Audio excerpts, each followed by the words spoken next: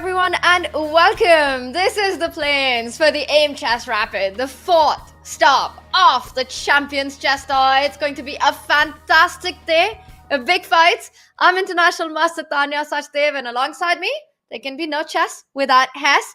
Robert, it's been a while. How you doing? Hey, Tanya, I am so glad to be here covering this event with you. The Champions Chess Tour is always full of excitement. The chess world has been buzzing with Norway chess and many other great events like the Cairns Cup. Shout out to Anna Zatonsky for winning that. She's an amazing human being. Got a GM norm, proud of her. But today, we focus on the Aimchess Rapid. So much action. The chess world has been buzzing, and as you mentioned, we're still getting over all that we witnessed at the Norway chess. And for a certain Magnus Carlsen, it wasn't his last event in July. We know the news, chat, you know the news. He will be back to re-earn his spot in the Champions Chess Tour by playing the plains tonight. Robert, it's going to be fun. Yeah, you know, he's hungry. He wants to make his way back to Division 1 in the next event. He's already won a leg of the Champions Chess Tour, but he wants more. He wants more, but it's not going to be easy. Robert, I've got to ask you, we know that Magnus is in. Are you also expecting Hikaru to show up today? It's a big question after winning Norway chess. He may be traveling, he may be too busy, but he has won the Chess World Masters. And of course, Nodirbek Abdusattorov. You can't say enough about the wonder kid from Uzbekistan. He won the Chess Kid Cup. So, Tanya, we're into event 4 already. This is the roadmap of the 2023 Champions Chess Tour. Robert, we are about to kick off the fourth event, the Aimchess Rapid. We're down with 3. Magnus Carlsen taking the first one. Hikaru Nakamura with a win in the Chess World Masters. And Nodirbek winning the Chess Kid Cup in a grand style. And today we kick off the fight for that fourth spot. It's all about making to the Champions Chess Tour playoffs. 8 players will qualify into that. The winner of one of the 6 major events, as well as the top players to finish in the tour standings. Everything to fight for tonight. Oh, yes, indeed. The Aimchess Rapid promises to be a great one just by the list of players, the who's who taking part in today's event. But we'll get there. Tanya, I'm getting ahead of myself, but it's just been already a great season, and we're only halfway through the 6 events that will determine who makes it to the playoffs come December. Yes, and as you said, it is a big fight today for those tour standings as well. Critical to make it to the finals in December. Let's take a look at where we are with the Champions Chess Tour, with the players' standings. Let's bring up our tour standings through 3 of the 6 events before we kick off the fight for the Aimchess Rapid. And we see Hikaru Nakamura. Hikaru has been on fire in the chess world. He is world number 2 right now, Robert. He's back to being world number 2, and he's had phenomenal back-to-back performances, OTB as well as online. We saw him at Norway Chess. That was fantastic, as well as Pro Chess League. He was amazing in the Chess World Masters, and behind him in second place currently is Fabiano Caruana, who hasn't yet booked a spot in the season final. So it's going to be fun to see him back in the mix. And Robert, we see the tour standings. It's a big mix of established elite with the big names, the big talents, and the youngsters of the chess world.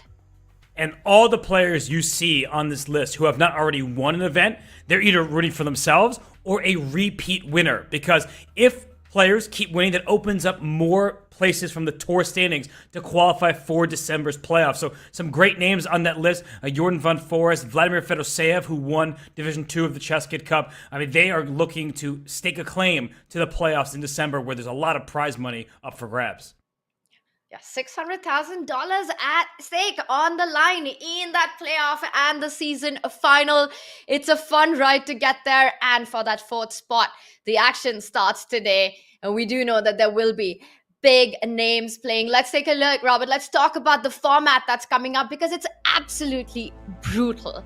There will be 2 different formats that we will be seeing in the play-in stage today. We start with the Swiss before we move on to the match play. And for those of you who are new to the chess world, in a Swiss event, a player plays a different opponent in each of the rounds. They're paired against each other based on their scores. And at the end of 9 rounds, the rankings are based on the final result of the players. And in this one, it's all about finishing in the top 72 of the Swiss stage. The players will have 10 minutes on the clock with a 2-second increment. And then, Robert, the top 72 move on to the match play, and that's just half the job done. Yeah, because in the Swiss stage, you can coast at the end. If you get off to a hot start, make a few draws, but when we get to match play, it's just 1v1 and only 2-game matches. You can't just try to coast there. There's no sailing through. So I like that they first have to get through the slugfest of the Swiss, and then they choose their opponent. That's the cool part of this format, is you could choose your opponent, but then you have to prove it 1 versus 1. I love it. I love all of it. Even the Swiss stage, we see all these big names, but alongside them, the lesser known grandmasters, but they're super dangerous as well. And Robert, we've got some names that are coming in who will be fighting in the play-in. Chat, we know Magnus did reveal that he will be playing, but take a look at that. That is just some of the big names who are signing up for this one. And Robert, I am loving this already. We've got Magnus, Wesley Stowe, Jan Nepomniachtchi, the World Championship challenger. He will be back here. And of course, we've also got the 14th World Champion, Vladimir Kramnik. And alongside Alireza Firouzja, this is going to be a fun night. Robert, give me one name you're excited to see out of that list. Well, I'll give you a name you weren't expecting. If I were Danny Wrench, I would say, holy Jesus snaps. Oh my goodness, but when I look at this list of names, it's kind of like the who's who of chess. We have superstars no matter where you look at the initial player rankings. I'm super excited to see Vladimir Kramnik take part again. Magnus Carlsen in his first play-in. That's really exciting for us as commentators, for the fans, but maybe not for the other competitors. It's going to be a night of entertaining chess action, cutthroat competition. We start with the Swiss stage of the play-ins. Let's just talk regulations and format. Get everyone up to speed with the action that they will be seeing. Now, the Swiss stage is open to grandmasters, and just the mix that we see of players makes it so not just entertaining, but so unpredictable as well. Now, it's not just grandmasters. We will also have other title players, international masters who have qualified by finishing in the top 3 from the Monday qualifiers. Again, throughout the day, we will see the time format of 10 minutes with a 2-second increment and a standard chess scoring system. A player wins a game, scores 1 point. A draw means half a point for both players, and if you lose, that's 0 point. And Robert, this format and scoring system usually means that even if a player has a slow start, he's got the time to recover and come back. Yeah, you certainly do. Losing the first game, even losing the first 2 games, does not mean you're completely out of it. Your tie breaks will suffer, and that becomes important when you look if you're tied with a bunch of other people. But you can afford a couple losses here or there, but you really don't want that. Of course, not at this stage. And you say standard scoring format, Tanya. I'm thinking, wait, didn't we just see Norway chess where it's 3 points for a win, and then Armageddon if you win that 1.5 points to 1 for the loser of Armageddon? Things are getting crazy in the chess world, and they're only going to get crazier in just about 2 minutes. I'm all up for crazy. I love it. The action is about to kick off. And Robert, we've been talking about the big names who are fighting it out. And I've got a question for you and for chat as well. What do you think? Is Magnus here? He's here to prove a point after what we saw at the Norway Chess. It was a tournament, a dismal performance by him. Didn't win a single classical game. Has he got a point to prove tonight? Well, the point that he needs to prove is about a statement he made where he said he cheated on the Champions Chess Tour with the Grand Chess Tour, and now he has to work his way back through. So I think he is only interested in proving things to himself. I don't think that he cares what the public is saying. Oh, this is not the same Magnus of a few years ago when he was 28-80. Magnus is a beast. When he's playing, he's always the favorite in the tournament. So I think he just wants to outlast this very stiff competition. And it is a long day ahead for him with chess and all the action and the different formats. And we are about to lift off. And of course, we saw the big names who will be fighting alongside Magnus in this one. And Robert, you've been calling the action in this play-ins, and we often see names that are not household names also qualify into the match play. And these opponents are so dangerous because the top guys don't have that much experience playing against them. You just don't know what to expect. Yeah, no, this is an event where you don't look just at the rating, because if you don't see a 2-7 to start a player's number, you're like, they're not 2,700, they're not a super grandmaster, no problem. Yeah, guess again. Alexei Sarana, for example, one of the many worthy competitors in this play-in, he can take down anybody, right? That's happened before. He's been in Division 1. Ralph Mamedov and many others have made their way to the top division. Jorden van Foreest, he doesn't have to play in this play-in because he did so well in the Chess Kid Cup, beating Hikaru Nakamura in a match. So I think you can't count anybody out in this field. Any grandmaster can take down even the best players like Magnus Carlsen. And that's exactly what makes this season of the Champions Chess Tour so exciting, because that's what we've been seeing, the big upsets, the big comebacks. And Robert, do we have action? I believe we do have liftoff already for round one. We do indeed. So let's get right into the chess. And the first name that I clicked on happened to be Wesley So, another player who has not automatically qualified for the top division. And he's going to have his work cut out for him. This is just game one, Tanya, but Wesley in this field as well. Yes. Wow. Wesley So, also out of Norway Chess, decides to play in the play-in to re-earn his spot in the Champions Chess Tour. And Robert, it is already quite an interesting opening. We see there is a battle in the center. Bishop has been developed by Black here. Is Wesley thinking about maybe striking immediately? And he does it. Yeah, no, this pawn on d4 here, he's just trying to gain control of the center. And what's so interesting about these positions is this bishop on g2. This is not a Catalan, but it has a similar feel to it, right, Tanya, where the bishop on g2 is way stronger than the counterpart, on c8. Yes, wow. And we see development continuing. And again, coming back to the point of fighting for the center, that's exactly what we're saying. That's an interesting choice by Wesley, because this means that Black has the option to actually double up White's pawn on the c line. Yeah, those pawns, they are getting doubled on c3, and that would mean that the diagonal clears up. So if this knight captures on c3, the bishop on g2 is a happy piece. So I think at this stage, what we're looking at, I like White's position, Tanya. I don't know about you, but I think that Wesley, he's gotten what he wants. Yes, and we see that is being played out, that bishop on g2. You just got to compare the pieces. Often in these positions, it is going to be a struggle for Black to develop that bishop on c8 with the g2 bishop just blowing fire down the board on that long diagonal. So it looks like things have gotten on to a good start for Wesley. Robert, what do you say? Do we have a look around? Should we jump to some of the other exciting opening action that we're seeing? Let's do it. I see so many great names. Anish Giri is playing in this competition, so why not go to his game? He might tweet about this decision later, but that's okay. At the moment, Tanya, we can try to pull up his game and see. Okay, we don't have the game up just yet, but we will in a second. But yeah, Anish is playing against Clementi Sichev. All right, we will get that game started in just a few moments from now. But right now, what we have ahead of us is Wesley So's position with the white pieces.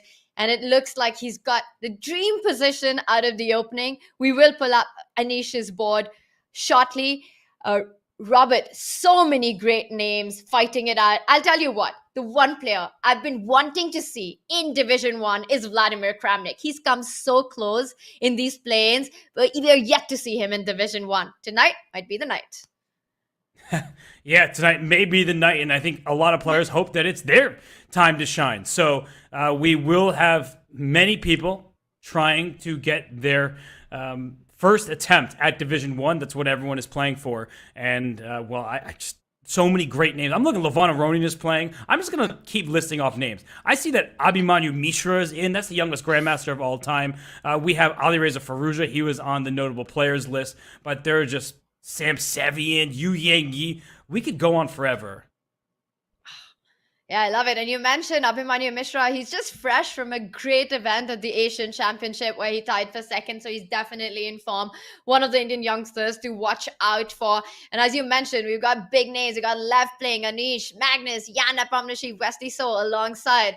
So many grandmasters who were not household names once again, but also players who are so dangerous and hungry for those points. And the games are on. And Robert, what catches your attention? Yeah, we are going to get some games on screen for you all. We're just working through a few issues just to be transparent with everybody. But so many superstars. I'm still looking at the list of players. I'm seeing some of the names on my screen. just it goes on. Dmitry Kolarz, who played in Division 1 at the Chess Kid Cup, that was not a fluke. That was not a mistake. He would like to return to the top division. So, yeah, too many names are catching my eye. Vladimir Krumnik, I think everybody wants to see him play as well. Yeah. So many names that have caught our attention, and we are going to bring the games to you very soon. We're just fixing some technical issues. We will go into a break and be back with all the chess action.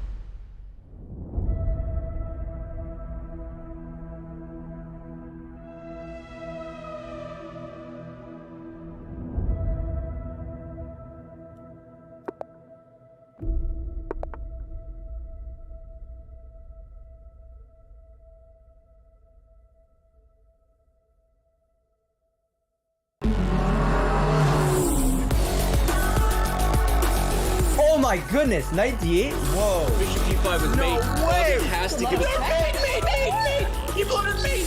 Chance, rook f7. Whoa, no! No! No!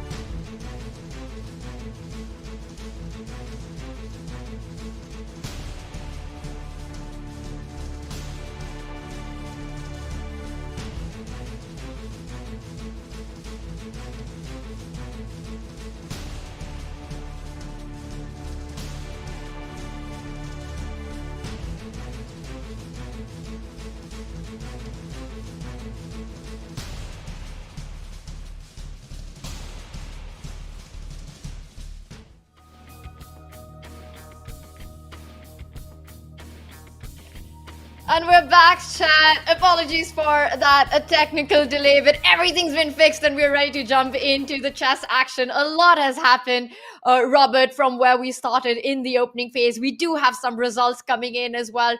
Round one, almost done. Round one is almost done, and well, this game is still in action here. It's between Alireza Firouzja against Aiden Suleimanli. And Tanya, it's not king of the hill. There's a king on e5, but it looks like black has the upper hand, but not much time remaining. And the clock is definitely a piece in this position. Black's got 12 seconds. Bishop c4 already walking into a move that has been given a question mark, a bad decision here. But he remains an exchange up and a very difficult position for white to defend. But the way to defend is to go on the offense. The rook, king, and bishop for white have to start putting threats against the black king. And even in some positions, threatening a checkmate. Get in with that king to e6. Oh my gosh, king e6, bishop g5, rook d8 would be a checkmate. So black does need to be careful. And only 4.4 seconds. That's the nature of rapid chess. You start with 10, suddenly you only have less than 10 seconds. Some pawns are being picked up, but Robert, I do feel that white has to find a way to start threatening checkmate down the board. Materially, black has a clear advantage in the position, should be winning. But look at white, he's just gobbling up all the pawns. Yeah, and if you could get this pawn going, that would help. This is checkmate in one. You have to stop that. And he barely gets his move off in time with king d8. That way his king can run to c7. But after b6, the king may have to continue running away. And now it starts the king and the rook and the bishop for white, but the b pawn that becomes a big soldier in the position gives a check. King c7, you've got to check on f4, but the black king attacks the white rook. This is crazy stuff going on. And white wins the rook. And now, is white winning the position after picking up the rook on h2? It looks like it should be winning, but perhaps black's pawn is fast enough to distract white's pieces. If this b pawn is lost, then suddenly we have a theoretical draw. Rook and bishop versus rook. That is a theoretical draw if there's no checkmating net. So perhaps white will have to bring this rook here, take this pawn, and black gets the b5 pawn. But Tanya, come on. There's 6 seconds on your clock. You're going to hold this position? Good luck doing that, and especially against a player like Alireza playing the white pieces. He goes for the e2 pawn while black gives a check. White doesn't have time to put that rook in the middle to trade it off. Now this is a rook bishop versus rook. And Robert, these are still tricky to defend. I'm expecting Alireza to play this forever. Yeah, but I think we will see some good defensive Suleiman. The increment really helps. You get 2 seconds bonus per move. And this rook, you typically want to stay near the black king. He goes away for now. That way he can check in the right time. And as long as this king can't help out, then black will be within that drawing range. Wow. It sounds great theoretically, Robert, but practically never easy. With just 8 seconds on the clock, I would probably end up losing this position 9 out of 10 times. And against Alireza, probably 10 out of 10 times. Chat, be honest, this cannot be easy to defend. But right now, black is still holding his own. And it's all about white trying to set up a mating net against that black king here. And Suleiman is doing an amazing job, by the way. He's pinning the bishop, taking a long-range stance, and he needs to run away with his king. So if this rook goes in the second rank, the king can keep running. But what white is about to do is run this king up to the d3 square and try to mate this king so you can move step by step with the king and bishop. All right, now if you move the king up, there was a check, so white doesn't have the time to do that. And Suleiman blocking that 6th rank with the rook. The idea for white is to put that bishop on the d6, on the e3 square, and bring in the king to d3. But we see Suleiman stops that. Once again, not letting the white king get over to that d3 square. And look at this. The king can't get in. It can go to d4, but that doesn't get you anywhere. And this king, it goes to c1 into discovered check, but it's because the king and the rook remain close. That's so important in this endgame. Attacking the rook, and now there is a decision. He decides to offer a trade, and of course, Alireza going for the win. And I think it's going to come down to that 50-move rule. Alireza will play on till that point, but if he's not able to make progress, which basically means get a checkmate in the clocks, the game will be stopped after 50 moves. And there was a checkmate in one thread, so the rook is stationed passively on the first rank. But the white king's in the wrong spot. That king would prefer to be over on d3. And as soon as you get there, the rook gives a check. So Alireza is trying his best here. He is, and now you will get to that d3 square, no check, but just having those 2 squares for that black rook on a1 and b1 is enough. It is barely enough, but just about cuts it for defending this position. Alireza trying to make progress. There's a big threat. Rook h1 winning the rook. Oh, it's over. It's over. Yeah, as soon as you... Oh! What? I thought the king was coming in. Alireza misses it. Yeah, his king could have leapt forward into the position. I think he'll get another chance, Tanya, just because black has no time. But that was a missed opportunity. Wow, the player's playing on seconds. 3 seconds for Suleiman. He goes without rook to c3. One missed opportunity. Will Alireza get a second chance before hitting the 50 move mark? He's getting it. Yeah, I knew he was getting. Once his king gets to the third rank successfully, this rook gives a check. The bishop blocks. The king goes here. You check right here. The king is forced back. Otherwise, there would have been discovered check. And now it's about technique. And if this rook leaves, there's bishop check here. Rook to d1 mate. This is great technique from Alireza right now. Rook c8 coming in with rook c1. A big threat on the board. How do you fight it? It's on the board, but it's a bad move, Robert. Yeah, the rook goes to d5 and blocks it. These rook and bishop versus rook endgames are very tricky. Maybe afterwards, if we get a second, we can show what the winning technique was. But unfortunately, the most natural response allows black to set up defense, and it is a draw. So let's go right back because...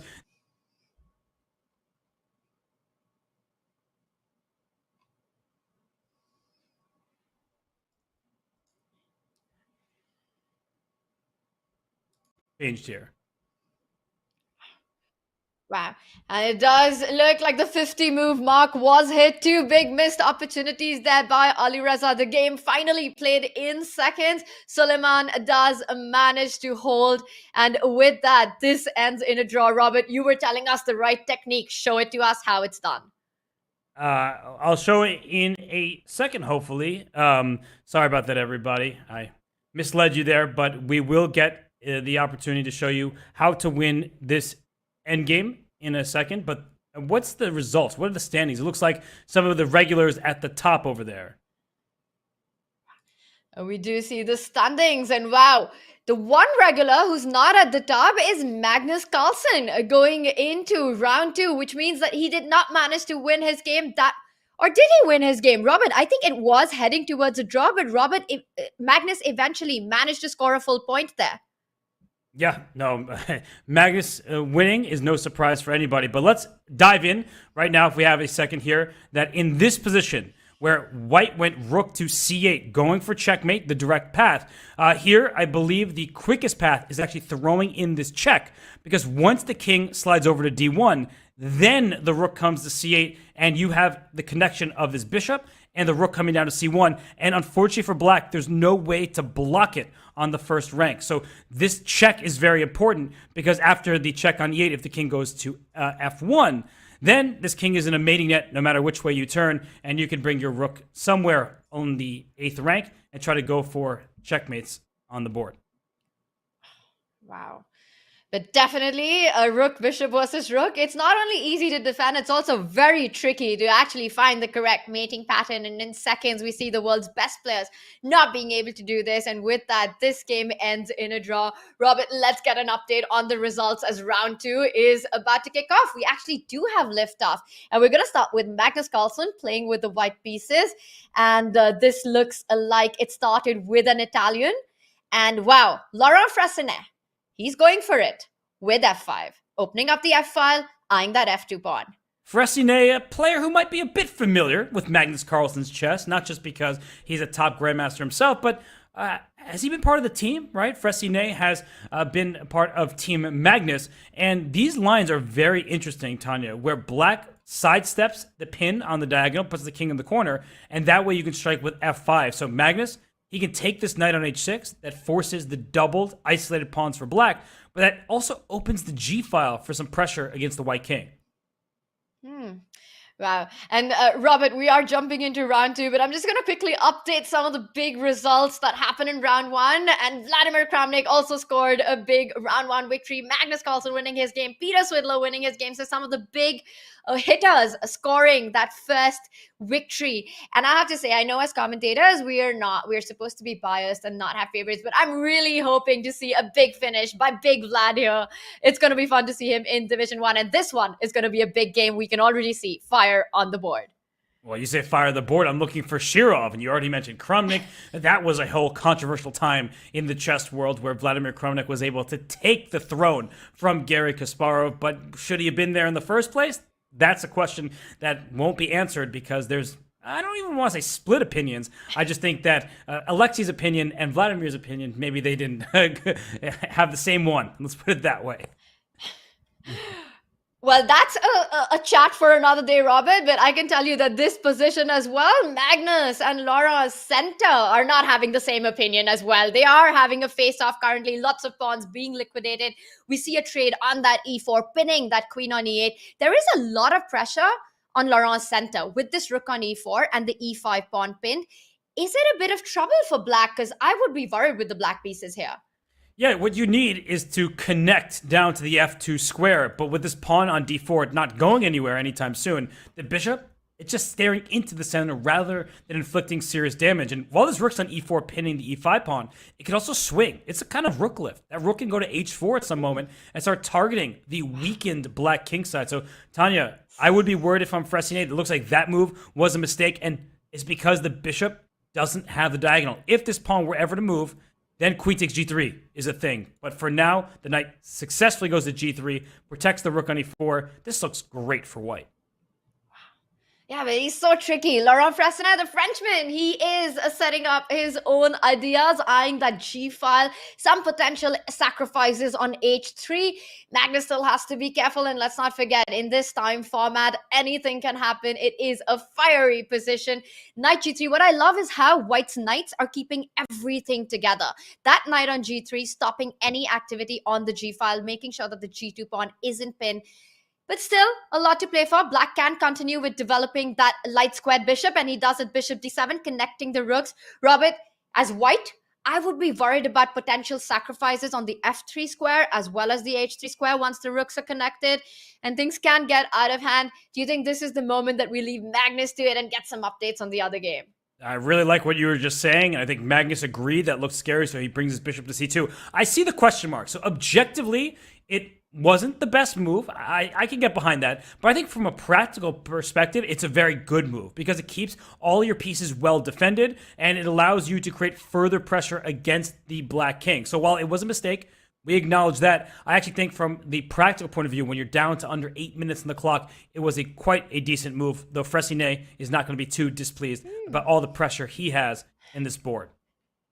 I'll tell you what I'll be displeased about if we see a repetition with the knight jumping into h5, attacking the queen and falling back. But luckily for us, chat, none of that is happening because Magnus is going for the kill. He plays queen d2, so now knight h5 can be a big threat on the board with the h6 pawn under fire as well. Magnus also bringing his last toy into the game. Do not forget your pieces is the first advice that my coach gave me when I started playing, and I like that the rook from a1 will jump into the game. Yeah, no, it's looking like white is about ready to bring all the pieces to the party, and the bishop on a7, that's not invited, at least not yet. So I think, there it is. Yeah. It happens.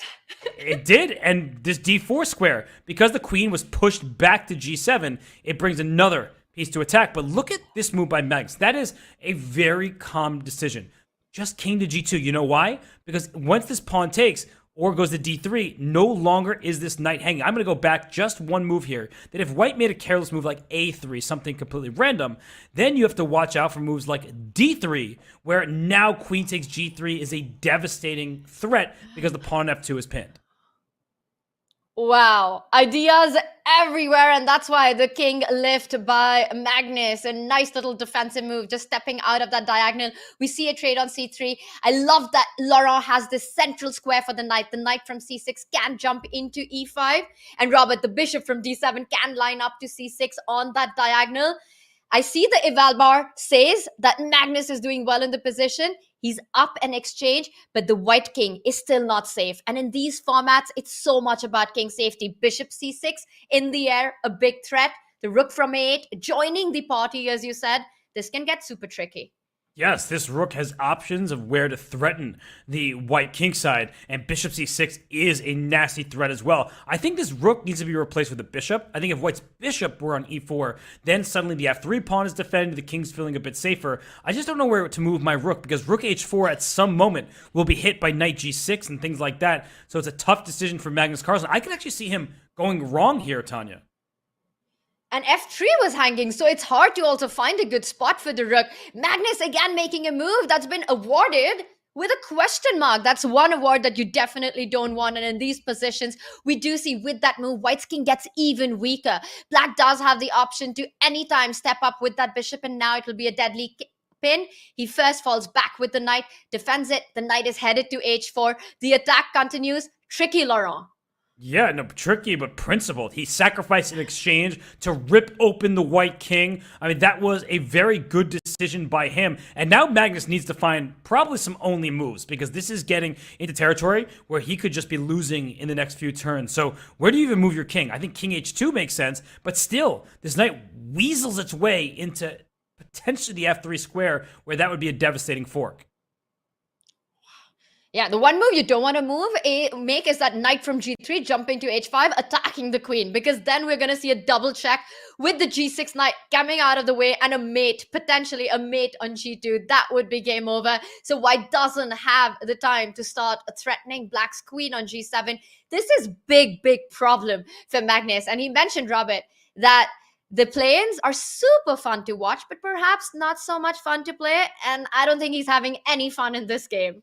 No, I think that he's looking at this board and saying, can I switch colors? Is that allowed? Come on, I'm the #1 rated player on the planet. Rook e1 is apparently a losing blunder. Knight h4 check feels automatic, but that was a true blunder. That knight could go into f3 with a fork of pieces over here. The king can't step to h2 or g1 because then you'd win the queen on the spot. But knight h4, that feels automatic step 1. Then the key is, after knight f3, winning an exchange back. Can you convert that advantage?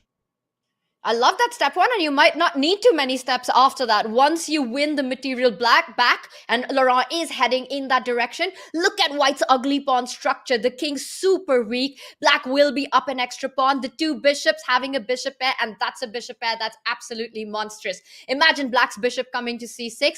Robert, this is not looking just bad for Magnus, it's looking busted for him. It looks completely lost. I would play knight f3. I don't even know where this queen goes, but I'm going to take this rook on e1. f2 is loose, Tanya. Bishop c6 is a threat. How do you actually keep your f2 pawn protected? Because if you're queen e2, then when I take and you take back, I have bishop c6 at the end, winning a second exchange. I think this is hopeless at this stage for Magnus. Wow. Magnus Carlsen staring at defeat in the second round of the play-ins against one of his seconds. That is a tricky situation to be in. Knight f3 played. It's on the board. Magnus with 5 minutes on the clock. And that's not his biggest problem right now. His position is falling apart. Yeah, I really just don't see even like a 3-move sequence for him. Because f2 is loose, and that's a problem because the knight loses its defender. There's no stability in White's position. Also, by the way, Black currently has a bishop and 1 pawn for a rook. So when this knight takes a rook, at the very least, Black will end this series of moves up a pawn with a bishop pair and an attack. So this has gone really wrong for Magnus Carlsen. I think he's going to lose this game. Wow, and we're getting some big updates. We're talking about, and it sounds strange to say, but former world champion Magnus Carlsen. We also have the current world champion in the mix. Ding Liren is fighting it out. He is in round 2. Currently, his game is on against Dariush Swerts. And Robert, fun fact, Ding Liren's username on Chess.com is Chef's House. It is indeed, because he's cooking.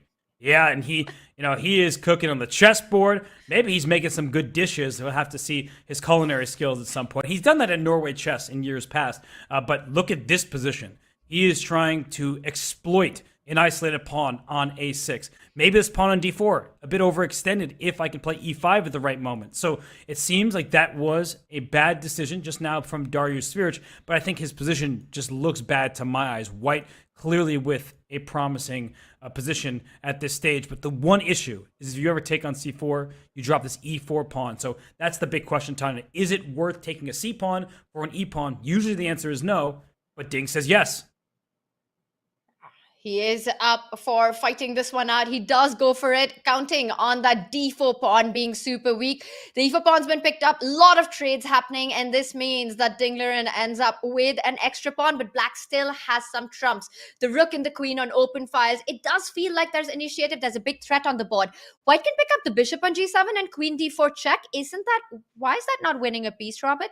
It will be, but after bishop takes d4, but black is just trying to figure out what to do, because normally you play rook d8, but white may just play c3 and say, all right, you want to take me on d4, do it, you'll fix my pawn structure. So I think Ding, he saw that his pawn structure was hanging the balance a little bit, but he realized that he can successfully take this pawn on d4 after giving up his central pawn, and kind of looks to me like an extra pawn, and the only way that I see to keep material equal is to take on d4, because c2 is loose at the end there, but white has a very promising position. The knight on a5 is such a thorn in black's side. Yeah, big threat right now, as we've been talking about, and we see that Darius is in a think. He's got to parry that. He's got to find his counterplay. Robert, what do you say? Should we take this moment as Darius tries to survive this and jump back to the Magnus game? Because I've got my eye out on it and a lot is happening. It is an exciting position. Big trouble for Magnus, but he's trying to create his chances. He's picked up the b7 pawn. He's down materially right now, down a piece, but the e1 knight is hanging. The rook on a8 is hanging. The bishop on a7 hangs. Pieces all over the board are loose. The c2 bishop will be picked up. Will black just end up with an extra piece? I didn't even see that. You mentioned so many pieces were under attack, I couldn't keep track. And knight takes c2 looks the simplest. And the reason I say that is, if you do play bishop c6 and take this rook on e4, I feel like that does give white some faint hopes of staying alive. But as soon as you mentioned the bishop hanging on c2, just grab that piece, why don't you? Bishop c6 actually has the secondary threat of knight takes c2 as well. So yeah, Tanya, this is looking like Laurent should take the W against someone who's been his boss, Magnus Carlsen, the former world champion. Weird to say. He has employed Laurent Fressinet as a second on his team, if I'm not mistaken. And this is looking like the Frenchman, who is formerly over 2,700, has been a super grandmaster, such a strong player. He's doing everything right with the black pieces.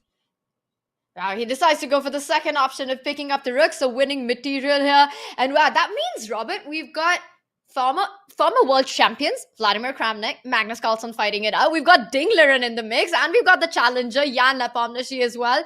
This is going to be a fun night of chess. Bishop c6, I think what Magnus is eyeing is to pick up as many pawns as he can. Maybe take the a6 pawn at this moment, hit that bishop on c6. You can't really defend the rook on e4, and you're kind of okay giving it up as long as you can maintain your own light squared bishop as white. And don't forget, once that bishop lands on e4, black's knight on e1 is trapped. It's an essential point. And not only that, with a bishop on e4, this a pawn could be very dangerous down the line. So I'm looking at this position. Magnus objectively in huge trouble. But if he takes on a6, Fressinet may have to find an accurate move or two. Queen d7 protects the bishop and threatens queen takes h3. That looks really promising to my eyes, Tanya, because the bishop on c2 is still loose. So I feel like he's going to run out of tricks, is Magnus Carlsen, and he's going to drop to 1 out of 2. Yeah, it's not an ideal start, but it's a long event. 9 games in the Swiss. We're into the second round. Bishop c6 played. Magnus down on the clock as well by a minute. And look at that. He doesn't go pawn hunting. He first falls back with the bishop to b1, almost seemingly losing a move here, inviting black to pick up the rook on e4. But it doesn't feel right. Bishop b1, it just feels as if Magnus he doesn't know what to do in this position, and he's just holding and hoping and praying for black to make a big mistake here. If the clock situation were reversed, maybe he would have some chances, but Fressinet is also doing well on time, and queen takes c3. That's a pin piece. Didn't have to capture it right away. Now the knight can go to f3 and into d2, because this king has to step back in this diagonal, and now after knight d2, this rook is hanging, this bishop is hanging, this queen can go to f3 with check. This is lights out if he just plays the very nice knight to d2.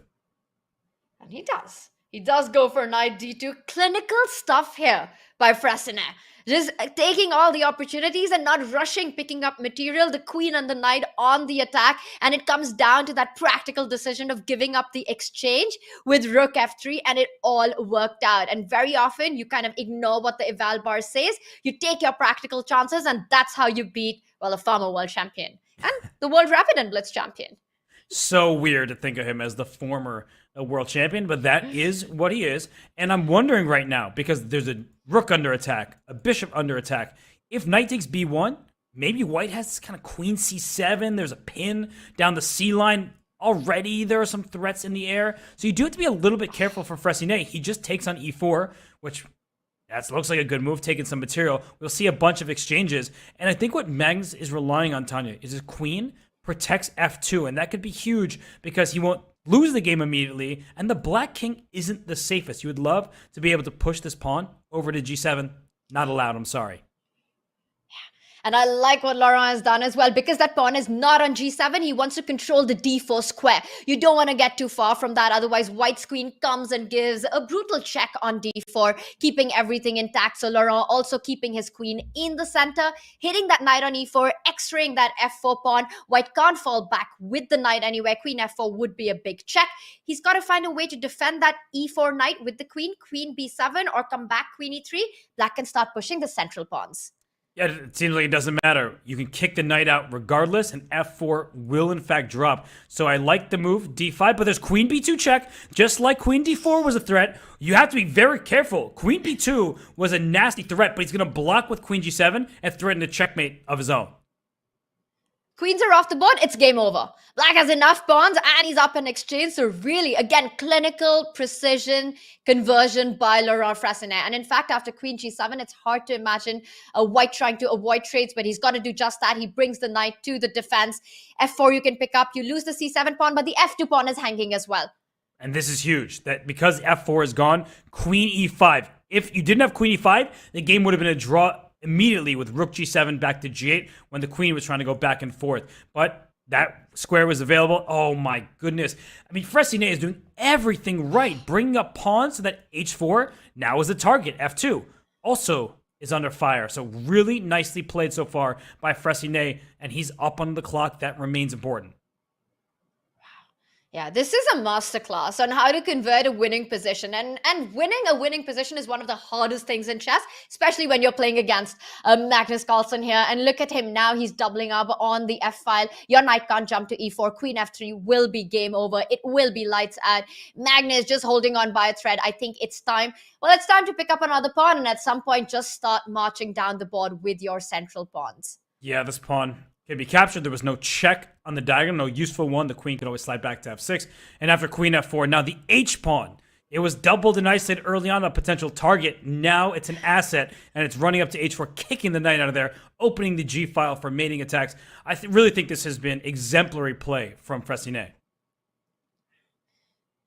And queen e2 trying to hold on to the f2 pawn. As you mentioned, Robert, it's time to hit that knight, destabilize the defender, and step by step, Fressinet gaining on the position, on the advantage. This looks like it's going to end in checkmate. You've got to go back all the way to h1. Queen g4 coming in, and always a check can be blocked with queen to g7, threatening a mate, offering a queen trade. Game over, lights out from Magnus Carlsen. I mean, this really was a masterclass. I feel like I learned a lot, and that's over. This is official. Fressinet has won. Every move he played was the best move, and he played with purpose. He stole a pawn, brought his pawn up the board, kicked the knight there, threatened checkmate, blocked the check with his queen, and that's going to be mate. So really nicely done from Fressinet. Let's maybe head on over to some of our remaining games, like Jeffrey Zhang, who's in the competition. Yeah.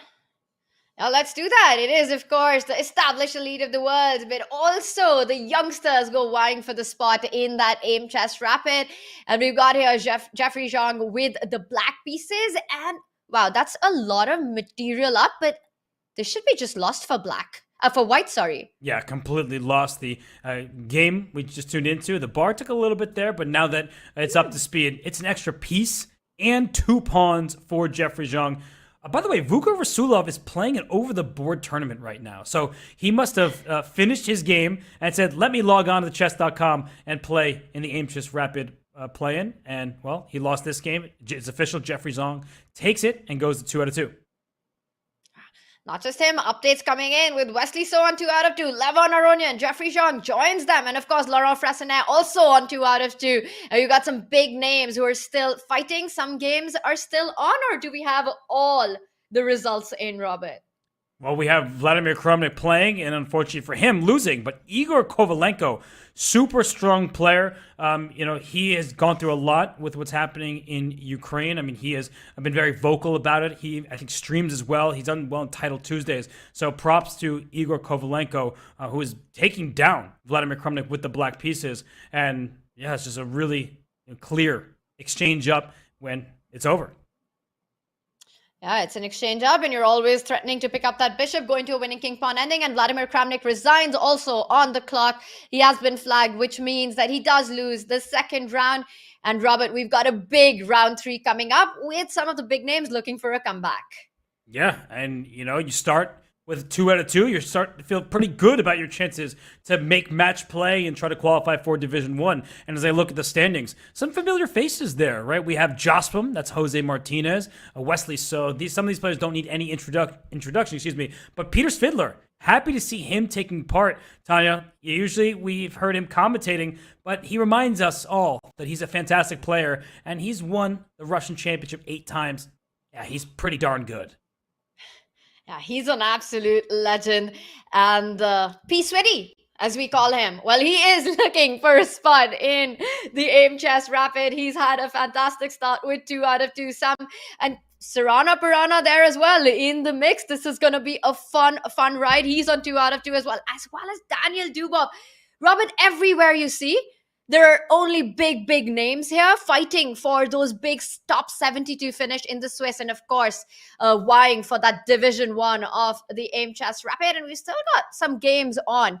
I see here with black, Dan Laz playing on seconds, but this looks like bad news. He's down 2 pawns. White so close to queening. Once the knight joins the party on the queen side, this should be over. Yeah, you can bring the knight around to the square d6. This knight on a8 is actually quite hard to kick out of the corner. That's the annoying part, is because the pawns are split the way they are, that it's not that simple to rush the pawn through. And Denlaz, he's trying his best, but that was really well done. As you said, Tanya, once the knight joins the party, it's game over, and it's a party for 1, and it's only for Parham. Yeah, wow. Parham having all the fun in this one. He doesn't even want to win a knight. He wants to win a queen. He wants to promote that queen on a8, picking up that knight, and I don't see a way for black to stop it. You could pick up the f4 pawn. You could pick up the b4 pawn, but that's about it. That's where the knight ends for Dan Laz, at least in this game. And Parham looks like he's taking this one, and he has. Dan Laz resigns. Wow, that was a nice finish. Nice couple of moves, sequence of moves leading up to this victory. And I see we have Tomaszewski taking on Min. Min, a very popular streamer. This game is still going, and it would appear that white, with an extra exchange, should be better. But Tanya, that's a beast of a bishop on e4. And a beast of a rook on h2. Just so much counterplay for black's pieces. And that pawn on g3, one of white's rook always has to be on the defense of that weakness, which kind of slows down the activity of the 2 rooks. And I like that bishop on e4 that you mentioned. It's not only a great attacker, it's such a brilliant defender as well. Just guarding all of black's weak pawns here. Not just the pawns, the king as well from all the checks. And that's why our Valbar says, despite having the material deficit, black is doing fine because of the piece activity. The bishop really does it all. It protects c6 and is protected by c6. Defends f7, can go to e4, defend f5, and shuts down the 5th rank. So the rook can't even attack that loose pawn on f5. This is really nice defense from Min. And I wonder, Tanya, if at some point, if Tomaszewski tries too hard to win, if black can suddenly try to play for a win. If this king could get over to h5 and to g4, like get that king in there somehow, maybe black could even have a chance. Wow. Yeah, that would definitely be something that is on Min's mind, but I think we're going to see a repetition as it's very difficult for both players to make any further progress in the position, and we see this one ends in a draw. Seemed like a fair result, and that's a good result for Min, drawing with black against Super GMs. That's what you want to do, but you also want to keep winning because the competition is very stiff, and Magnus Carlsen doesn't have a perfect 2 out of 2 score, but I see Sam Sevian does. Yeah, so many results are coming in, and going into round 3, we are going to have some players on a perfect scores and some big names not on a perfect score. We've got Aradhya Garg from India. He is a youngster. He's playing an exchange up in this position, but a rook and king versus king and knight. This is a theoretically drawn position. It is the only way for white to lose in these kind of end games is to get the knight and the king very far away from each other, and then you end up losing the knight. As long as the king and the knight can be best friends and just stay really close, Robert, white's doing good. Best friends till the end. And when's the end? After the 50 move rule. The game will conclude in a draw. So the king and the knight are not going to separate. Great illustration of how to draw this position. The king does not want to go away, and the knight is helping out, not even allowing the king to step forward.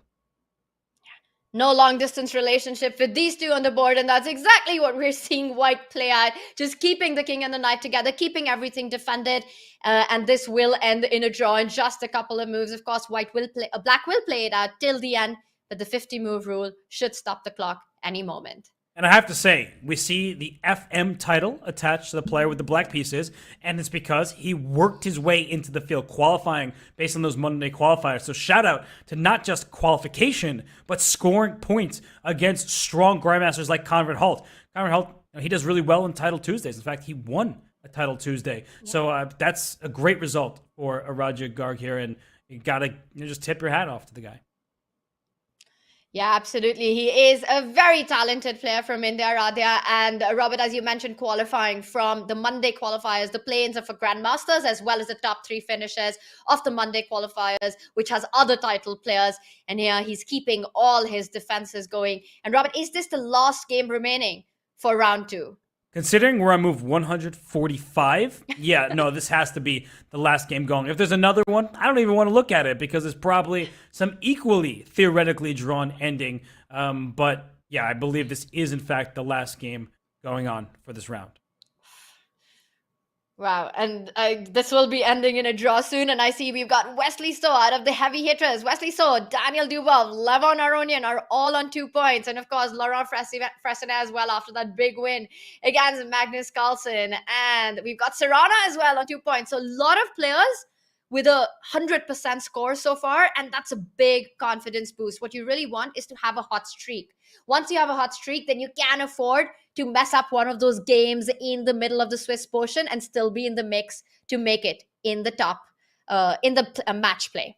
Yeah, and also when you keep winning, your opponents get a bit more gentle later on in the tournament. But, if you have, say, 6 out of 7, you might make a couple draws to make sure you get to match play. But if you have a lower score, you need to start winning. So this game is a draw, and that means that Conrad Halt, if he hopes to get into match play, he'll have to get on a winning streak. But round 3 is beginning. And Tanya, we have so many great matchups. Like, I'm just going to click on some. Levon Aronian taking on Laurent Fressinet. Fressinet beat Magnus. Oof. Guess what your reward is? Wow. Now you have to play black against Levon Aronian. I know Laurent a little bit, and he's loving it. He's still reeling from the fact and all the jokes he's going to be cracking with Magnus once the Swiss is over. They're 2 good friends, so he's going to have some fun with that. But of course, right now it's fun on the chessboard. He's facing Levon, and that's another moment for Fressinet to shine. It starts with the Italian. We saw Magnus face the brunt of it against Laurent. Can Laurent do it again in the same opening? I mean, that first time was the charm. We'll see if second time will also work out for him. What happened in that game was black castled, brought the king to the corner, and eventually this knight rerouted to h6. It's a bit of an awkward sequence. But if I'm remembering correctly, Levon Aronian was one of the originators of that plan. Like, I've seen him in games from well over a decade, maybe 2 decades ago at this point, with king h8, knight g8 type of ideas to push f5. Not in this game, and there's no knight g4 anyway because the pawn went to h3. But we have a very quiet start, it would seem, to this game, Tanya. You're totally on point with that, Robert. Levon Aronian has been the originator of so many creative ideas in the opening, and the fact that black can get that f-pawn moving to f5, he's played so many brilliant games employing that himself, and I think that's the reason he put in this little move h3 to make sure that idea doesn't come into play. And now we see more thematic Italian maneuvers where the white knight is headed to the center from g3, eyeing that f5 square.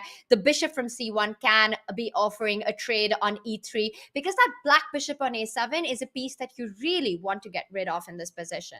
Yeah, so exactly as you were saying, following that thematic Italian plan, do not take this pawn on b7. I'm just going to put it on the board so you can see why, because some people say, why'd you bring your queen out here if you're not going to go and take it? Well, after rook to b8, this rook over here, queen takes a6. I like to point this out. When there are two pieces in the same line, think what happens when the piece in between them gets out the way. And you're not going to stop on b6 or c5 or d4 or even e3, but you're going to take on f2 with check, and that says hello to the queen and also goodbye, because once your king reacts to the bishop, the queen is lost on a6. That is going to be a painful hello for the queen on a6. And that's not going to happen. As you mentioned, the b7 pawn is a poison pawn in the position. You never pick it up. You just eye it. You just make black feel that that's always a threat on the board that he needs to watch out for. We see the bishops have been traded off the board. And now white has a double pawn, but that also means more control in the center. And Robert, I like what you're highlighting here, because white will reroute his rook to the open f line, and we might even see a potential sacrifice on f6, which is why it's important for black to play actively, and he immediately strikes in the center. You said sacrifice on f6. And I'm like, wait a second, Fressinet isn't white in this game, because that's what he did to Magnus, that exchange sacrifice. And this is why you learn from the games that you watch, everybody, because all of you in chat, we just saw Fressinet do it to Magnus. If that knight were to sit on f6, just like Tanya was saying, this rook would think about sacrificing for it. But for now, we have these kind of weird pawns on d3 and e3. Is this pawn going to go to d4? Is this pawn going to e4? That's a big question. But if you play e4, the knight may hop into f4. So you have to time these things well. And for Levon, speaking of time, he's barely spent any. He has thrived in this format, Tanya. We've seen him do that time and time again in the Champions Chess, though. He's always the player with more time on the clock. He has such great control. He's playing intuitively. He's playing fast. And he's also playing really well. I think it was Vlad who said, Big Vlad, that, you know, in these formats, you either play fast or you play good. But Levon seems to be doing both of them with a great ease. And he goes for the plan with pushing the e-pawn, because then that also takes control of that f5 square. And now that the rooks are in the central files, d4 is not out of the question. It's something that white always has, and he goes for it immediately, making sure that the knight on f4 is not feeling too easy for too long.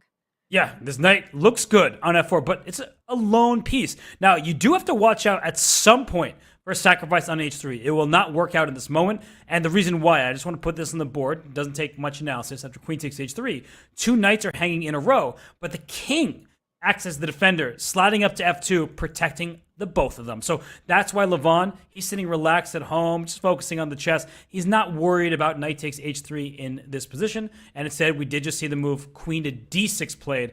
You do potentially have to watch out for queen g6, Tanya. So Laurent is keeping threats alive with his knight being loose on g3. I'm just loving Levon's speed. It's like he's Speedy Gonzalez today. He's down to like 9 minutes, 39 seconds. He barely took time to strike in the center. So much pressure on Levon in the on Fressinet, on Laurent in the position and on the clock as well. Now rook f1, eyeing that f4 knight. Again, black can slide with the queen to g6, hitting that knight on g3. And yes, you can't move that knight because queen g2 would be a big threat. But one more time, we will see black's king, white's king, be a great defender, just simply sidestepping to h2, defending that knight on g3, making sure there's nothing on g2. Everything holds. Is there e takes d4? This is what I'm currently considering, Tanya. The knight is loose on g3. So if you go queen g6, that's very direct. I see your plan. I'm going to defend. But if I take on d4, he goes queen g6 and said that was a mistake. I'm just going to take us back a second here, because I do think that that was a missed opportunity. And you see the question mark. It shows that black's move was not the right one. E takes d4 instead. If you play pawn takes, I was thinking knight takes h3 check, because you say check to the king and check to the knight at the same time. And somehow it's not an overwhelming advantage for black, even though it looks good. I guess the king comes to h2, the knight comes back to f4, and white is doing okay thanks to the pawns in the center. But Tanya, black would love to steal a pawn off the board. I love this tactic that you're pointing out, and I think this was a big, big miss by Laurent. Very uncharacteristic. He's a super aggressive player who finds these ideas, but queen g6 was a tempting move, and as we were pointing out, yes, it's got a great idea, but white's king can be a key defender in the position. And very often we know that knights are great attackers, but it's also true that in chess, the knight is also a brilliant defender. A king and knight combination, and you've got so many squares under control. And that's exactly what we're seeing being played out here. Now, Laurent going on to try to trade one of those knights, and I think white can simply accept it. no harm done. Knight h5, queen h5, and you keep all the pressure in the center. Is Levon also considering jumping with his own knight to f5? That looks risky. Yeah, so you're right. It did look a bit risky because the g3 square would have been loose and the knight could jump back to f4. Instead, he trades and goes after the knight on c6. Queen g6 can be met by a move like knight h4 because it's not just the knight that's hanging. f7 is loose, and there are all sorts of problems in this position. d5 may win the c7 pawn. Tanya, look at Levon's clock. Look at the eval bar next to the board. He seems to do everything right in these rapid time controls. Look at Levon's position and look at those chessboards at the back of the screen that we see Levon sitting in. That's a whole lot of chess books on the chess shelf and a lot of inspiration in that move. And Levon Aronian here playing a lot of inspired chess. Yeah, and speaking of books, I can't wait until Levon writes, an autobiography or pens his best games collection. I will certainly read that. I know Levon very well. He is a guy who has so many different interests. He loves jazz music. He loves art. He just loves creativity. And, well, maybe he should have been a little bit more creative rather than passive because Queen e2, it earned that question mark. I think that pawn on c7, that could have been grabbed over there. But instead he takes a defensive approach. And, Tanya, it's one of these moments where you have to question the speed a little bit. We have been praising it. But did he move too quickly there? Because his center looks good, but he could have stolen a pawn and maybe had more of an advantage. Robert, it's one of life's biggest dilemmas that your strengths can often at times become your weaknesses when you've been playing fast on the clock and that critical moment is missed. But look at what we're seeing on the board being played out. That queen move to e2, it does expose it to the pin. Queen d5, some creative defensive resource here by Laurent. If white picks up the queen, you destroy your pawn structure. Black's rook jumps into the activity, saying hello to white's queen there. But Levon barely taking any time. Jumps in with the knight. I like that response. f7 was hanging, but not anymore because the king on h2 was pinned, and Levon steps out of the pin. Super smart play from Levon. That move, I'm happy with him to play quickly. But some of the previous moves, he probably could have spent a little bit of time. But look at the black king on g8. If somehow this queen could sneak to the diagonal, we may be talking about potential mates. But the knight is being kicked out of here. And maybe Levon at knight g4 will have to play e5 and break open the king that way. Or, Tanya, I know it's kind of spicy, but rook takes f6, trying to steal some pawns in front of the black king. Don't be surprised if that works at some moment. It's always in the air, and white could also think about doing a rook lift with that rook on d1, but right now, queen e4 is a potential threat on the board. Will Levon try to create a counterplay, or will he simply defend the pawn on e4 with a move like rook e1 here? Well, he pushes forward. He goes e5. Yeah, he's holding nothing back. He plays e5 because f5 is met by d5 potentially. Let's throw our pawns forward in the center. So, Tanya, if not for f5, f takes e. That's what Laurent quickly plays. He's running a bit lower on the clock. I think after d takes e5, well, the reason why white is so much better, this knight is offside. White has both rooks on open files. But I just don't see the knockout yet. And if you're saddled with this isolated pawn in the center, then maybe black has some chances down the road if you can get to an endgame. It's the first time that Lev has slowed down. He slowed down in a moment where it looks like the recapture is the obvious choice here. But look at this. It might be the obvious choice, but Levon is anything but obvious. He first hits that knight on a5, and you can't fall back to c6. That ends up with d5 coming in, winning a piece. Knight c4 ends up with d5 again coming in, Robert, winning the piece. The only square is knight on b7, and that's an ugly one. You don't like to Hikaru your knights. That's how the saying goes, and that would be great as a bishop. In fact, black may be thrilled if that was a bishop on b7, but that's a knight, and the pawn on b4 says no escape for you. The pawn on e5 says no escape, although there is knight to d6, so that is an option because of the pin along the e file. And if I'm Laurent, I'm really thinking about it. Instead, he pushes with a5, and whoa, a game-losing mistake somehow. There should be a blow right now. You're pointing out some amazing ideas there. Centralize the queen, eyeing the king side, but hitting the knight on the other side of the board on b7. Queen e4, can you go knight d6, hitting that queen on e4? There are so many tactics across the board. I mean, let's take a look, because that's a blunder, a critically bad move, and I think it's because of tactics against the black king. Because queen e4 hits the knight on b7. You said knight d6. That looks to be the only move, because if you just defend passing, by the way, he went queen f3 instead, which actually was given the thumbs up. But queen e4, the point is you defend, knight f6 check, pawn takes, in comes the queen to g6, the king has to slide to the corner, and I can start taking all of your pawns with a mating attack against the black king. But let's go to the game, because it might be over soon, Tanya. Queen f3, the knight was under attack, so c6 was played, and there it is, knight f6 check. Wow. In the last game, Laurent Frassanet with rook f3, and in this one, the f6 square. Robert, you pointed this out about 100 years ago that we might be seeing a sacrifice on f6, and it has arrived. Knight f6 check. It's all about opening up the king. If black accepts it, white picks it up with that pawn on e5, and once that pawn arrives on f6, that pawn is way worse than a piece. You're threatening that pawn to f7 and also mates on g3 and g7 coming in. What a game by Levon Aronian. Absolute masterpiece. Yeah, and it's got the double exclamation point. Everyone in chat, be honest with us. How many brilliancies have you had? Come on, let us know. I want to hear what your recent successes, because I see how thrilled people are on social media when they're like, I got my first brilliant move. Hey, keep them coming. We love to see it. And thanks for being here. But what Levon is saying to Laurent, he's like, well, it was good to see you, my friend, but bye-bye. Because if you take on f6, not only can you take with the pawn, queen g3 check might be the very direct way, because if the king comes up, the rook captures. Queen g6, rook d7. This king is being mated in the open line. And wait a second, I was making the moves, but that's actually what's happening. So it wasn't even just me doing it. The players have reached this position, and Tanya, this king is just busted. It's all on the board, and queen h5, a nice move. What you want is the rook lined up. And Robert, we see it on the board. It might look obvious, but queen h5 is absolute genius. You want to pick up that h6 pawn with the rook, giving a mate, and queen h5 is what wraps up the game. Rook h6, there's no stopping the rook and queen lining up, and a blow on the h line. No, this is just crushing. The king has nowhere to go. And the reason why Tanya is correctly calling that such a fantastic move is that the queen had taken on h6 immediately. The black queen can step in there. It may take a little bit more time. White's still winning, but it would take a little bit more time to deliver the knockout. This is direct, giving Laurent no chance whatsoever. He's down 5 minutes. He's up a piece, but his king is being hunted. So this is just such an excellent display of chess from Levon Aronian.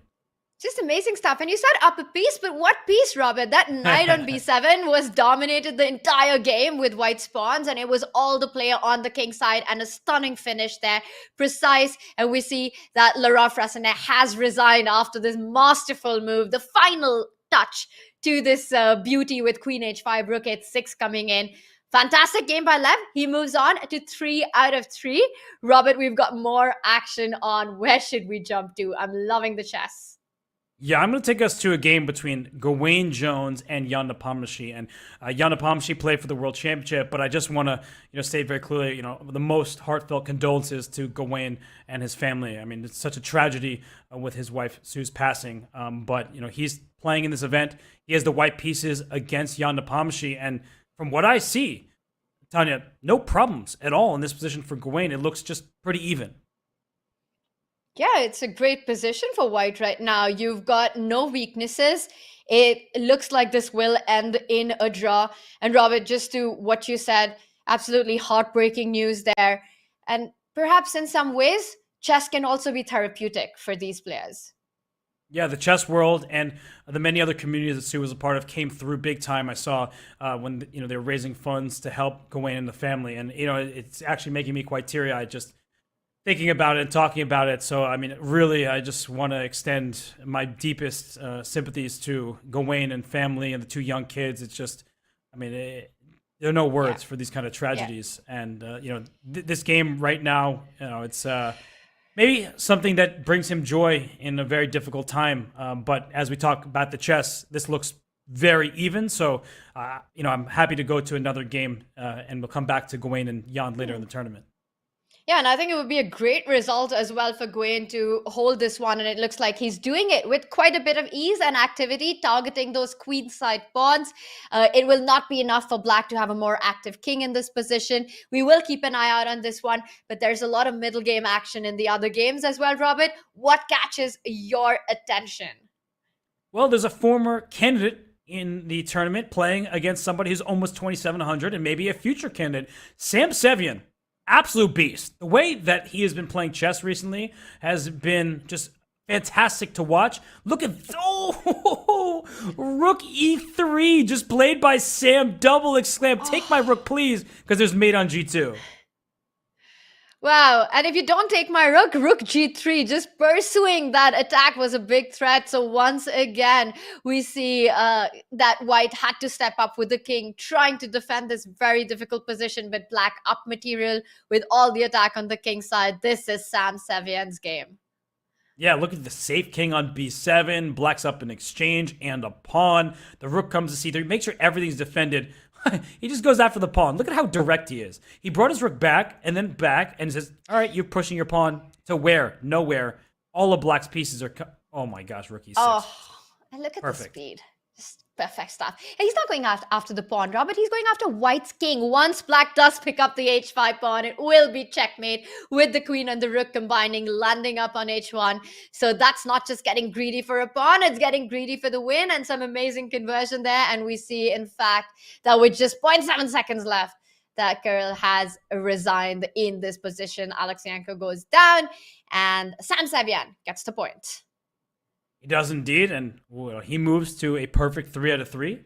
And let's go to the game between Peter Svidler and David Paravian. Paravian, he's been really strong in rapid time controls over the last few years. But if I'm doing a quick material count, Tanya, black is up a pawn. And don't forget, don't sleep on this bishop on a7, because I might forget it's there at some point. So remind me that if this queen never moves from d2, f2 will be loose. I'm hearing you, Robert, and I agree with everything that you've said. And I also really like black's last move, putting pressure on that e5 bishop along the e line. But the one trump for white is that black has weakened the king side. That h6 a g5 structure, and it can be a target for white. Give white a couple of moves, let h4 come in, and then suddenly we'll be singing a different tune. So yes, black is looking better here, but still needs precision to convert it. It's far from over. Peter Svidler still has a job to do in this one. Oh, whoa, he just hung a piece? What? Oh, wait, was that a trick? Wait. I got tricked. I was tricked. Look at this. Let's go back, because I have to show everyone what I missed. Queen takes f2 check is the sick counter to bishop takes f6. You have to take with your queen, and rook e1 is mate. So I set myself up for failure. I admit it to the world. I had owned my mistakes, everybody. But David Paravian did not make that error. But what error did he make? Because, Tanya, c6 was a big blunder. And Robert, I don't know what I think the point is that you can first hit that queen on b6. You go knight a4, stopping queen f2, and you don't have a good square for the queen. Where are you going to move your queen and defend the f6 knight? Queen d8, is it queen trade? Resulting in with bishop f6 coming in, and this just wins a piece. Intermezzo, knight a4. Wow, knight a4, what a good move. Knights on the rim, not always dim. That would have dimmed the hopes for black in the position, but instead after h3, the bishop doesn't move, the knight comes to d7, and that was a great choice, hitting the bishop on e5, and now the knight comes into e4, so all of these pieces are hanging here. This bishop on e5, the bishop on g4, we see the bishop on g4 e5 captures, and then the bishop on g4 is captured as well. And Tanya, you said just because black was up a pawn, it didn't tell the whole story. I agree with you that the king on g7 isn't that safe, but nor is the king on g1. And I really wanted to play knight g3, heading with that knight to f5. But then again, the trick that you've been pointing out, queen to f2. Give up that queen, win the game with pinning white's queen on f2. It's always in the air. White doesn't have time to pick up the knight on d7, because then black has another great idea of picking up the knight on e4, and then queen f2 would be hanging. Tricks everywhere. King h2, a very human response, stepping out of all these threats. But again, a question mark. And now black trades off the queens and is up a pawn, and a net game that's going to count.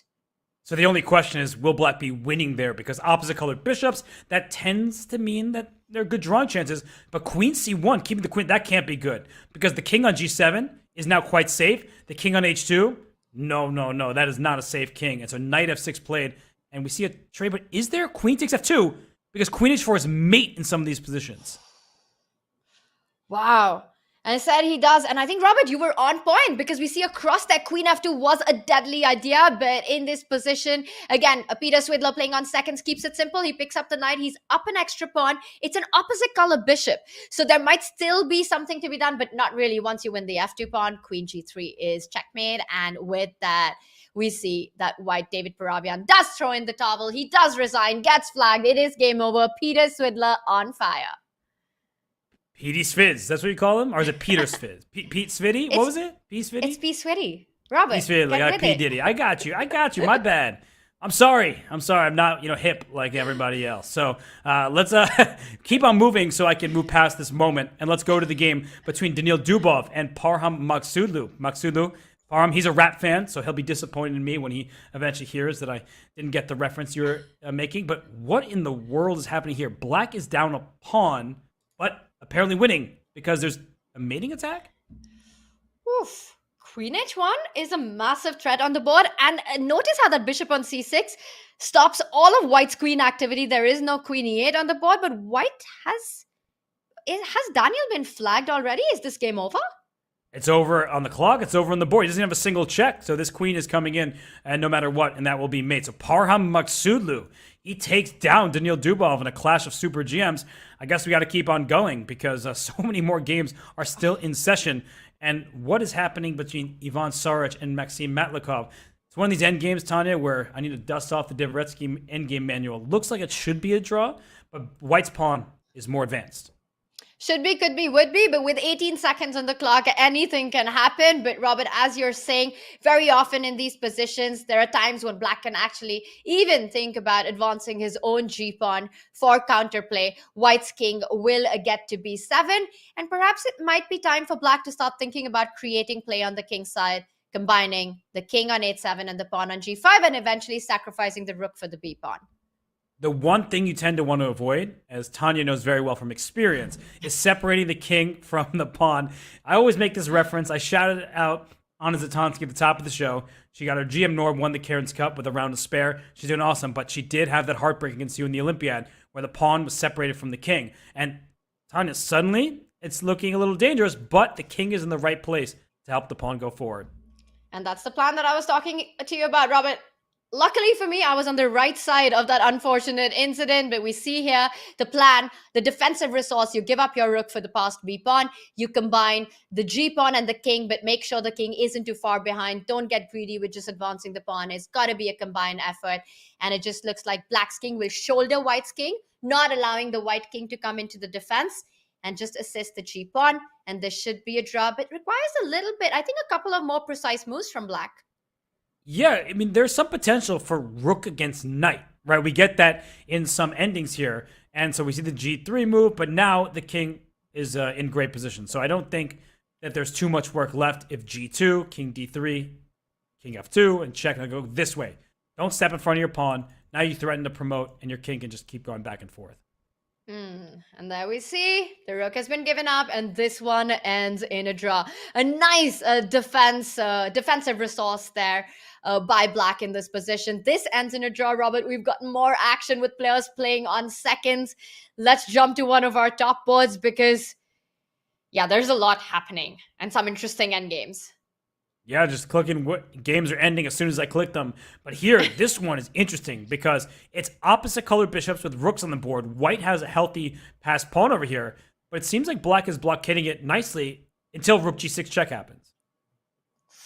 And that is a threat on the board. Attacks, keeps pressuring that bishop. And wow, and we see the Evalbar do a little jump, but it's so difficult for the players to be precise. So I'm expecting a lot of Evalbar jumps here. And Robert, I am going to predict a draw here. I think that's what most of us would. It's hard to imagine the H-pawn getting any further with the rook and the king, Black's king and the rook defending. Well, it is on h6 now. And what Black really wants to do is get the rook to h3. Black could have taken the pawn. It was hanging from two different pieces, and it wasn't captured. I think Black's going to lose this game. I just have a feeling that... Oh! Oh, commentator's curse. What just happened there? D5 and a check, and the bishop hangs?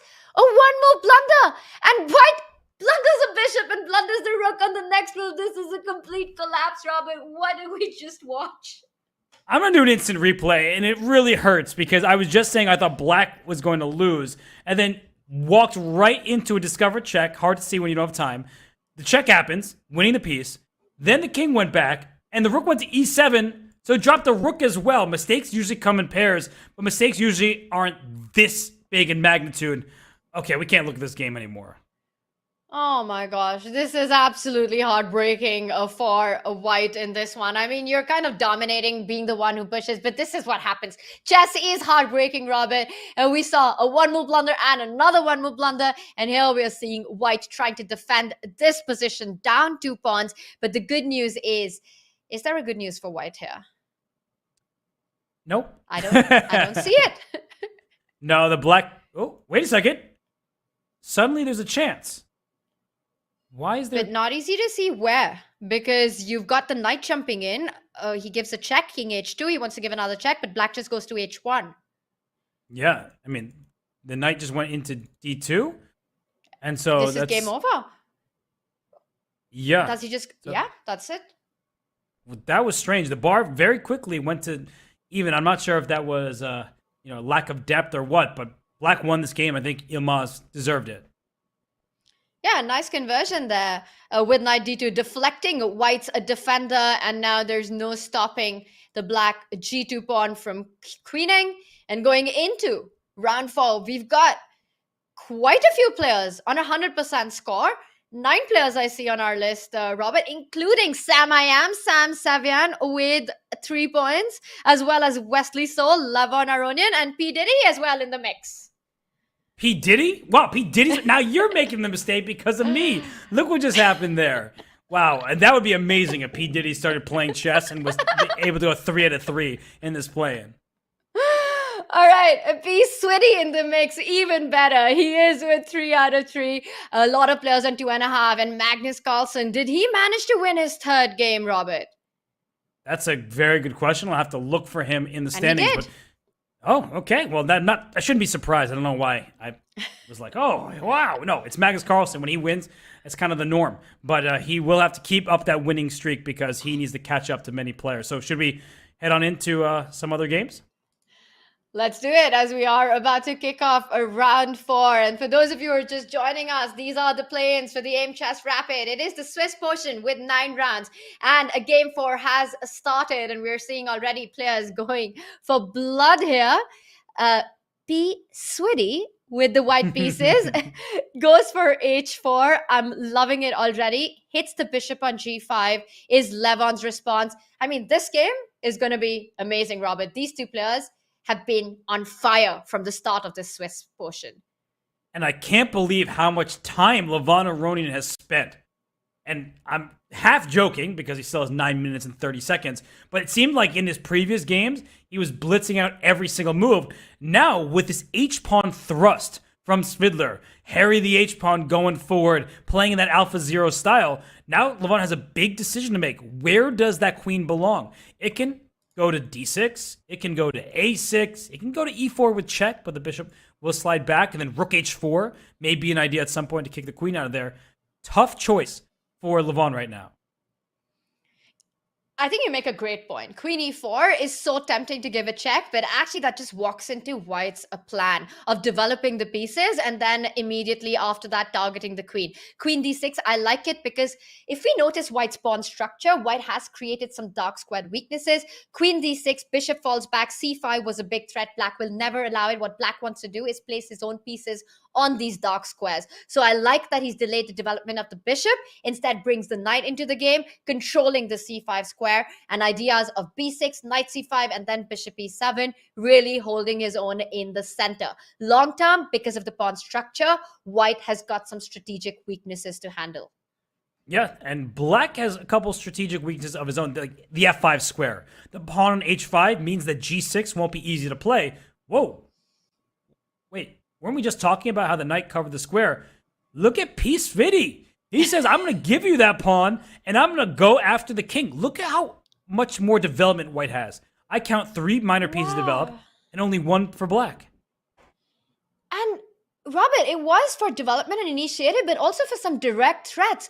With what he's just done, he's basically pinned that knight on d7 over the last moves, sacrificing a pawn, and now c5 is a massive threat. That is a really cool idea and a very cool way to handle the position. Just gives up a pawn because he says that extra c4 pawn was actually black's friend, and he just gets it out of the way. Wow, this is cool. Like, I'm learning a lot from this game. And he says, you can check me, but maybe even just king f1, you can just block it with bishop d2. So that just wastes time for black. And a moment ago, after bishop b5 check, bishop d7 looks more natural, a way to defend. But after bishop takes c5, queen c5, bishop d7 check, you're not going to be very happy with your king stuck in the center, and white's king will castle, and this is just devastating. So there's no way you could block with the bishop, and that's why he had to block with the knight. But he's wasting time, very precious time. I love that. I'm going to study this game. I'm actually going to make a note to myself right now. So you take it away, Tanya, while I write to myself, look at this game. This is very direct stuff. I mean, just 2 moves ago, there were 2 pawns on the c file to give it away. And then the c3 pawn goes to c4. P. Switty saying that I want more. And now black's position, he's in trouble. I see the Valbar says that Levon should be fine. But look at this. Levon can feel the heat. It's the first time in the Swiss plains that he's the one who's behind on the clock. He moves the queen to f6, still behind in development. White with full control on the center, but it's all about time. White has sacrificed a pawn. He's got to keep the initiative, the energy going. And where does Peter bring that in now? Does he continue the advance with c5? Really tempting. I'm wondering if black gets some kind of e4 at the right moment. It takes a lot of time to figure all this out. There's also c6 potentially to try and block this bishop. And the queen on d6 was under attack, so if c6 had been played before, there would have been a queen trade and c6 would have dropped. So Peter could, he has so many options. c5 looks good. Queen a4, just trying to increase the firepower on the queen side, looks pretty good. Castling king side, I don't think we're going to complain by getting our king out of the center and opening up the e-file for a rook. Kind of too many choices for me. Which of these moves do you think Peter will play? Oh, tough call. I think if it's one of those blitz or bullet games, you go c5 without thinking. But there are a lot of tempting options. You mentioned queen a4. I really like it as well. It does build up the pressure on d7. But I think we're going to see c5 on the board. I think it's direct. It does take more control of the center. Will he go c5? Will he go shah castle? Let's do one thing, Robert. Let's leave Peter to tell us what he decides. Let's use this moment to jump into some of the other games as we've got more players on 100% score. And we will, of course, jump straight back into this one as this heats up. I just want to point out that Sam Seven and Wesley So just drew their game against each other. So they moved to 3.5 out of 4. Some early draws, it would seem, in this round. I see Alexei Dreyev and Ivan Saric. Abhimanyu Mishra made a draw against Maxim Matlikov. So some quick results near the top, but I don't think they can keep drawing their way. At least they won't be able to play for Division 1. Let's go to the game between somebody who has been in Division 1, Rauf Mamedov, and someone else who has taken part in the top division in Liam Lei. And well, it looks like it's all the way up for Mamedov at the moment. Wow. And let's do a quick material count. It's all equal, but it looks like Black's king is in a big, big trouble. Who cares about pawns in this position? But right now, the a7 pawn is off the board. Luckily for Black, the a8 square is defended. And I see our Evalbar, it seems to say that Black is completely lost. Even though it's Liam's move here, it's as though anything he plays, he's in trouble. But my first question is, what actually happens, Robert, if Black picks up the c3 pawn? Because I see a rook on d8, eyeing that queen on d1. What does Rauf have in mind for d takes c3? One of the things that people can forget at times, and I'm not talking specifically to you, chat, but I am talking to you, is that when you lose pawns, you open files. So if we just go back a turn, and Tanya was kind of leading me to this point, that a d takes c3, let's say you just, I'm going to keep taking all your pawns, I'm up material. What you've really just done is open up the c file, so I can just take here and play rook c1 or rook a1. I can play bishop e3. I don't even have to care about that pawn and go after your queen. Take this pawn on b2 with my queen and play rook c1 next. So you're just opening too much of the area in front of your own king, while the white king is happily situated behind the fort of pawns, the moat in front of it. So instead, we saw e5 played, and Rauf says, why don't I open up this position? Maybe there's bishop f4. If I get a rook to c1, the game will be over. That's a great concept that you pointed out, Robert, that when you're going for your opponent's king, when you're going for attacks, you're looking for ways to open up files and diagonals for your pieces, even if it comes at the cost of material. And of course, Black had no time to get greedy with that rook on h8, the bishop on f8, the king open, could not have gone for those extra pawns, so tries to keep the center closed, but there's only so much that he can keep closed and under control. The c file is open, takes on d4. White is eyeing ideas of bringing out the bishop, and I'm just wondering, can Black also start threatening to trade off with bishop f4, bishop d6, and that's why perhaps he chooses a more sober approach with bishop d2, also threatening b4 at some point, destabilizing the queen on c5, and opening up his own queen's route to b3. I love what you just said there, though, because I think my impulse, in addition to many people who would look at this position, bishop f4 was the active diagonal. But sometimes that allows more trades. And when you're the attacking side, you don't want to trade pieces. White's not going to trade queens here unless you get some kind of material edge for it. So really instructed bishop d2, well spotted by you, Tanya. Here comes rook c1 as an option. And this queen also is like in a bit of trouble. It doesn't have too many squares with a rook coming to c1 and a rook coming to a5. As has just been played, the queen has to take a step back on the c line, and White is gaining precious time. Well, he steps up with the queen, so trying to create some chaos, goes queen to c2. I don't think White really cares about the b3 pawn. You could start considering rook c1. You could also defend the b pawn with the move rook b5. I love it because I say it defends the b pawn, but what it actually does is attack the b6 knight. If the knight falls back, suddenly the queen from a1 can jump to a6 all the way down the board using the pin and targeting the b7 pawn. There's no way that Black can allow that. Falls back with the bishop, and now your move rook c1 is begging to be played. Sacrifices on c7. I think it's time. Rook c7, bishop f4. But king c6, and b5 is hanging as well. Maybe it's not time just yet. Oh, it looks like time. If that doesn't work, I don't want to play chess anymore. It looks so promising because of all the discoveries. So I like that. Actually, rook takes b6 might just be a free piece based on what you're saying because of bishop f4. Oof. So your idea, much stronger. Just in a different move order, and it looks like rook b6 just steals a free piece. That's much stronger, Robert. I love it. Rook b6. Did he go for rook c7 instead? Yeah, because it's winning, and it looks cooler. Well, the bar approves, Robert approves, so we've got nothing to fight there. Rook c7, the point is king c7, bishop f4, king c6 walks into a fork on e5, knight e5, the knight joins the party, and that's game over. And Robert, as you're pointing out, if Black goes for the other rook on b5, bishop f4, with a million discovered checks, and that's game over as well. Okay, so he just goes rook c5 because the king has to go to the Rook a file, A5. and he wins the queen. So it'll be up a queen and a bishop for two rooks. Too much material, too big of an attack. That is a nice game from Rauf Mamedov, and he would love, just like he did the Air Things Masters, to make his way to the top division. Wow. Speaking about top divisions and top players, Robert, this one looks like Rauf is taking it. I think we've got to head back to P. Swiddy's game against Levon Aronian because there's madness happening there as well. Take a look at this. Where did the G pawn go? What is happening? The bishops have been traded off. Do you want to do a quick action replay to even see how we got here? Because this is madness. You asked me what happened, and I'm looking at this board. Are we looking at the same game? Like, is this the game that we were looking at before? Because suddenly, White's missing all of the promising pieces that look good. So we left here just to quickly run through this. Black moved the queen, castled, great, c5. And this move c6 was really nice for Black, and e4 to follow, kicking this knight, trying to get the d5 pawn. And this is where it got really hectic. Bishop came to d4, which apparently was not correct. And then e takes f3 because the bishop is in the queen's path. Otherwise, you'd be able to take on d7 successfully. And that's why it didn't work out, where I take on g2. The rook was under attack, and we see the trades. And Tanya, I mean, P. Svidi had a good start. Can he have a decent finish to this game? Can he somehow hold this position? He is only down one pawn. He's down one pawn, but all of White's pawns are separated from each other, and it just looks like big weaknesses across the board. The h5 pawn, that was such a strong point in the opening and the middle game, is now a glaring weakness in White's positions. And Robert, a big question. Does black want to trade or take advantage of white's open king?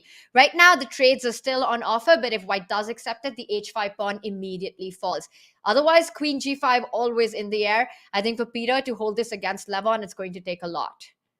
But just great demonstration of restraint from Levon, because so many people would say, my coach taught me when I'm up material, I trade pieces. And that often is true. When you're up, you trade. But a2 is loose.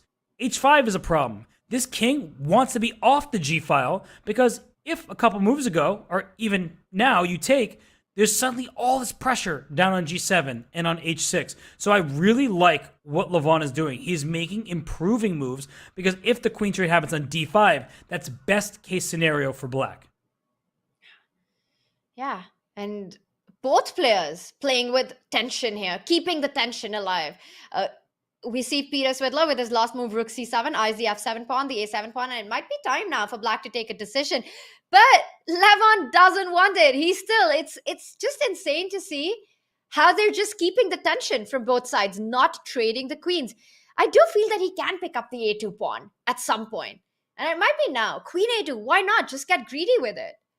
Because maybe he's worried. I thought a move ago he could have done it, but now if you take this rook a1 takes a5, and I think we should talk about bigger picture, where we know this, but maybe some of the audience don't, that if these pawns are gone, that actually helps white's defensive task, because instead of having your focus split across the board, when you're down a pawn and your pawns are split, as you mentioned, that if these pawns are gone, now you just have to worry about defending this pawn. So you can even take a passive defense with a rook on h1. So I like what has happened here, where Levon brought the rook up to b5 to take on h5, and that bishop is defended for now. I thought it was a free piece, but I forgot the rook defends it.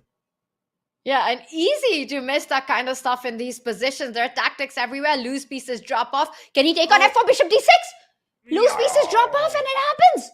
You were just saying it, and it happened. So, you called it. That's called prophecy. I had a commentator's curse. You were just noting, and that's game over. It's another win for Levon Aronian.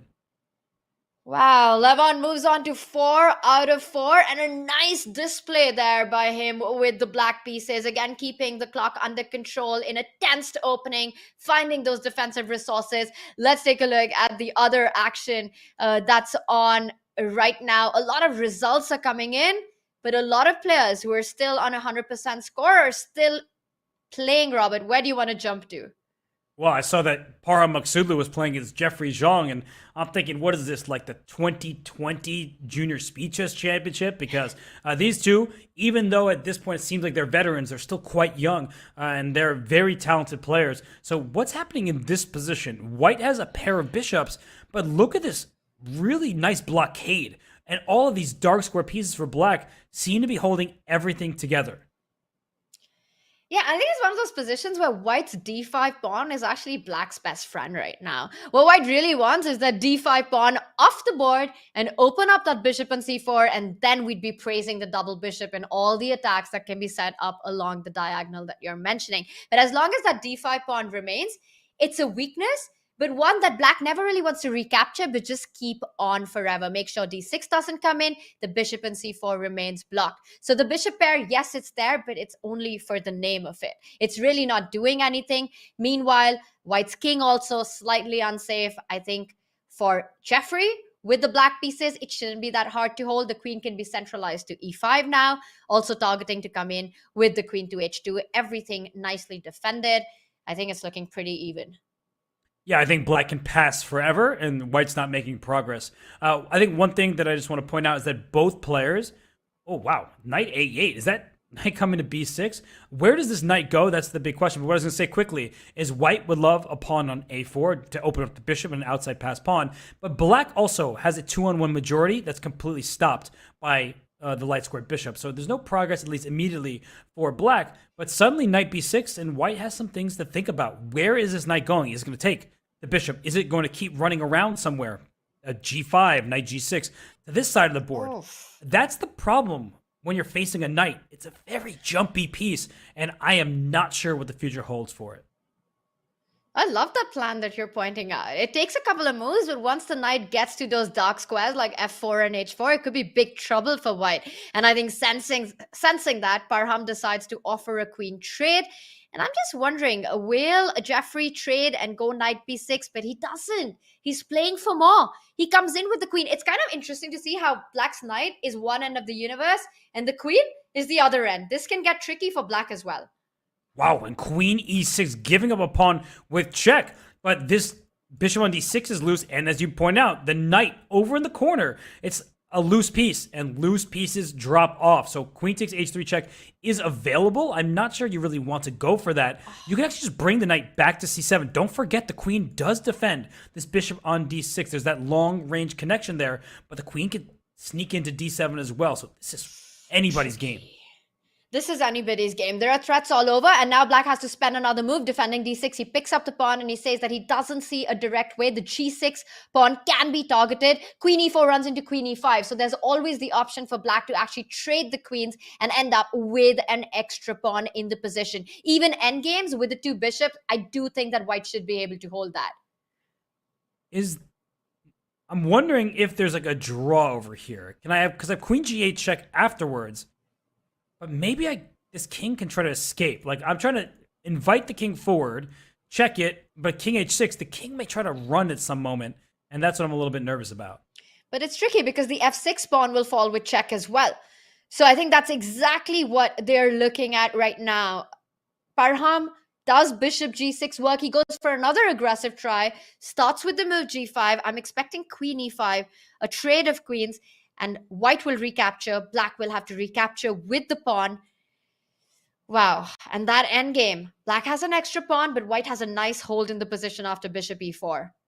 It's one of those positions where black is up a pawn but could lose more easily than white, because with the white king is very active. The bishop seems very promising on d3. I don't think that black will lose that game. I'm just noting that if you play for a win, that's how you sometimes lose those types of positions. But I think queen e5 is the best choice. I think I'll play it, and I'm looking at the clock. I haven't noticed it just until now. White is under a minute remaining. So I think that Jeffrey, he is trying to pounce. He is trying to get this victory. He wants to keep going up the scoreboard. And I think for Jeffrey, he's trying to think of ways exactly to keep his ambitions alive. Maybe give a check on h5. Maybe fall back with the queen to f4. There are options other than queen e5. Queen e5 is simply a bailout, a draw offer, and he goes for it. I don't see this endgame giving a lot to black. White can pick up the c5 pawn after trading on f6 with a check. Black wins the d5 pawn. White attacks the knight on d5, picks up the b4 pawn, and I think this will end in a draw. Bishop c5, knight d5, bishop c4. It has. It looks like they agreed to a draw. I'm okay with it. You know I don't like draw offers. Here I'm more or less okay with it because it was an easy simplification. But yeah, this is a well-fought game by these two. They earn the split point. And there's a name that I haven't looked at in a while. By the way, Gatakomsky got a win, so he is up to 3.5 points. That's an FFL for those of you who are at home watching the legendary Komsky. But what's going on in this game? Isn't that... It's black's move. So it's good news that it's black's move because white is threatening to promote. So you've got to either give a check first, throw in a check, and then pick up that pawn on a7, which I think could be the way to go because, Robert, if you immediately pick up the pawn on a7, white gives a check and picks up the pawn on h3. So we're seeing a now rook h3. What? This is an easily winning king and pawn in game, right? But how's it winning? Rook a3, king g2. Yeah, yes. King e4 and king e3. You have to go king f1 because king e2 is a threat, and go king f3. Yes. And if king g1, there's king e2. What just happened? So you're saying that rook a3 is just lost for white?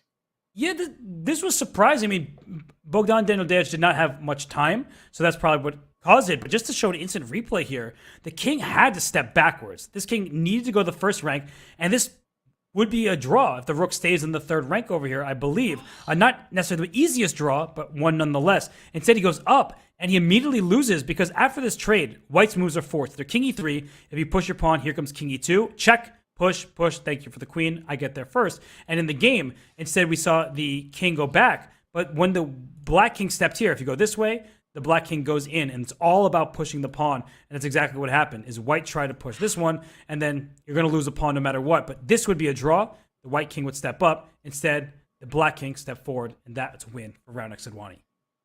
Wow, that was insane. All he had to do was step back with the king and avoid the rook trade. For a moment, I thought that rook h3 happened with rook a3 check, and it was just a complete chaos.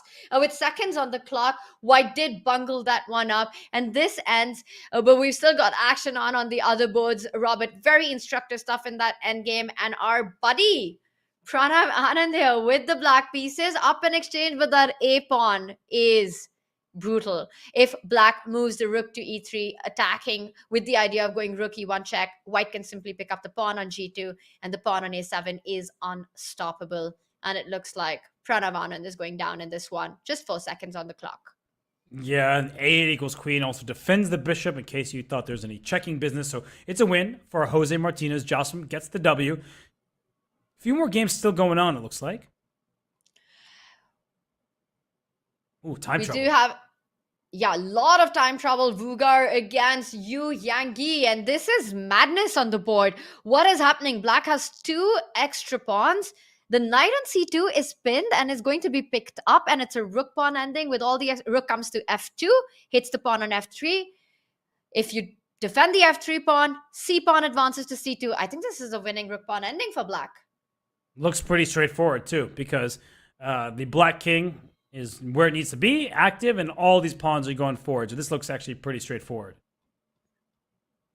Oh, nice move there. Not only defending the c3 pawn, but also hitting the g3 pawn, can simply pick it up. And after a check on h1, you've got king coming back to g7, and you're about 1 million pawns up. Should be game over. And in fact, it is game over as Vugar resigns in this position. Oh no, he's still fighting this out. Are the clocks frozen? The game is still on? I'm not sure what's going on. The game is done. Yu Yangyi. I was like, I'm surprised what's happening here. But it looks like, no, this one is officially done. Oh my gosh, there's a game going on. Look at this one. This could last 3 days. It's a game between... Bring it up, Robert. We're in this together. Yeah, Benjamin Bach and Pakleza. Yeah, there's a... Wow. We'll see if we can bring that one up. We'll try and bring that one up. Meanwhile, this is over with Yu Yangyi taking the point on this one. I've also got my eye out on results, and Robert, only 3 players with 100% score will move on to round 5, and it is Armin Tabatabai, a player we haven't had a chance to look at yet, but we'll definitely be focusing on to round 5 and Levon Aronian, Mamedov Rauf with 4 points, 100% score. Robert, what are your thoughts going into the second half of the Swiss?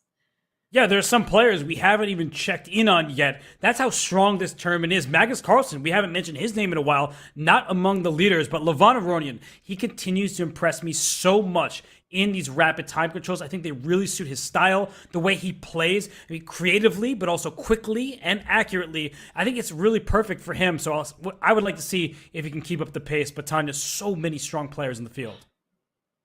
Wow, fantastic games and big fight. The action is heating up in the plains of the Aimchess Rapid. And we've got 5 more rounds coming up in the Swiss. We will be back with more plain chess action after this break.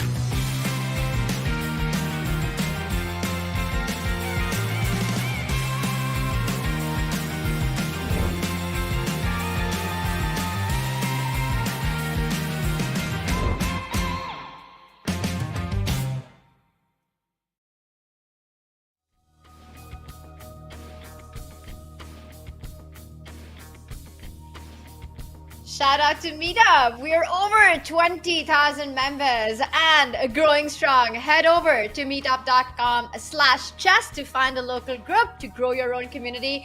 And Robert, while we were on a break, I was having a look at the chat, and I have to say that you, me, and chat today are our own community because they were updating me with a lot of fun stuff. Currently, Anish Giri going into round 5 is at 1.5 out of 4. Magnus Carlsen has won 3 games, lost 1 game, is in position 35. There's madness all around. Let's jump straight into the round 5 action. Well, I mean, as soon as we start looking at the chess, there is a mistake from Rauf Mamedov. This is one of those Sicilian lines. It's been played for so many years. Honestly, Tanya, I don't like these positions for black. I know some people swear by these lines, but I look at the structure. Isolated pawns on the queen side. I look at the king side. This king on g8 looks pretty vulnerable. And the white king, at least for now, is sitting very happily on c1. So, I don't know. Do you have experience in these lines at all? And do you share my opinion, or maybe you completely disagree? I have to say, I'm really glad that with the black pieces, I don't have experience in this line because it looks so dangerous what we're seeing with the G line open and a potential rook slide onto G1. Maybe the knight jumps to D6, but these lines you have to calculate. I was super attracted to the move knight D6 until I realized, Robert, that if black slides in with the rook to D8, you have to be sure that that knight on D6 does something because it's kind of trapped there. It looks like a monster, but it might end up being a pony there that falls down after rook d6, rook d8, rook d6.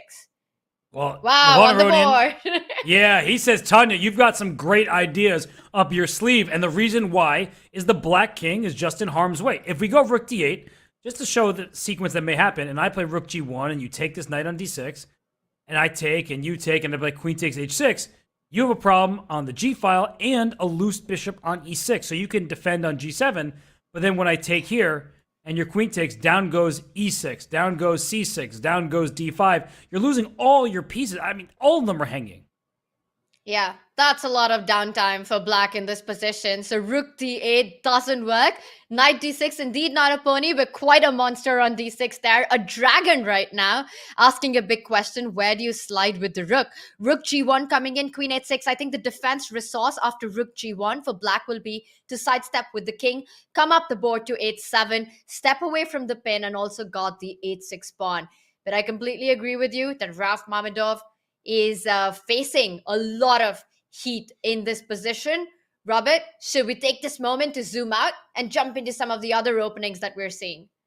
Let's do it, because we might come back, and I think it could be a swift victory for Levon Aronian. Why don't we go to the game between Wesley So, he's taking on Amin Tabatabai, and we haven't checked out Amin's games today, but I look at this one, and I'm a little bit surprised that Wesley's not white. This feels like the most Wesley So position ever if he had the white pieces. I know exactly what you mean, but I think even with black, Wesley in these kind of end games, he's just so strong, and it's hard to imagine a penetration here with white. The good news for white is that black's pawn structure is hideous. That black bishop on c8 will take time to come into the game. But what are the trumps that Wesley has? Complete control of the D line, where he will be looking to create counterplay. I think Amin, he's got time. He can jump in with that knight to e5, to a5, start putting pressure. That's something that Wesley needs to think about while he makes a decision of where he wants to develop with the bishop. But Robert, I think this one will end in a draw. I mean, it's Wesley So. That guy, you just can't beat him. I don't like his position at all, but I do like the player who has the position. You're absolutely, spot on that Wesley defends positions like these all the time, where most players will be like, "No, I'm going to lose." He's just like, "Yeah, whatever. I'm slightly worse, but I'll be accurate." So one piece of good news for black is if this knight ever leaves c4, a rook can come down to d2 and start pestering white's pawn. So look at how Amin is playing this. f3, king f2. He's slow playing this, and I like it.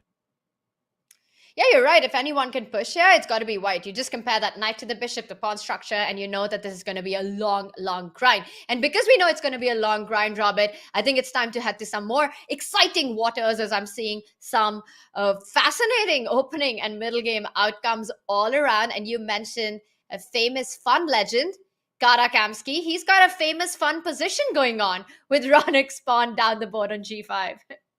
Okay, I mean, Radek Sidwani knows a thing or two about beating legends of the game because he just played a match and defeated Nigel Short quite handily. In fact, it was a mix of classical, rapid, and blitz time controls. This is only rapid, no classical for you. Sorry, Gata. I know sometimes you wish the time controls were a bit longer, but here with the black pieces, what do we like about black's position? I think it's a stable type of Sicilian where you have these e6 and d6 pawns taking away key squares from white's pieces. And my big question is this pawn on g5, does white really even want it there? Because if you take with the bishop and you gave up g5, you open up the g file. And that's a question that can be very relevant now that black has decided to trade on d4. Does he pick up with the bishop, sacrificing the g-pawn, or simply recapture with the rook, keeping the material balance and also eyeing doubling up on the d-file? He does decide, Ronak decides to keep the pawn on g5 alive, takes it with the rook. The rook from h1 can slide into d1. The d6 pawn is a long-term weakness. And right now for Gata Kamsky, it's not easy to decide to go castling on the king side with the h-pawn marching down the board. Things could start getting tricky for the black king very quickly. Yeah, no, this could be tricky for both sides because the black king still in the center. The white king is about to face a bunch of pieces staring down towards it. So this is a situation where Kamsky, he needs to be careful about his clock management because he's down nearly a minute, Tanya, and that's what would worry me for him. Yeah, and things are just starting to heat up, and the players have got about half the amount of time on the clock. And this position with pretty much all the pawns on the board, probably potentially an opposite side castling, both players going for each other's king. This is going to heat up in just a few moves. Robert, should we just use this time to zoom out and take a look at some of the other games? Is there something that catches your attention?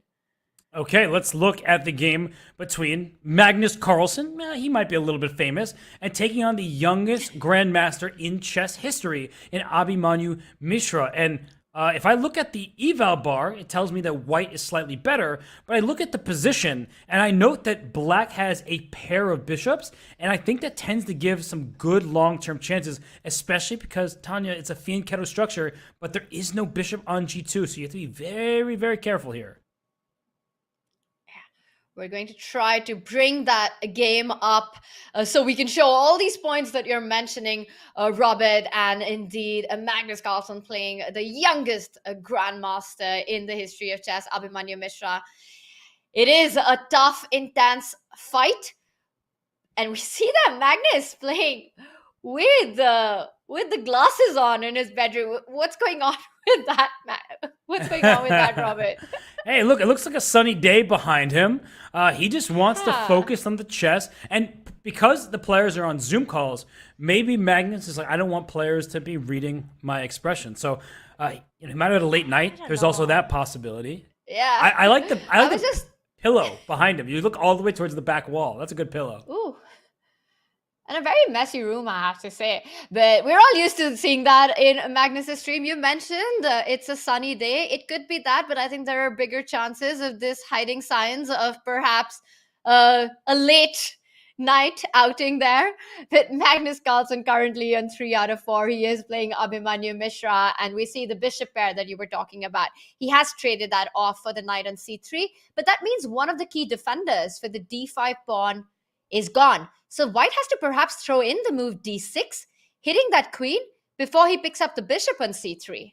Yeah, d6 allows queen f6, and the queen takes pawn on c3. I feel like that knight on c4 is about to be kicked out of there, which means d6 will likely fall in the near future. I don't like the way this is going for Mishra. He's down 4 minutes on the clock. Suddenly, it went from a position where he's up a pawn with those knights against the bishops to one where I think material will be even, but white just doesn't have the stability that you would prefer. And if this bishop does get to c6, Tanya, and it goes back to a8, and the queen goes to b7, at some moment, there could be devastation down the diagonal.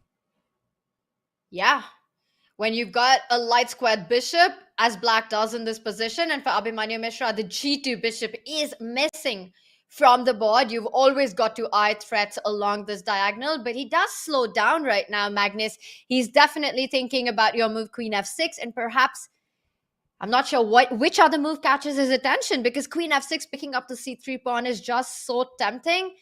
But Magnus there on the screen Completely focused. I wish I could say that with complete assurance, but I can't really see his eyes, so I'm not really sure what he's thinking or where he's looking at right now.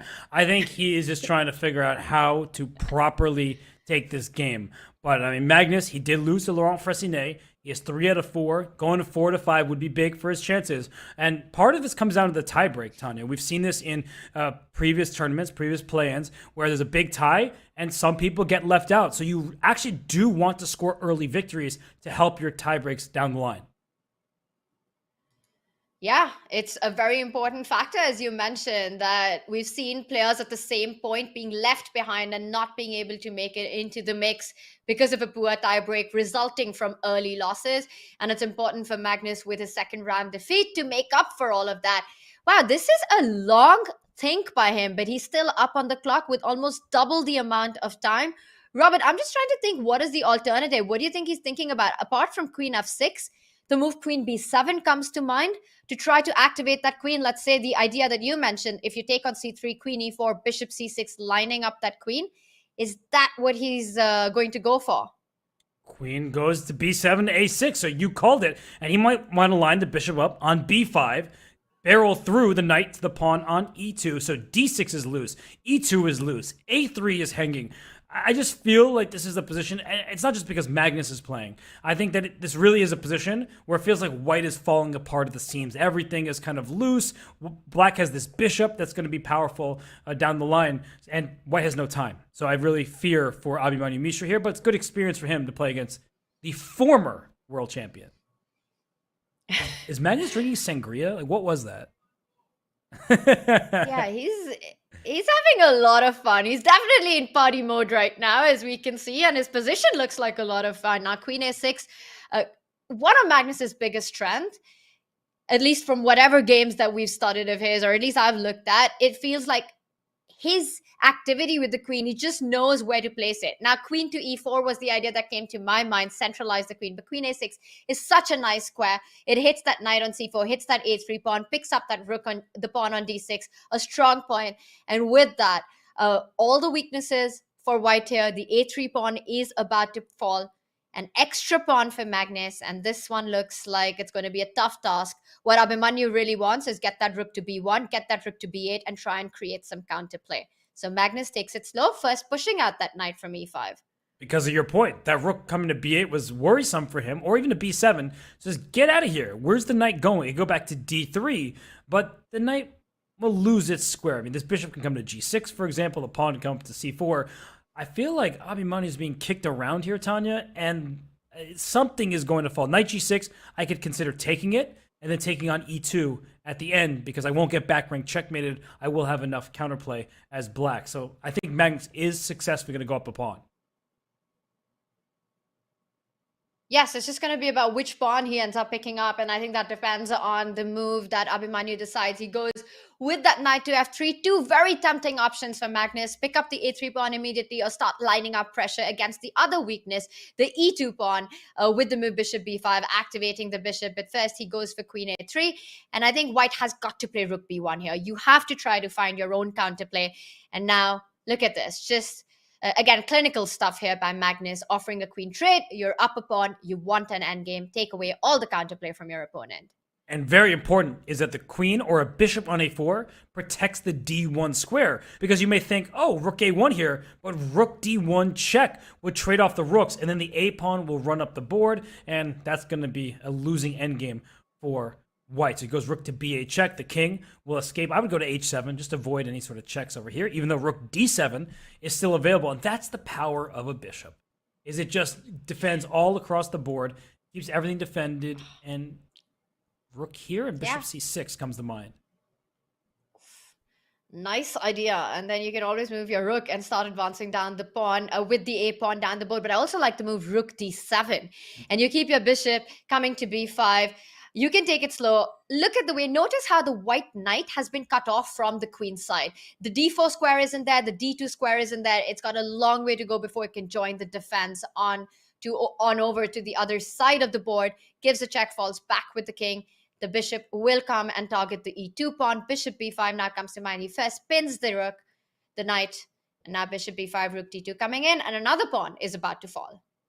Just A one-sided game at this point from Magnus. And when Magnus is in his best shape, playing his best chess, this is what happens. And he goes c4. That is extreme. Whoa. Why would he do that? To defend the pawn, but that looks super committal. He could have easily gone for the e2 pawn, but instead blocks the bishop. But he knows what he's doing. This is Magnus Carlsen. This is an endgame. The Magnus touch, he knows the c3 pawn was going to fall. He does it. He's up 2 pawns. And Abhimanyu Mishra playing on 10 seconds, down in the endgame, can't pick up the e6 pawn. Rook e2 is a big threat on the board, picking up that knight, tries to bring the king into the game. But this is just over. G7, you can win it. Nobody cares about that. The c-pawn will decide the game. Bishop a4 check. Oh, bishop a4 check loses the rook, so that's a bad idea. Pick up the pawn on h2 or give a check on c2. Yeah, go c2. If you take it, we swap everything off, and that's a winning endgame with bishop e2 at the end, winning f3. And the knight's trapped over here, so that's another issue to add to the many. But I didn't actually look at the clock for a while, and Abhimanyu's down to his final seconds, which is why Magnus was playing quickly. And for Abhimanyu, if he had a defense, he wasn't going to find it. So Magnus Carlsen moves to 4-5. Wow. And that was a nice win with the black pieces, picking up all of white's pawns. He moves to 4 points, as you mentioned. Let's go back to the other games as action is on all around. And Robert, what catches your attention? We're getting in results, we're getting in fiery positions, and a lot of fun. Which board do you want to jump to? Well, I pulled up the game between Amin Tabatabai and Wesley. So just because I wanted to show that Wesley, it looks like his technique is fantastic, as per usual. He's worse. He's the one defending. But what's happened is he's cemented White's pawns in place. So even if he loses a6, he'll get counterplay against the h2 pawn or against the e3 and e4 pawns. So Wesley's going to make a draw. I think we can head on elsewhere. Levon Aronin did, in fact, win his game. He's a perfect 5/5. Wow, yes, and this is what we're talking about, right? Wesley, just so difficult. One of the most difficult players on the circuit to beat. He just keeps everything so solid. Let's head back to this game, and I see a lot of development here. Gata Kamsky has an extra exchange. I'm trying to do the math here, Robert. He's an exchange up, but the eval bar still says white is fine because, again, doing the math, you see that white has got 6 pawns. Materially, it's quite balanced. Bishop and 2 pawns for a rook, and white's pieces are quite active. Mobility, we see the black bishop being tied down with that pawn on e4, but it's still anyone's game, regardless of what the eval bar says. Okay, so there. Oh, rook takes d1. If queen takes g3. Look at how quickly got to play the double exclam move, because of knight d1, there's bishop takes e4, and this knight gets to d4, and it's the white king that's in some danger over here. Yeah, big danger after that because the knight is jumping in. The c2 pawn is super tender. This is such great awareness by Gata Kamsky here. Immediately blitzing out the move. And now the players are down to under a minute on the clock. Ronak Sadhwani with 25 seconds. It's all coming in. Robert, you pointed it out. Great call. Bishop c2 is a threat. You can't go queen to d2, stopping knight d4 because the bishop on g3 hangs. Only move. Knight jumps in. You called all of this out. Knight is coming to f3. The c2 pawn is hanging. The queen has to go to f2 to try and keep everything under control. And then you could still take on c2 if you want, because once the queen takes back at the end, g3 bishop is loose. Maybe there's an improving move here for Gata to work with first, but I have to say that rook takes d1 shot came out of nowhere from me. I wasn't looking at that. He plays a5. He just wants the attack. He's just putting the pressure on because it's so difficult for white to make moves in this position with everything tied down, and especially when you have to do it in just 10 seconds on the clock. Ronak Sadhwani desperately trying to get the pieces off the board, and he does it. And Robert, that is great defensive technique. In an opposite color bishop position, that's exactly what he needed to do. Queen g3 is always in the air, offering a queen trade, and the pawn on g7. Watch out for that pawn on c2, but anytime the queens get traded off, this will end in a draw. He first forces black to fix the pawn structure on the queen side. He can even give up the c2 pawn at some moment now, and it will still be a draw. Yeah, Queen g1, queen. No, I was going to say, if the queens come off the board, queen g1 was like an excellent call because it forces the queens off. So, Tanya, I'm with you. Give up c2, trade the queens. That makes your life as easy as possible. Wow. And the players are still playing on seconds, but this looks like, and now we're expecting the queens to be traded. The only problem in white's position is that the king is super far away from the king's side. So I think that's what probably Ronak is a little worried about, not going for the queen trade. He finally decides to do it, and this is essentially a draw for the bishop will come to c3. Okay, he defends it from e1, and now the king comes up the board, c3, king b4, and eventually the white bishop will sacrifice itself for the h-pawn. Yeah, and you can play b3 at some moment, because once these pawns are gone, you just give up your bishop for this pawn. So king c4, bishop c2, that gets a little tricky. That's why he plays b3, making sure that all pawns are gone, and now it's a forced draw. Well done by Raunak. Yeah. Nicely defended, precise play there. And of course, the players are just making moves right now. The pawn will be given up, and that is it. This one ends in a draw.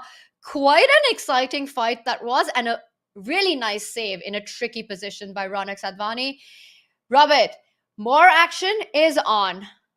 Yes, still games going, including Wesley So against Amin Tabatabai, and this looks like it should be a draw, but barely. If this pawn were on f5, white wins the game. The king needs to stay on g7 and h7, and this king wants to go up to b7, a7, but unfortunately this pawn will be used as a decoy. So nice hold here by Wesley So.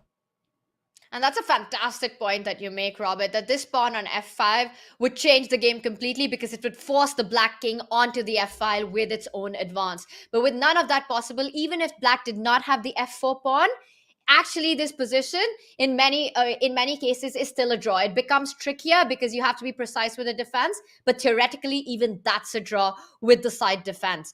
But we see right now that's not required at all, and even though Amin Tabatabai has an extra pawn, it is easily holdable with the f pawn, not allowing white's king to march up the board. f3. And the king has to come back. You can play f2. The king goes back, and then rook a2. The king has to send f1, and then white is frozen, so black just goes back and forth. If white would have stepped up with the king, you might have ended up losing that position with king e3, f2. So you've got to be a little careful. White's got to come back to the defense. Black plays king h6. King goes back to g7. And yes, don't pick up that pawn on h5, Robert. Yeah, after the game, I will show that, because that is one of those tricks that people miss all the time. Oh, it's a free pawn. I'm making progress. And you take it and you regret it. This is why the king needs to be here. If the king ever steps up, rook h8 check allows white to queen. So that's why Wesley knows this is a draw. Like you said, even without the f-pawn. Yeah, and we're going to see that being played out. It's easier now that white's pawn is on a7 and the white king has got nowhere to hide anymore. The king can't go over to a7. And really interestingly, there's another game that's on, Velokatan Andre versus Daniel Diak, and that is the exact same rook pawn ending, Robert, with white having a g pawn in this position. So really instructive stuff. That is, I'm hovering it over on my screen. It is the same ending with g instead of h1 and still a draw. So that is a crazy coincidence, the timing of all this.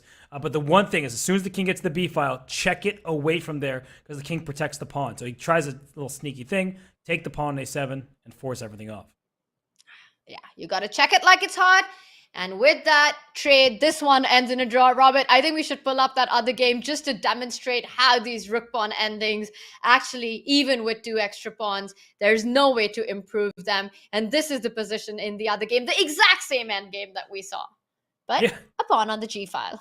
Yeah, good call by you. Good job scouting out the other games. It's a same draw because you need to get the king to b7 to free up your rook. But as soon as the king goes that way, you check it away. So there's no way to make progress. And just one last thing to note. This is what I was talking about. Don't take this pawn. Don't be fooled, because it's not free. Rook g8 check frees up the pawn to push to a8. And then when all is said and done, you're up a full rook as white, and you win the game. So don't go taking the pawns. You need to stay on these g7 and h7 squares. Just amazing stuff, and the players showing incredible defense, Robert. This one ends in a draw as well. And exactly the point that you made with the king stepping up on g6 is the problem, that if instead of the h and the g pawn, white has a pawn on f5. And Chad, if you visualize that, once the f5 pawn advances to the f6 square, there is no way for black to actually avoid it. The king stepping onto f7 would mean, maybe with arrows we can show it, Robert, rook h8, rook h7 ideas. And that's how you win this endgame. And with this draw, I think that is the end of round 5, Robert. I think we've got all the results in. Yeah, I think so. And that means we're starting the next round. We're starting the next round with just one player on 100% score. It is Levon Aronian in pole position going into round 6 at 5 out of 5. He's on fire. And Robert, the best part in Levon's play today has been how quickly he's been playing, just keeping it up on the clock and the pressure on the board. Yeah, and Amin Tabatabai, he's looking at this game as one where he does not want to see Levon that we keep seeing round after round. I think that Amin would be happy with a draw. Levon's the higher rated player. He's playing super well. But you look at Tabatabai's score, 4.5 out of 5. Clearly no slouch either. So it's Amin is thinking first. And I guess he's worried about C3 in some of these positions if he castles. Oof. Yeah, well, we see the bishops have been traded off now. And so bishop d2 played. For black, very often it is about whether you want to get a c5 break in or not. Is that something that you want to play for? Queen e7, rook d8, c5 ideas. Right now, he's in a think tank. And goes Levon plays a5, so stopping bishop b4. I love it. Yeah, I was looking at c5, about to make a comment, just trying to wrap my head around the position. He plays a5 instead. And when you play a5, sometimes you do follow up with b6, and you get the a6 square for your bishop. Something. Also, a4 will keep 2 pawns in place with just 1. That could be good. But can this pawn be defended on c4 with the move b5? That's one of those big questions. Yes, it can. And that's what Lev does, Robert. He goes with the move b5. And that's why a5 is important, because it opens up more squares for the rook as well as the bishop.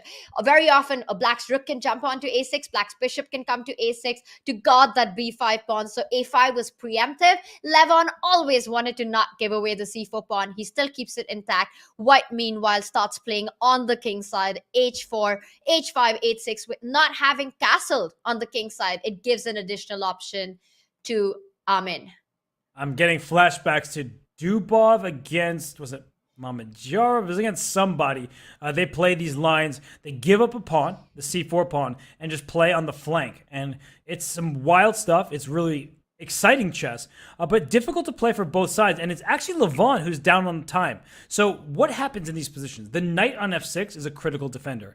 If that knight ever were to move, knight g5 type of ideas would be really nasty. So for example, just a move ago, if you play some backwards move like knight to d7, you're going to see the eval bar react, because after pawn takes b5, pawn takes b5, knight g5 threatens checkmate in 1 over here, and the bishop is loose on b7. So the knight needs to stay on f6 in these positions. It's a critical thing. And actually, while we have the analysis board up, I'm going to show your point why a5 was so critical. That back here is, let's say you played, I don't know, I'm just going to waste time for black.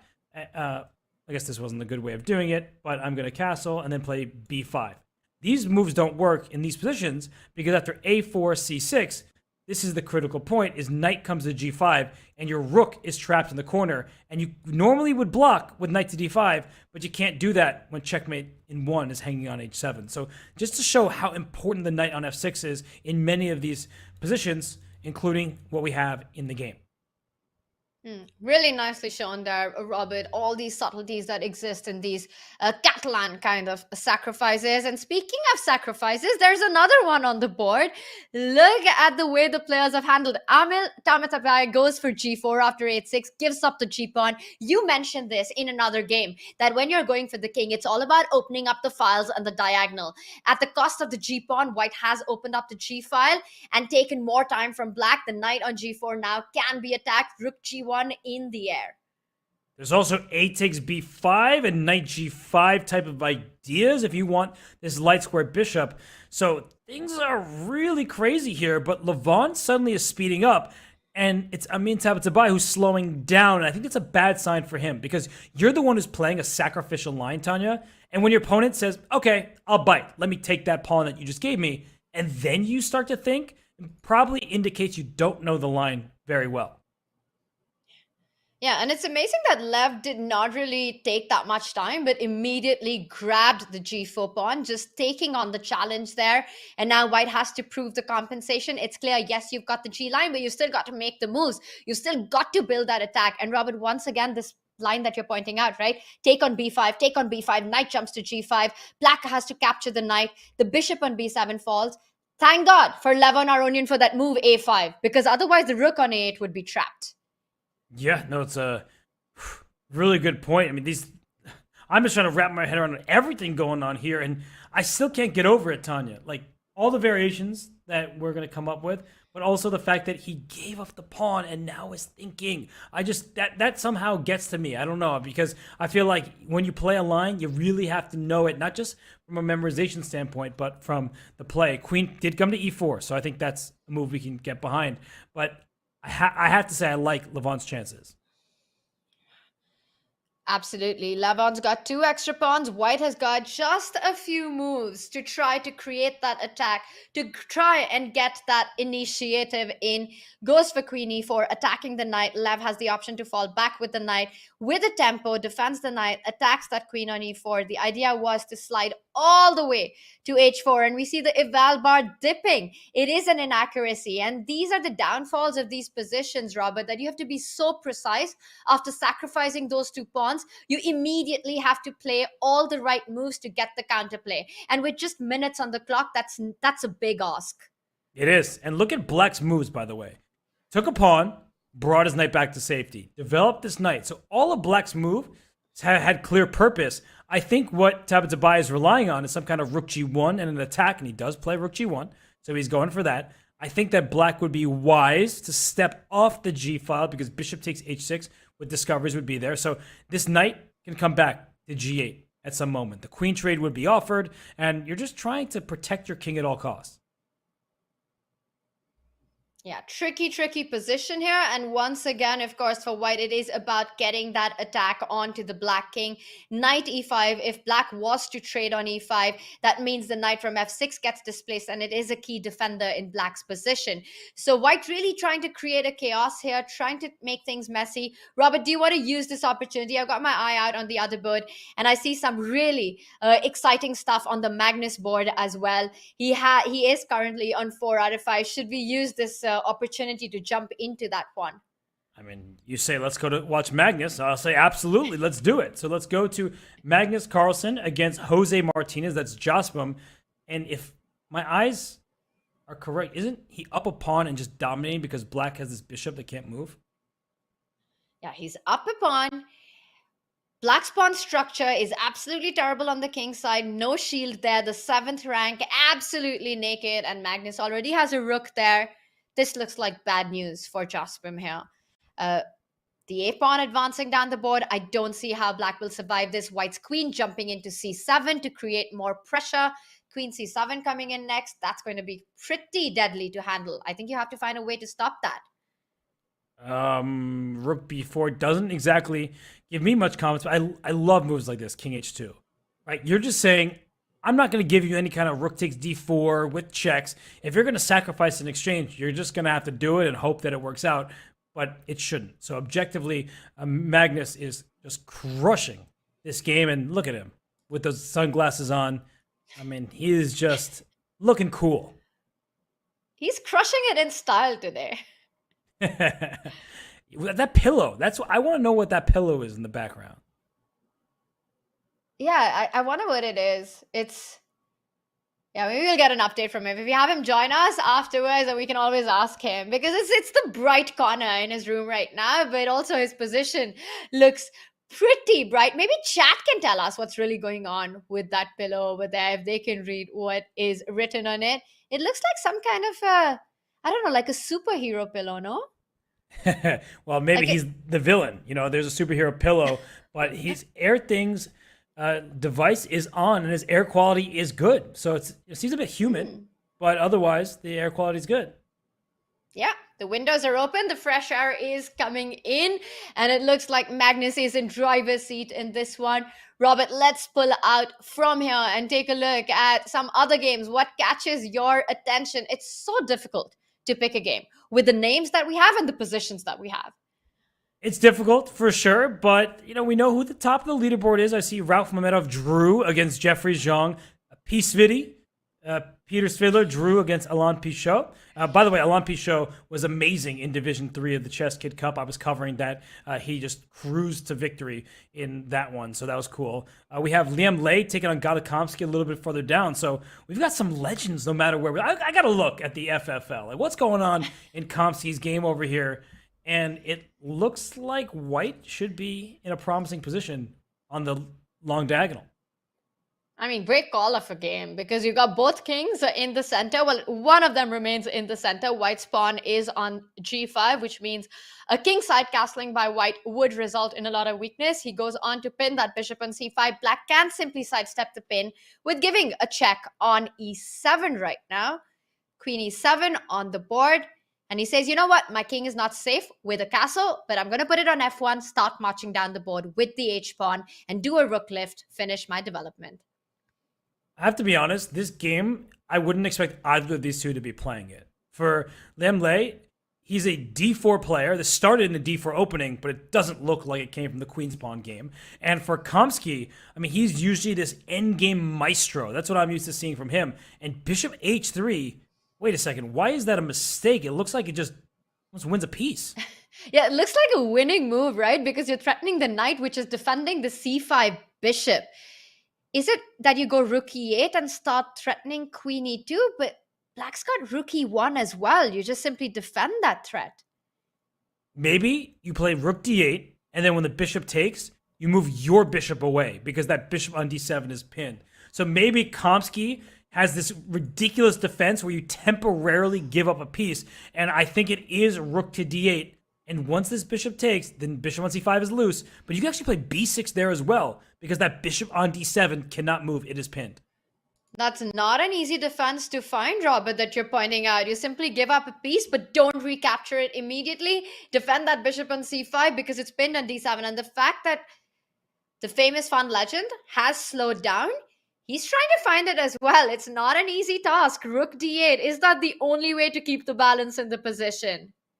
I would imagine so, just because that knight is loose over there. Your idea with getting a queen to e2, that definitely strikes me as being an interesting plan. I just don't see it, how it works. It may work. I might not find the way forward, but as you said, rook e8 can be met by rook e1. The whole point of queen e2 is the bishop is loose on d2 as well. So I think that rook d8 is the move that needs to be played. Wow. And we've got a bit of a thing. This is a big critical moment. So let's hang in here to see if Kamsky finds it, plays rook d8. Otherwise, black could be in a bit of a trouble. I'm also trying to look for other ways. The fact that he hasn't made a move right now, if there are other ways to counter this threat. The idea of queen e2, you can also play d3. It's a pawn sacrifice. But my problem with d3, Robert, is that white can still go rook e1. And I'm kind of struggling to find a response to rook e1. Has he played d3? He has. And you know what it is? I think it's fancy footwork. Knight b6 after rook to e1, because your knight's under attack, as is your queen. But he plays it, knight b6, attacking the white queen, and his pawn on d3. That could be a huge asset going forward. If white can't go and win that pawn, that's a passer in what will be a queenless position with some chances for black.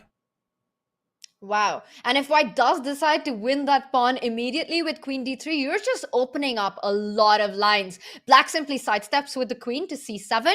And after that, the rook is coming on to d8. The queen is jumping on to c6. There are all these attacks. And with no coordination in white's rook, the king on f1 can be super weak in this position. So the endgame might be the way to go. You might have to pick up the queen on e7. But then, Robert, with that pawn on d3, as you pointed out, everything to play for. It's a big strength in black's position. I like Kamsky's position. I don't like his clock so much. It's a very complicated battle here, and there isn't that much time remaining. But 3 minutes is plenty for somebody who streams, who plays lots of blitz online, and there's the increment. Kamsky would be mad if we took that increment from him. Absolutely, and it is a position that he needs all the increment. And in fact, finally, Liam decides that the d3 pawn cannot be allowed to stay in the game, picks it up, and this means it's going to be a fiery, a festy middle game with black. Instead of starting with stepping up with the queen, he keeps the pressure, and it's perhaps because if white does pick up the queen on e7, the bishop on d2 will hang eventually, the rook on e7 will hang, the bishop on h3. Too many pieces to defend. I don't see a way to do that. So, queen f3 sidesteps. Apparently that was some kind of mistake. It looks like a pretty natural move to me, but the queen comes up to d6. Tanya, look at black's pieces. All of them are connected here. White has this rook in the corner, the king on f1, the f2 pawn will be a target, queen d4, going after b2 as well. So I like Kamsky's position, but maybe there are also other games that we should get back to. Should we go back to Levon versus Amin to see what's going on there? Let's do it. It is our top board, Levon Aronian with 5 out of 5. Another update, Magnus Carlsen did win his game against Jospem in a convincing manner. And this endgame that we do have, we see Levon's the one with all the pawns and a lot to play for. It is opposite color bishop, and White has got the idea of planting his own bishop on d4, stopping, at least momentarily, the pawn advance on the queen side and targeting g7. But Robert, if anyone's pushing for a win, it's got to be Levon here. Look at him. Look how relaxed he is. And look at his clock. He is nearly 4 minutes ahead on time. And bishop b6, good idea here by Amin Tabatabai. He needs to start getting some counterplay. He's going after this pawn a5. And, this a pawn could be a nuisance, a distraction, because what black wants to do is just this. Just throw this pawn up the board all the way to the other side. And White needs to be very careful because it's an obvious looking plan, but one that's kind of hard to stop. Yeah, but right now, the big question is, you've got to give up that a5 pawn. The big question was, for me, how do you defend it? And the answer is simple. There's no way to defend it. The only way is to go d4, but that gives up the d pawn. That's not a happy option. You kind of really reduce your winning chances after that. With bishop a5, it's definitely becoming messy. The b4 pawn hangs. The a pawn starts advancing down the board. Bishop b6, a nice resource there. And it might be time for black to actually shift the rook. Perhaps with a tempo, you can start eyeing the f2 pawn. Maybe a move like rook f5, clearing the way for the h pawn. If white takes on a5, you can think about picking up the f2 pawn, or already with the idea of queening with that h pawn.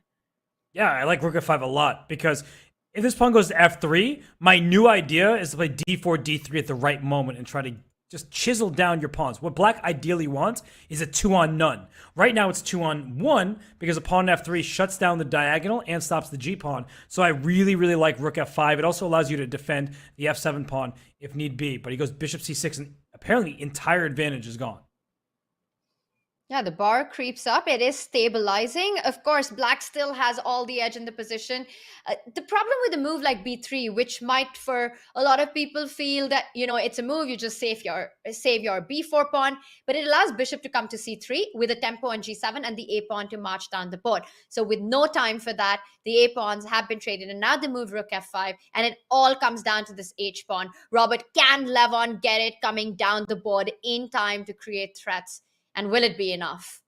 He can, and I think what he just did was eliminate all losing chances by playing in this way. He didn't want to leave white with an outside pass pawn, as you were saying before, so really a good highlight by you there. And I think that he's just saying, look, I'm up a pawn. If Amin plays perfectly, we'll just make a draw. That's fine. But I do have this outside pass pawn, and that's a long-term nuisance. I mean, what is white going to do? You put a bishop on d4. I play g5. So what? It was a one-move threat. I still like Levon's winning chances because he's ahead on the clock, but I do think that Tabatabai is likely to draw the game. Just the way he's played the last bunch of moves indicates that he is comfortable with the pawn deficit. He can hold this game. I think a lot of it will come down to the clock. Right now, Amin Tabatabai reaching the 1 minute mark. Levon Aronian with almost 3 minutes. He's going to push this one out till the end. A good strategy there, just getting a position where Lev will be playing for 2 results. Will it be enough or not? A time scramble is going to ensue, and that's when we'll find out. f3 played, defending that f2 pawn, freeing up that bishop from c5, and it's time for black to start marching down the board with the h pawn to try and create some winning chances. Yeah, this pawn on g7, that's where white is going to attack, and black is going to try to bring this pawn. Rook f7, that's a good move to cause confusion. It's like, well, what's the real plan? Does it threaten anything? The answer is no, it doesn't threaten anything, but he's trying to organize his pieces, put them on the best squares possible. What those squares are, I'm not entirely sure, but he goes over to b7 just to keep an eye on b2, and I'm expecting at some point he has to push the pawns if he wants to win. There's no other plan, right? With this bishop on d4, it's a very cool blockade here. Black central pawns have no way to go down the board. Rook a1, so shifting white's rook to the other side to try and penetrate down to the a8 square for all the counterplay. Rook a7 is also an idea that with the rooks off the board, it should end in a draw, would be a lot easier, but he comes back rook g1. It might even be a repetition with the bishop moving to defend g7. It might be time to go g5 if you want to try something in this position. I think that didn't have enough time to calculate rook a7. You really need to think it's concrete, right? You give a rook trade, then are you making a draw? If the answer is maybe, then you don't do it because you know that this should be a draw. You're much more comfortable with the dynamics here. And if g5, maybe there's f4 because you can't take on f4, otherwise rook lands on g7. So I feel like, did the right thing, playing quickly, not overthinking, not trying to get yourself in time trouble. So good job by him. G5, so he's still playing for the win. I still think, Robert, that with the rooks off the board, this should be holdable. But like you said, unless you're 100% sure, you don't want to rush into it. But intuitively, it just feels that opposite color bishop with white's king in command over to the king side to stop the black pawns. And he might be heading there. We might see rook a7 coming up. Yeah, rook a6 check, you might block with the rook, in which case we get that trade. And here we'll see. Big decision from him. Is he sure that this is the draw? Wow. Critical moment here. Does Amin believe that he can hold this position without the rooks on the board? And as long as the rooks stay, of course, Lev will keep on trying. And such a tricky point for Lev because with Amin just having 30 seconds, he's asking a big question right now. And that's never pleasant to answer with just 30 seconds on the clock. So Levon choosing a very appropriate moment. Finally, Amin decides that this is a confident hold. Okay, but the eval bar did, when it's only at -1 or -0.5, you kind of expect it should be a draw with best play. But I'm wondering if there's any chance whatsoever. You play h3, the white king will just go here. Can this black king, this is my question, can this black king somehow just run around the board and get somewhere active? Oh, okay. And the big question is that what is the pawn structure that you want with white? Do you want to play e4 and trade? No, you don't, because that allows two passes on the king side after the pawn trade. So e3, and I think this is the perfect defensive structure for white, Robert. You keep the pawns on e3 and f3. The king shuffles around. You don't allow black to go d4. Yes, the black king can march all the way down to the board, all the way to b3 and c2, but there's no improvement after that. Do what you want, but what next? Your king comes to c2, your king comes to e2, get your king to even e2. And then what? Yeah, no, I'm not seeing any progress. The bishop and the pawns that I've highlighted, they're all protected, which means that black will not be able to make progress. If these pawns get traded, yeah, you're not winning the game. The good news about opposite colored bishops means your king can sit on a dark square. You can't kick the king out of there, and that you just leave the bishop and pawns where they are. And that's what he's going to do. He's just going to move around with the king now, and there's really nothing to be done here. Black can put his king on f1, take away the g2 square, or like this, after king h2, you go king f1, and still don't see it. White not even moving the king anymore. Yeah, this is just a draw. So I think we can let these two players finish the game. That looks very even. So why don't we go to perhaps the game between Wesley So and Ivan Saric. That one looks like it's in the late stage of the game, and it's actually Saric who is up in exchange against Wesley. But the knights are so tricky. You've got to watch out. I think for white, the big problem is the king on h5. It's almost a mating net. If the other rook lands on h2, it's game over, and that's where it's headed. Rook d2, mate in one, threatened. You've got to come back with the knight to g4, I think, to stop that. And then maybe there's rook g2, and you're just chasing down this knight over here, and it looks like it's going to be a checkmate whether you like it or not. I really don't see a way for white to fight this. Rook h2 is a big, big threat. You don't have a check. You've got one check on b6, but rook b6 just runs into king a5 or king a5, I think. Hit that rook and no good square. This is game over, and that's it. Wesley So has resigned. Wow. Ivan Saric takes a big point here. Yeah, he does. And it goes to show that in these fields, even players that don't start with 2,700, though Ivan Saric has been over 2,700 in his career, they can take down the superstars. And look at this game. It says that Matthias Bluebaum is better with the black pieces thanks to the passed pawns. This is anyone's game at this point. It might just be a draw in next few moves. They don't know who's better. It's a bishop and queen versus a queen and a bunch of pawns over here. Is the black king safe enough? That's a big question. Are these pawns quick enough? That's another. But they have repeated moves. They're repeating. It's a draw. Wow. The only way to perhaps stop that is to try to trade the queens, but the players are still probably feeling that that does end in a draw. we see a repetition, and this one ends. It's always tricky on seconds. And Robert, do we have more games that are on? We do. We have Vladimir Kramnik in this ending. Looks kind of tricky to me, but white should be winning thanks to being up. Oh, you see that last move? Rook h7 check, the deflection? That's amazing. That's such a nice finish. Rook h7, picking up, giving up the rook to pick up your own queen. And now that queen from 8 also defends that h1 square. That was a good touch by Big Vlad there. Yeah, really nicely done by him. And he's just going to put his knight on h1. The queen protected all the way from the other side. And he should be able to quickly mop up the pawns and win this game. Big win for Kramnik. Yeah. Wow. And I was thinking you could also start thinking about checkmates on g2. Start with the move on g4. Queen g2 comes to mind. But instead he falls back with the knight, the plan that you mentioned. And the h2 pawn falls one by one. Both the pawns will fall, and this will be game over. The player is playing on seconds, but it should be enough. There's no moral degradation here. Kramnik, he receives his increment, so he doesn't have to worry. His queen is about to deliver a checkmate, and he is going to get this victory. He's going to move up the scoreboard, and that gives him a chance to fight for Division 1. Yeah, it does. With just 4 rounds remaining, it is everything to play for, and there we see Vlad. He's done it. He wins the game with a mate coming in. That is a game over. And with that, Robert, I think it's a wrap for round 5. Wow, that was round 6, actually. Round I was about to 6, say, like, yeah. I'm losing track. It's been already a long day and still so much chess left. We're already in round 7, and Tanya, I think you'll like this matchup. It's Levon Aronian versus Magnus Carlsen. That is going to be a fun one, chat.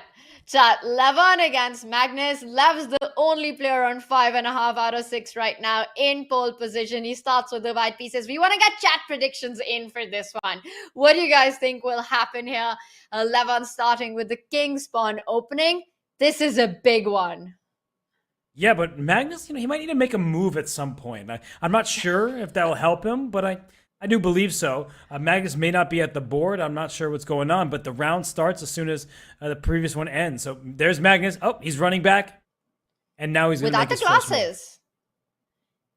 That's the first time we're seeing Magnus today without his glasses on, and he comes back to the board. E4 played, and he starts with the king's pawn opening. E5. Are we going to see a Spanish or an Italian? Spanish on the board. Thankfully, I didn't have to answer the question because I wasn't sure, and we do get a Spanish from Levon. And I think the big question, Tanya, is does Levon just want to make a draw? He doesn't want to lose. That's obvious. No one ever wants to lose. But when you're playing Magnus Carlsen, do you take any risk or do you force the draw? We're getting a marshal. I think he may force the draw. Wow. We often see white go into an anti-marshal when they want a game, and with so much theory that is advanced in the marshal, black has sacrificed the pawn, that many lines just end in a draw or an end game where white has an extra pawn, but black has got a bishop pair, and it's enough to keep the balance in the position. Robert, we don't see a marshal being played out too often like we're seeing right now. Yeah, I think that Magnus and Hikaru have made a draw in the marshal several times very quickly. And, these kind of lines where black has given up a pawn but has a lot of activity and play. You see the coordination of black's pieces with the minors doing a really good job here. And white lacks development. Now, there are some positions where white even tries to steal a second pawn on d5, but it's not about the material. You need to catch up in development, and that's why you see the knight quickly come to e4. It's going to be a draw. This is the exact variation. Yeah, this is all theory. This is all lines that have happened 100 times before, and both players are fully aware of it, which is why they're just blitzing out their moves. And I think for Levon and for Magnus, it's not a result to be unhappy about. There's still so many games left. Magnus has already had a defeat. Levon undefeated so far, and I think he wants to keep that going. And I think a draw with Magnus is not a bad result given the tournament situation at all. Yeah, they get a breather. Now, the one downside of getting the breather now is they were going to get one anyway because there's a break after round 7. So, you didn't really need the rest because you're going to get it. But I think it's a great result for Levon for sure. He's already now played Magnus. He keeps his lead in the tournament. And then for Magnus, well, I had the black pieces. What do you want from me against someone as strong as Levon Aronian? So I think it works for both. And this is the exact same game between Hikaru and Aronian from Norway Chess right now. We're just being updated with that. So a big shout out to our producer, Big, for letting us know that they just played out the same game as in Norway Chess. Yeah, no, Magnus and Hikaru played this multiple times. They've also played this in a Champions Chess Tour event. So this is like their draw. Like Hikaru and Wesley have the Berlin draw. Hikaru and Magnus have this draw. But Levon's like, hey, I want to be invited too. I'm going to make the draw. It's going to be good for my tournament results. So let's move on. Well, there is no more Magnus and Levon for this round. By the way, other games that finished quickly, Alexei Dreyev and Peter Svidler. What is this? The Russian championship from 2000? Like Dreyev and Svidler, they make a draw. And then you have Pichot and Mamedov making a pretty quick draw. So let's go to, how about the legendary Gatakomsky? He's still on the top boards. Yeah, wow. He's fighting for his big spot in the divisions of the Aimchess Rapid. And he keeps the fight on. He starts with the white pieces while the queens are off the board. But it looks like a queenless middle game with all the minor pieces still on. But it's all about comparing the pieces. I really like white's bishop on h2. The bishop on b5 feels more active. You've got the a pawn advancing down the board. But Robert, is this enough? Well, it's far from enough, but is it something to push for in the game? So for people who think the London system was created by like Eric Rosen or somebody during the last few years, during the pandemic, the answer is no, it wasn't. And Gatakomsky has been somebody who's essayed the London for many, many years. He is very crisp in his technique. He knows how to milk little advantages. You see the eval bar saying 0.3 for white, nothing major. But then we start talking about ideas. White wants to play knight c4 and pawn to a5. Start creating some problems on the queen side for black. a6 is not available because after the bishop takes in c6, the b6 pawn will be loose. So black's pawn structure here looks very good, but it means the pawns can't move, and white is going to play a5. Gatakomsky, I mean, all jokes aside about the FFL and being a legend, he is a legend. And his technique has always been his calling card. So I'm looking at this position and I'm thinking I would never, ever, ever want the black side of this position against Gatakomsky. Yeah, it's a tough one. You're just on the wrong end here, and you've got to be passive. You've got to stay defensive for the whole game. And we'll see if Ivan Sarch is up for it. And also, I just want to correct myself. The draw that we just saw between Magnus and Lev, I think I said it was the game between Hikaru and Lev. It was the game from Norway Chess between Hikaru and Magnus, and they've played that out a couple of times. But Levon and Magnus following that exact same draw, and that one ended quickly. I was looking forward to a big fight there, Robert. I've got to admit that I'm a little disappointed. Makes sense from the player's perspective, but damn, I wish that was that lasted longer. Yeah, I mean, we want to see a fight between all the players, but I get it, especially with the tournament standing. I think we both do. So Magnus had no choice, right? He played into a variation where if he doesn't make that draw, he's just worse. So I think we can forgive the players for just doing what's best for their tournament. It's a 9-round event. And what's going on here? We see the pawn structure being ruined for black. And I'm telling you, Komsky is so good in these variations. Maybe Sarch knows his way out, but I'm already looking at split pawns and thinking white has an edge. White can immediately pick up the a5 pawn and start targeting the a7 pawn. So this is going to be a long grind by FFL Gatakomsky. Rook a5 on the board. The first big question is, I don't think you want to make the move rook a8, defending that a7 pawn. But you know what, Robert? I think a6 is possible here because you hit the bishop on b5, and if white captures on a6, there's a pin along the a line. Bishop a6 runs into rook a8. So you guard your pawn on a7 by making an offensive move and win some time. Yeah, it's a pretty huge move. So good call. Good find by you there. A6 available. The bishop should probably just slide back to c4. And black does get a quick initiative with his knight coming to e4. So I'm starting to see it for black a little bit. But I think if black isn't quick, you really need to get that momentum going because this is a long-term weakness. The c5 pawn is a long-term weakness. So I'm looking at knight e4. And if castles, knight to d2. You desperately need the activity of a rook trying to slam on d2. Otherwise, white will legitimately be better. Yeah, black needs to be very precise and active in this endgame. We leave Ivan Saric to it. He does start with the accurate move, knight e4, as you were pointing out. Robert, let's take this moment to zoom out and take a look at some of the other action as we're inching closer towards the final stages of the Swiss part of the play-ins. What catches your attention? So many great games. Laurent Fressinet is taking on Vladimir Krumnik, not at the highest bid of the standings, but considering that Fressinet already beat Magnus Carlsen, why not take down a second former world champion? And in this position, I have to say, I don't really love Fressinet's position. In fact, I really dislike it because black is even on material, but whose king is safer is definitely Krumnik's, and white's position just feels a bit loose. Yeah, it's the kind of position that you really need to look deep into to understand.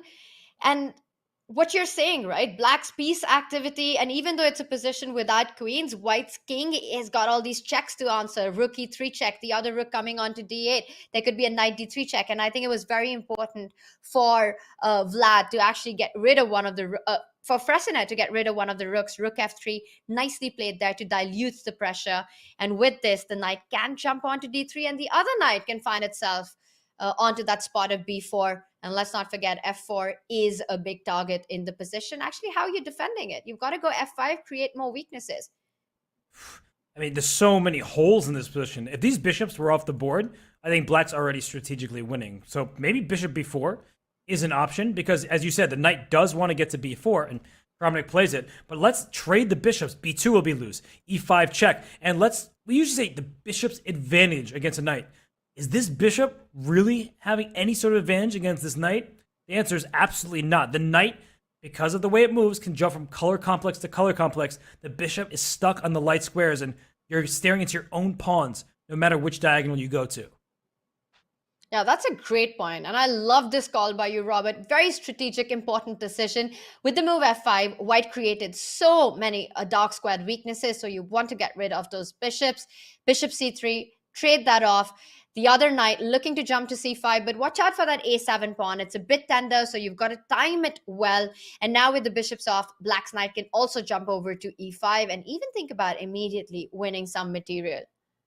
Yeah, I think that Fressinet will give up c4 to open a diagonal for his bishop. That's his plan in the event of knight e5 check, taking on c4. So I like your plan. I think knight c5 is good. a7, that's a pawn you would love to keep, but maybe it's not possible. If it is, rook a8 comes to mind, but it looks oddly passive, though it's only for a turn. Then knight c5, a5, a4.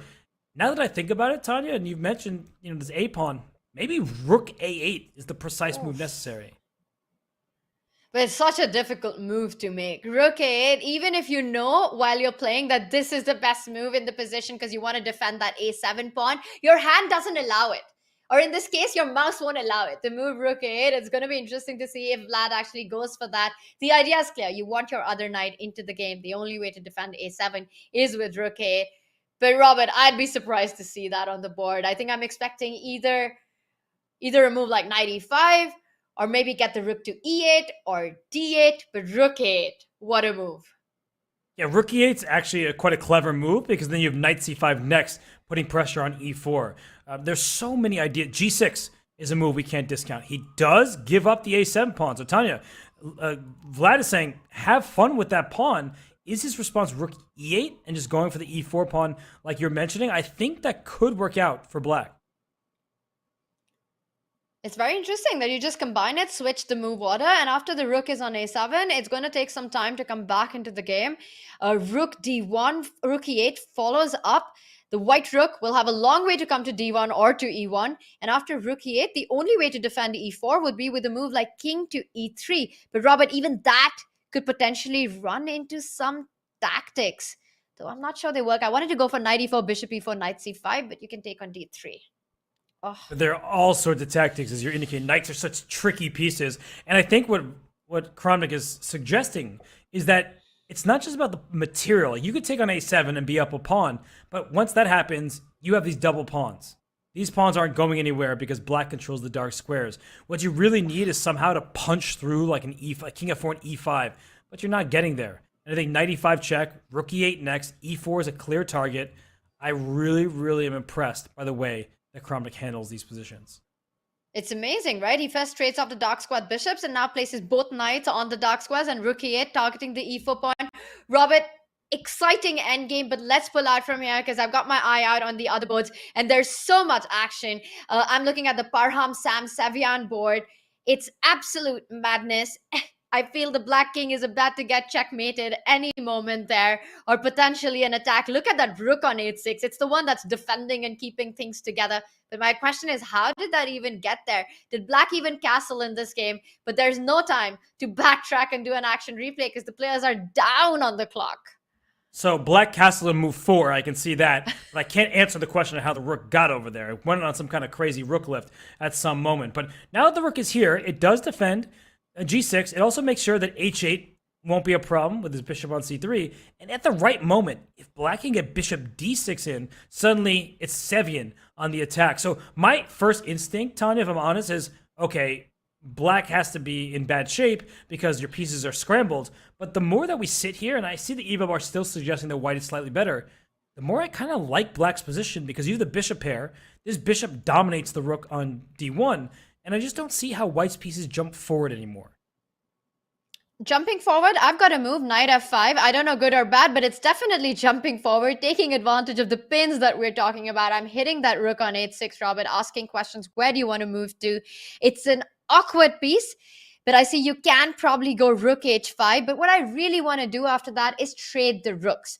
It's my dream. Maybe rook h4 comes to mind, and I'm really eyeing ideas of a mate on h8 if you're kind enough to cooperate.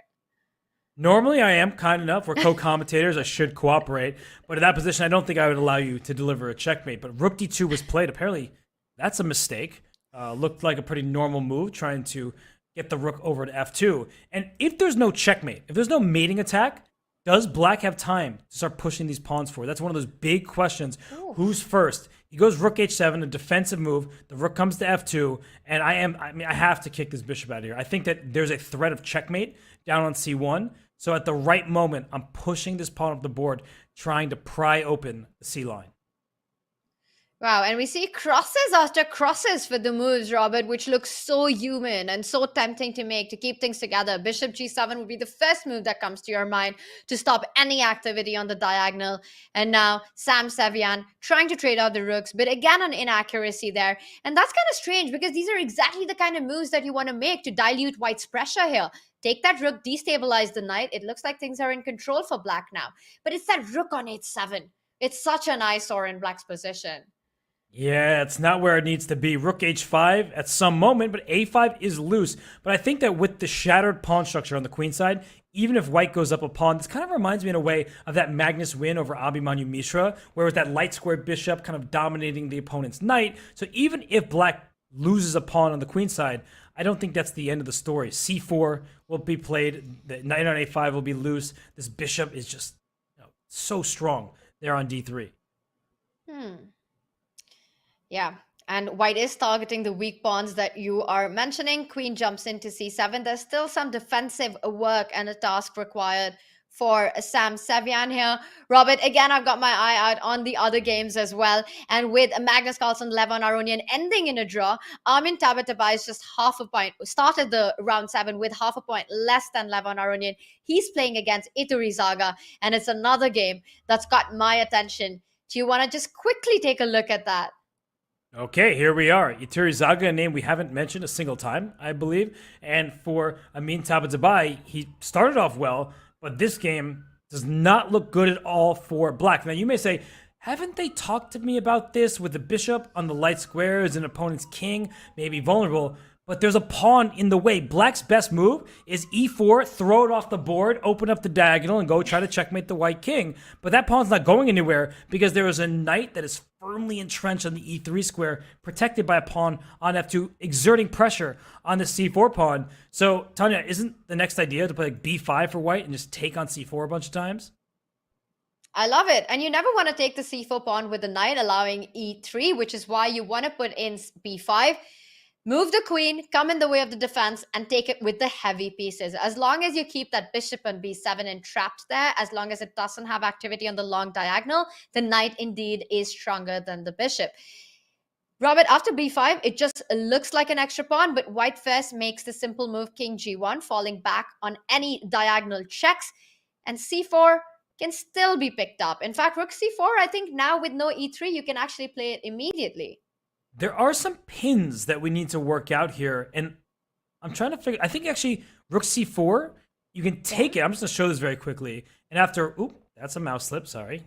Rook takes c4 versus bishop d5, and I'm exerting full pressure on this pin. And once you take, now your rook is pinned. You take my rook, you lose your queen. So you drop it back. But because the king's on g1, there's queen d1 check, picking up this rook at long last. So you have to be very, very careful here if you're Iturrizaga. And yeah, he's careful. He slides the queen on over to e2. He says that pawn on c4 is not going anywhere. But I like this little back and forth that Tabatabai is doing. It's like a little dancing queen. We got to do a little replay of what just happened. Queen e6, queen e2. We started with this position, and the queens are jumping around. And finally, we see a white falling back to d1 this time, not heading to a2. Defends the a4 pawn. Again, also eyeing that d4 square, queen from d4, attacking black's weaknesses. b5 always in the air. It just feels as if black has all these long-term weaknesses with the pawn structure, and he keeps dancing with the queen. Yeah, but f5 is a nice move by Iturrizaga. If you take with the pawn, you drop the pawn h5. That's like what the queen on d1 did. I wasn't looking in that direction, but he opened up f5, and now if pawn takes g6 here, I think it's time for rook takes c4, and the black king will also be exposed. This is amazing. And it was so easy to miss that the queen from d1 not only defends a4, but eyes the h5 pawn. That's full board awareness there by Iturrizaga. Some really cool stuff. Wow, king g6, that's desperation, not bravery. Yeah, that's not where you want your king. Not at all. We will see the rooks get traded on c4, and I think black will try e3. It's just hoping that white goes wrong there, but I don't think white will blunder some sort of checkmate on the long diagonal. You just trade, and if e3, your knight just goes back and takes, because the queen can't join the party, as the queen on d1, that heroic piece, has been protecting all the key squares.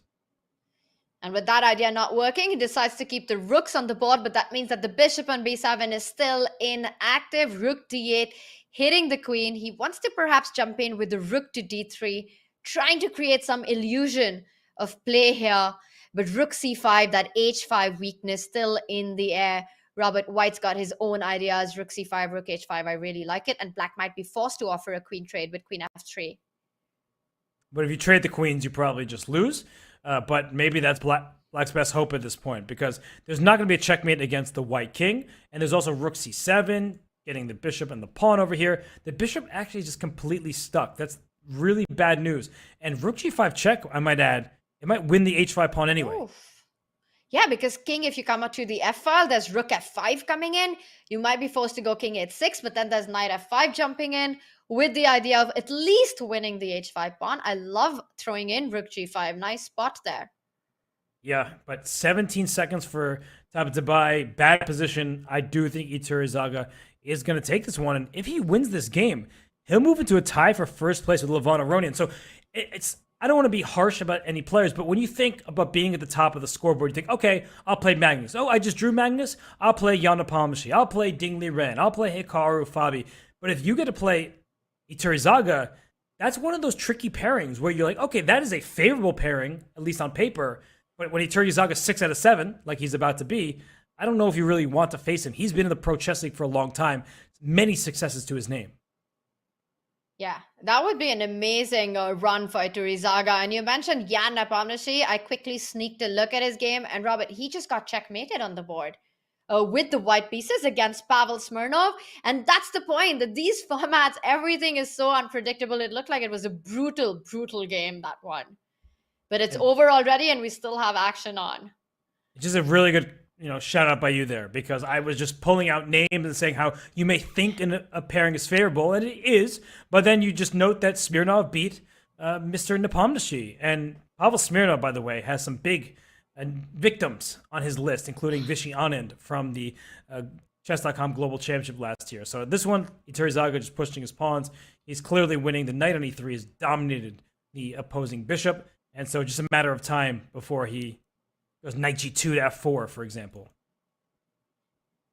Wow, just some incredible results as we focus on this game right now. Players playing on seconds. The knight and queen is a deadly combination for the attack, and that's why we see white rerouting the knight. Again, that h5 weakness just staring down the board. Black does give up that e4 pawn, but it's too little too late. There's no way for black to actually strike up a combination between the queen and the bishop on the long diagonal.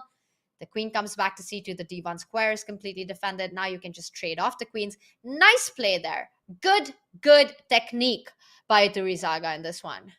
Yeah, it was never up for debate. There was no doubt whatsoever. And he's just going to play g4, I think, and he's going to have an outside pass pawn. So the black king will have to deal with the b6 pawn. But there's another pass pawn about to rumble up the board. We see that happen, and eventually white's king will join the party as well. Not to forget that the white knight can start targeting the black bishop if the black king goes too close to the h-pawn, and expecting a resignation there. And that does happen. Iturrizaga does take the point. Armin Tabatabai loses with the black pieces. Robert, is that the end of round 7? It looks like there are a few games going on, actually quite a number of them, surprising amount, but Min Lei is still going on. What in the world? This has to be good for black. And he won. I mean, it's gotta be good for black. Look at those connected passed pawns. White's got a pawn on c7, but that's one passed pawn. Black, meanwhile, has got d4, the d4 pawn advancing straight down, assisted by the other pawn. The f4 pawn is falling. This is game over, and I think the players have resigned. We should, because I don't see the clocks moving anymore. Yeah, that one is over. This one's still going. And Dmitry Kolarz, who was in Division 1 of the Chess Kid Cup, he's on board 34 right now. That's how strong these events are. Where Kolarz just making Division 1 was a huge success for him, and he performed well there. And then now you're looking at this, and he's board 34, and he's losing. So this is how strong the Champions Chess Tour is. Yeah, and white's idea is clear. You just want to march up the board with the king. Black can give a couple more checks from h1, h2, but the king goes b2, a3, b4, c5, and absolutely safe there. Meanwhile, the g-pawn is going to be a nuisance for black to defend. Okay, but black down a few seconds and with a losing position. Rook f8 check is about to end the game. Bishop h7, there's rook h8 chasing the bishop away. The bishop on d4 defends the g7 pawn. Nice one there, Robert. If the bishop comes into the defense, you first destabilize it and then continue to queen your own pawn. And that is it. Dmitry Kolarz resigns. And with that, I am looking at our scoreboard going into the final 2 games of the Swiss portion of the play-ins. And indeed, it's Levon Aronian and Iturrizaga who are at 6 out of 7. And hot on heels, Magnus Carlsen, after losing game 2 to Laurent Fressinet at 5.5, with a bunch of other players there, including FFL Kara Kamsky. Kamsky doing great in this event. Kovalenko, we saw him earlier in the show very briefly at 5.5 as well. This is the moment where you start calculating, are my tie breaks great? Can I make a couple draws? You can't rely on that because part of the tie breaks are the opponents you played along the way. What if your opponent loses the last 2 rounds? What if one drops out? What if your opponent from round 2 plays one of your other competitors' opponent from round 3, and now you are relying on other people? You want to have control of your result, and we see with 2 players at 6 out of 7, it seems like destiny is in their hands, and I think we could see a bunch of draws. But for the players in the trailing pack, Tanya, oh no, you got to play, especially for Magnus Carlsen. Yeah, it's just 2 more games, right? And once again, it's going to come down to how many players are tied on those equal number of points and who's got the better tie break. So it's everything to fight for in the coming 2 rounds. And Robert, I believe you've got 1 more game still going, and here it is, the players playing on seconds. Now, theoretically, this is a draw, and black's done everything right. The way to do this is to get your king into the opposite color corner of your bishop, so that when there's a check, either from the last rank or from the side, you can block it with the bishop. And as we're talking at, it plays out, Robert, and there we have it. This one ends in a draw. Yeah, normally you'd waste a move here, but it's stalemate. No illegal moves for black. So that game was a draw. Fair result between Igor Lesige and Valentin Dragunev. So many grandmasters, no matter what board, if it's board 1 or board 41, all these GMs taking part. Wow, and it's a stacked field and it's packed at the top with just 2 players on 6 points, a bunch of players, including Magnus Carlsen at 5.5, and of course, also extremely strong grandmasters at 5. The next 2 rounds are going to be fire on the board, everything to play for. Nothing is certain for anyone. We will be back with more play in action in just a few.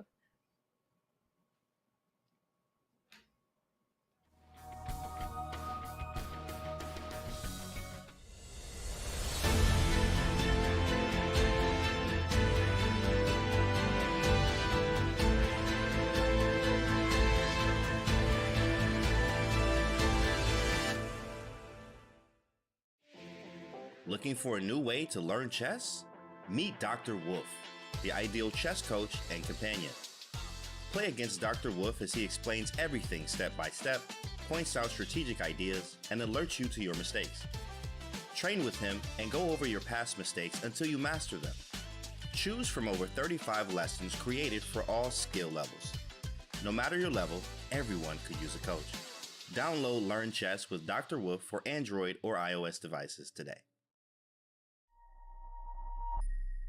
My inspiration was reading about great players from the past, great performers from the past. Arthur Ashe, reading his life, his legacy. Jackie Robinson, who was even earlier. After reading about people like that, Malcolm X and Dr. King, their journey, James Baldwin, those are people who made me feel, as I was pursuing this history-making moment, if you will, that I wasn't really going through stuff that was that hard. I mean, I know we were still and still are in the middle of a deeply divided society in this way, where the struggle is still real for African Americans, where equality of treatment is something you thought should have happened a century ago, or at least in the last century, but it's still happening today. But it's not like it was. And I understood that I'm standing on the shoulder of the giants, and they were absolutely my inspiration in dark moments, difficult times.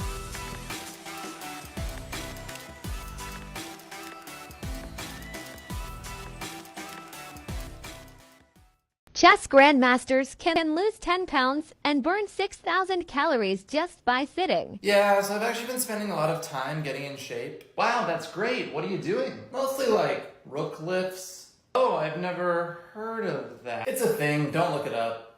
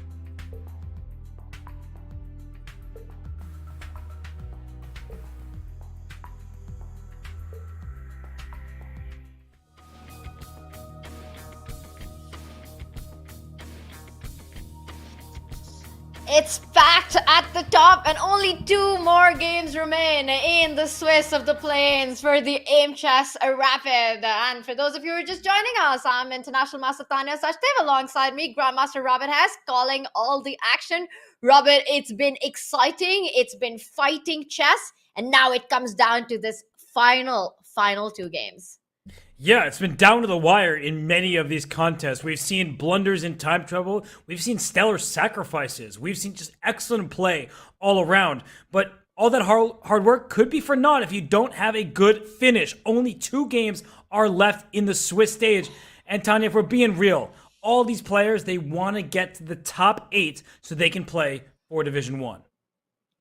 Yeah, that's the big prize. That's the big enchilada. You want to get into that top 8, and not just that. You want to try to finish in top 4 so you can choose your opponents in the match play. But we'll get to that. We'll talk more about that right now. We've got 2 big games coming up, and Robert, action is on. Levon Aronian on the top board takes on Iturrizaga. Wow, and we're seeing a Catalan this time by Iturrizaga. I think that Iturrizaga wants to draw, and there he has it. It's over. The game is already over. You know how I feel about the draw offer. Ban the draw offer. I don't blame Eduardo. I don't blame Levon. This was smart because they're trying to make it the top 8. Great. Ban the draw offer, please. Oh my gosh. I feel your pain right now. This game with these 2 players could have been absolutely a treat to watch. But given the tournament situation, of course, for them, they've already won so many games. They're at the top. They're looking at qualifying for that top 8 with just 1 more game remaining. It makes sense for them. But the fans and us as commentators do not like it. I support this. Ban the draw offer. But we've got action on the other games, Robert. Where are you jumping to? I see you pulled up Magnus's game. I know, I thought you'd be disappointed if I went to Magnus's game, so I aim to disappoint. But this position right now out of the opening, Magnus, he has pawns established in the center of the board. That looks pretty good to me. Black has not completed development, only now he just played bishop to e7.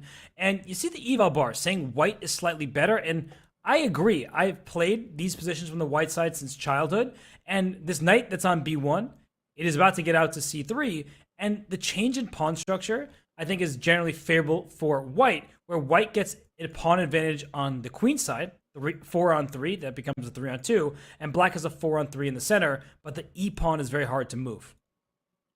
Yeah, and Magnus playing really fast there. And I'm not just talking about his clock usage, but the tempo that he's been playing with. Every move attacking a piece. Hitting that knight, not now hitting the bishop with the trade, will come on with the knight to c3. The rook will come to d1, pinning the knight. So by the time black manages to get his king to safety, Magnus will have a lot of piece play going on. And materially, it's balanced, but it just feels like a very pleasant position. The tempos will continue with knight e4, bishop g5, rook d1, and there are still problems for black to be solved. Yeah, so many easy moves for white, and Kovaleko, he's taking a think. So while he does that, maybe we can keep going to see how some other games are beginning in this round. I see so many draws. I'm looking.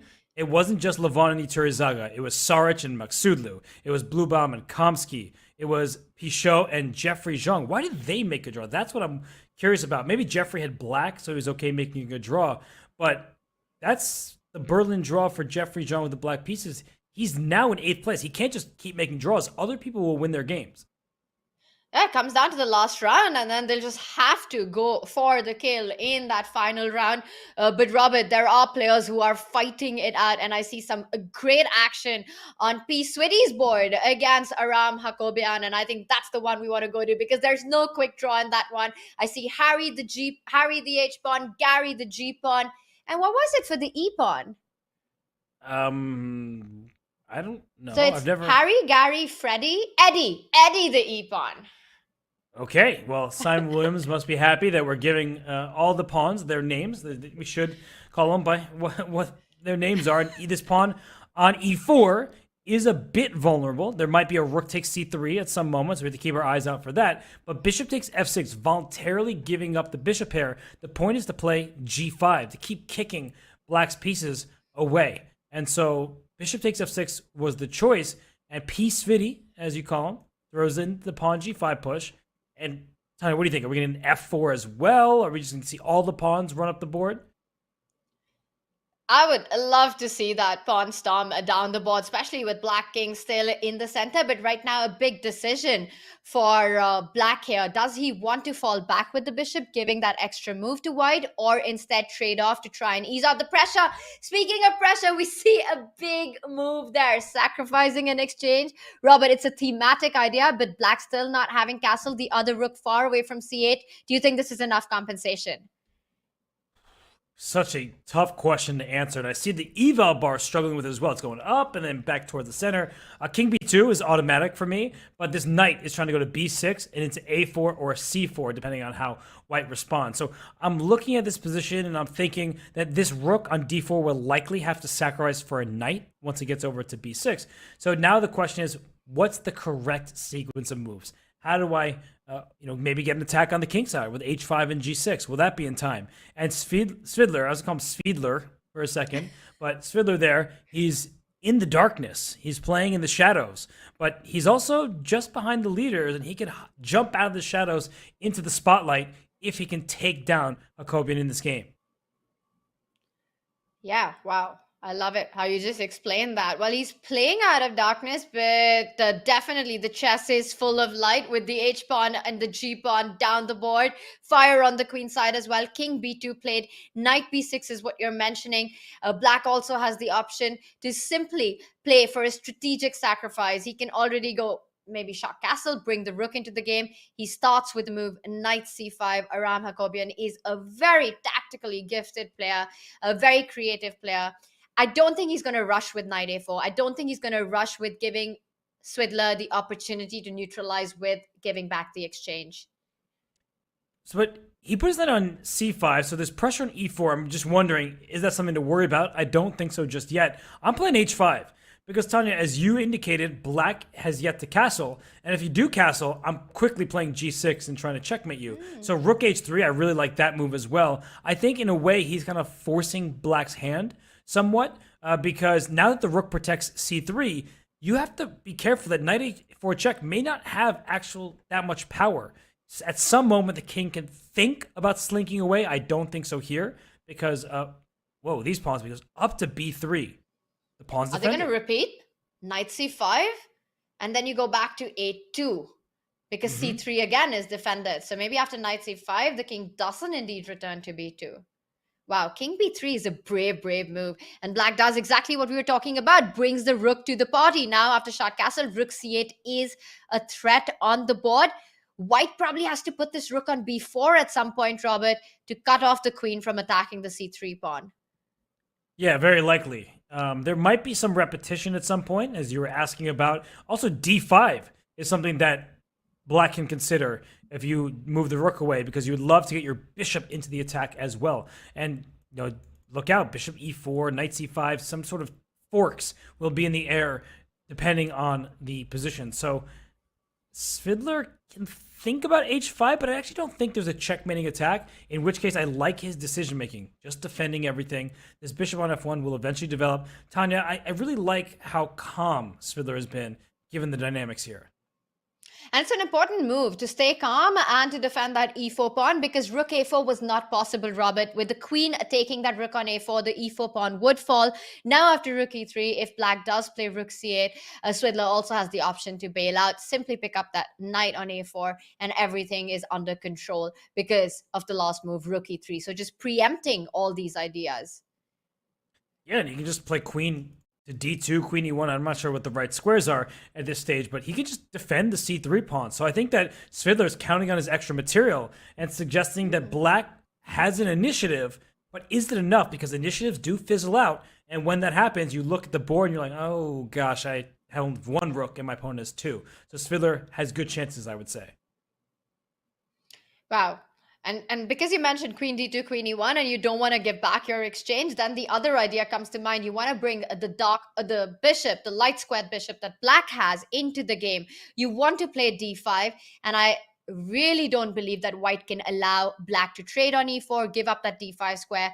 The only way that I see for White is actually to go e5 in that position to just make sure that Black's bishop remains out of the attack.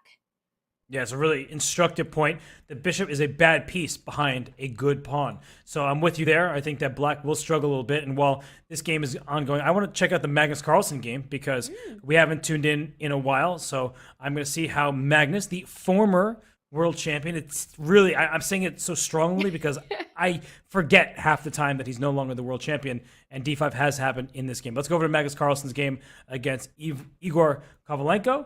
And wait, what? Isn't white just crushing?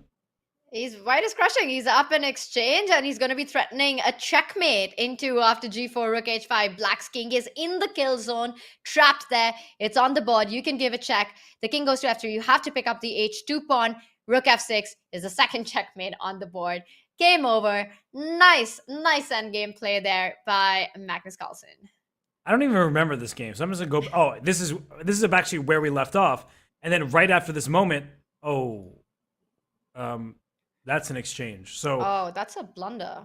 Yeah, the position wasn't good for black. I think we can see that white's pieces are very active. There could be a take on c5, a knight d6, things like that. But it's better for white not immediately winning. This is now an extra exchange, and he went on to convert it probably without too much difficulty. So Magnus Carlsen moves into a tie for first place. Maybe he will make a last round draw if it means a top finish. He doesn't need to risk anything. But let's look at some players who may need to risk a little bit. I don't see Wesley So's name on the standings right now, but that's because he's entered the round 5 out of 7, and here he is with the white pieces in this game against Jose Martinez. So it's almost a must-win game for Wesley at 5 out of 7. If he wants to keep his chances alive for Division 1, to try to get a spot in Division 1, he's got to win this one. And Robert, it's exactly the kind of position you want when you're in a must-win situation, right? It's a position for all three results. I love that Wesley's got these two bishops on the king side, a bishop pair. Black's got a strong center, but these pawns can be very quickly weaknesses in a black's camp. But again, trumps for Jose Martinez as well. The knight jumping into the game, the d3 square being weak. Again, it's a game, a position for all three results, but I do like white a little bit here. It is a fascinating position. And what I love about this game thus far is that Wesley is playing in the style that he grew up playing. He was such an aggressive tactical player where he would create his chances. And he is trying to make it happen in this Aimchess Rapid play-in. He wants to win, get to the matches for Division 1. It's weird seeing Wesley in any other division, but he's a great player, and even great players struggle against other fantastic players. But Tanya, you like the queen with the bishops over here, but black at some point will get the knight to e5. It seems like a very difficult position to assess, and even the eval bar is saying like slightly better for black, about equal. Which color would you take? Yeah, that's a tough one. And though the eval bar says it's equal, this is anything but equal. It's some sort of a dynamic balance position. It's a position where draw is the least likely result. A queen g4, it hits the rook. You said which color I would like. I think white here. I do like the bishop pair. I like the chances of trying to create play on the G line. And Robert, right now there is an immediate threat if you fall back with the queen d6 defending the rook. I can't play rook g3, still delaying your knight e5. Meanwhile, you don't have such a great square for your rook. If you decide you can't fall back with the rook, and if you go rook to e5, then I'm just glad that your knight isn't jumping into that square, because what you really want is knight e5 next. Yeah, you want to share the square, and sharing is caring, but it's also not legal in the game of chess. So queen did go back to d6, the rook did come to g3, and what's the problem? Is bishop e5 met by like a bishop f7? What a position. Whoa. That was madness. Bishop g3 there?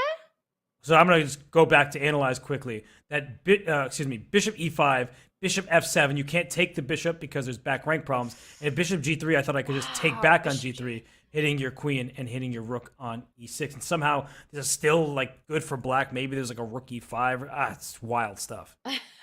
This is madness. This is madness. The bishop f7. What an idea there, Robert. Love it. And that's probably what was scaring Jose Martinez so much, that he plays the move queen d7. So controlling that f7 square, defending that bishop on g7.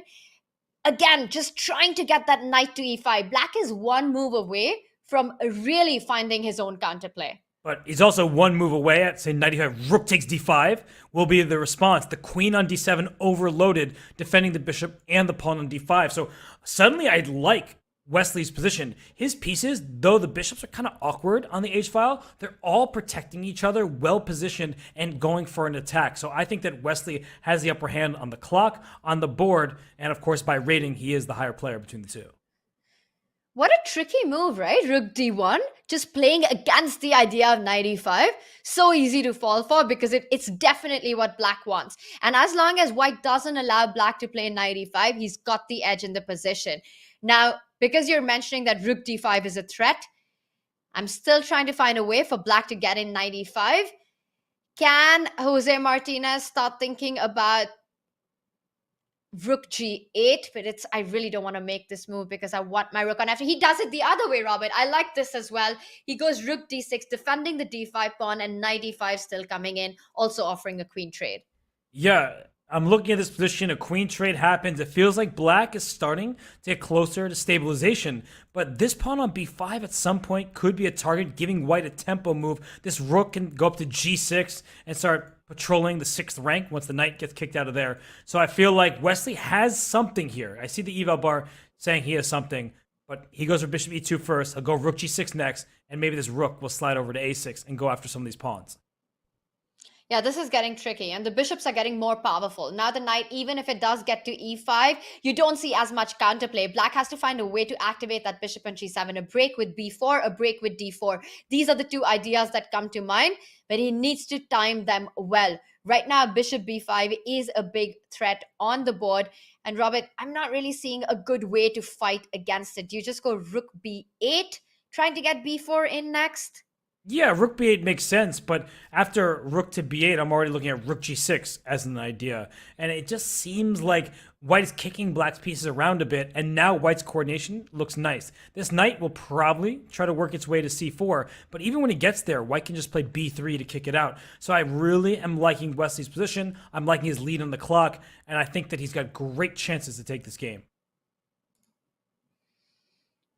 And we see it happen on the board. Rook b8, rook g6 played. I've also just sneaked in a look at the results of the players who have finished the game. And Robert, there are only 3 players at 6.5 going into the final game. And one of them is Magnus Carlsen. So he is back in the lead alongside Levon Aronian and Iturizaga. It's going to be a fierce round 9 with a lot of action. And this one is so important for Wesley to stay in the mix. He needs to convert this position. And we see he did get that rook to g6. The bishop falls back, attacking the rook on b8. And always there are these ideas of the b2 pawn hanging and b6 coming in. Robert, you're pointing some checkmating ideas. Oh, yeah. Bishop g4 hits the rook, threatens bishop f5 checkmate. That's game. I think that's just over because you're winning an exchange. And if you go rook f7, you just win the d5 pawn, and then you're again hitting the bishop f5 idea in the air. So Jose says, all right, I'm going to lose material. Can you take d7 and take e4? That's what I'm wondering right now. There is knight takes b2, so things are a little bit tricky still. There is some precision required because if you give up b2 and c3, suddenly black has some passed pawns of his own. But Wesley has done everything right thus far. Yeah, I love it. Just take the rook, pick up the exchange, but Wesley's slowing down because the bishops are also so powerful in the position. And black's rook, right? It can't really move. You can't give up the d5 pawn. But to me, Robert, the simplest seems pick up the rook on d7, kick that knight from c4. b3 comes to mind. Knight b2. Rook e4 on the board. Knight b2. And now does he want to give a check on g4 and pick up the bishop and pick up the d5 pawn? Oh, now that is great simplification. So king f5, Tanya's points, rook takes g7, distracting the rook, rook takes d5 check, rook takes b5, white is up a healthy 2 pawns. I think that's a practical choice that I would get behind, and that's why I went king h7. He's saying, I'm going to lose that game. At least now there's this weakness here. My knight can start jumping around, causing some problems. Good practical choices by both players. Yeah, I love it.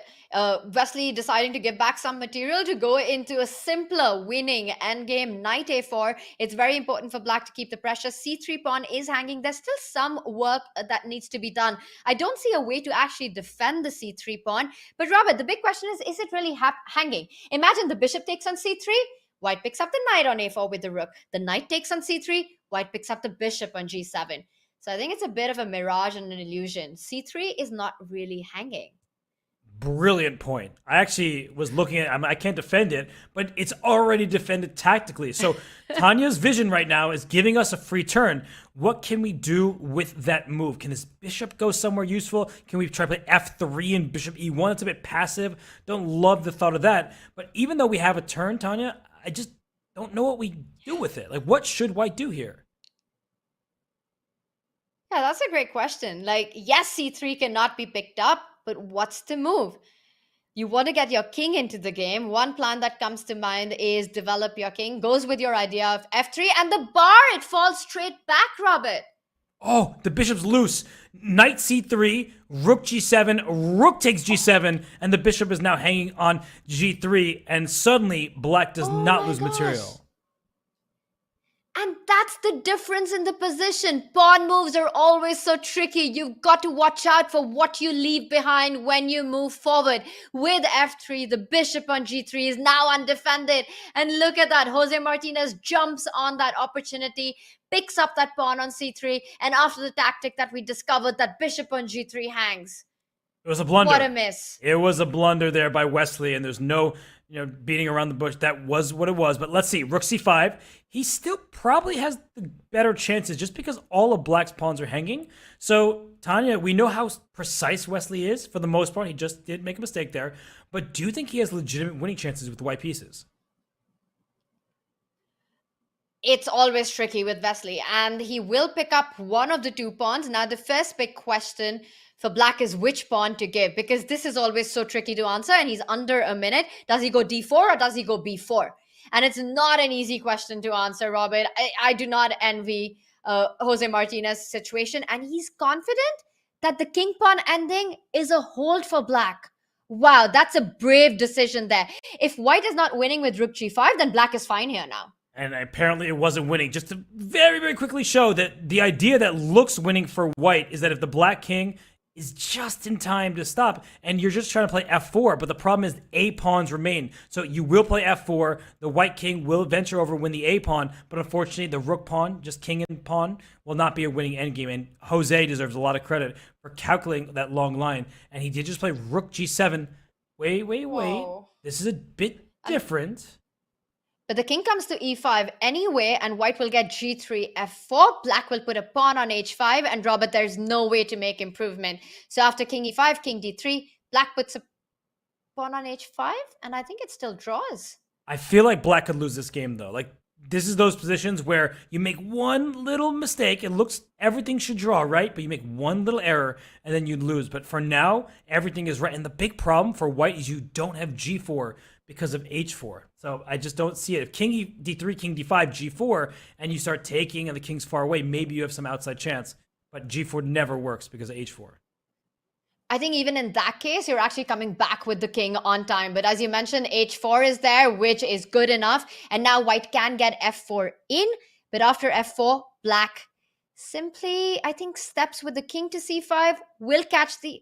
It's tricky, Robert. Yeah. I'm not sure what's going on. No, it's not easy. It's like, oh, it should be. Wait a second, that looks difficult. And both players now down to their, not too many seconds remaining. There is 2-second increment that will be important here. But if I'm Wesley, a4, king e5, there's king c4, and I win the pawn. So after a4, kind of by process of elimination, you have to go king c5, f4, king d5. He starts with f4, but similar idea. Yeah, and I like this because this forces the black king further away. a4, a3, you've got to go king c5, and now f5. Okay, that's simultaneous. King e4, king c4. Black wins. Yes, after king e4, king c4, black should not lose that. And like you mentioned, that black is perhaps winning because in the end, you actually win the queen on f8. Robert, do you want to show that line? Yeah, maybe after the game, just because they're moving so quick. And the game might actually just conclude relatively soon. The king could take on d4, take on a4. The black king is just in time, I guess, to get g3. But this is a race of pawns. Oh, what's this? It's a race. Oh, wow. He comes back, and this is definitely a draw now. And now black can come forward with the king, trade off the h-pawn. If black tries to head towards the queen side, white will be in time with his own pawn. So instead, we are just going to see a draw where black is not going to give up any ground. And this is just a complete draw. No matter if you lose the pawn, your king will get back here. So they have drawn the game. But you wanted me to show this line, so let's just do that very quickly. That if you try to play for a win, sometimes you're playing for a loss. The black king comes up, and after f5, d3, oh yay, we queen at the same time. Maybe you have chances to win the game.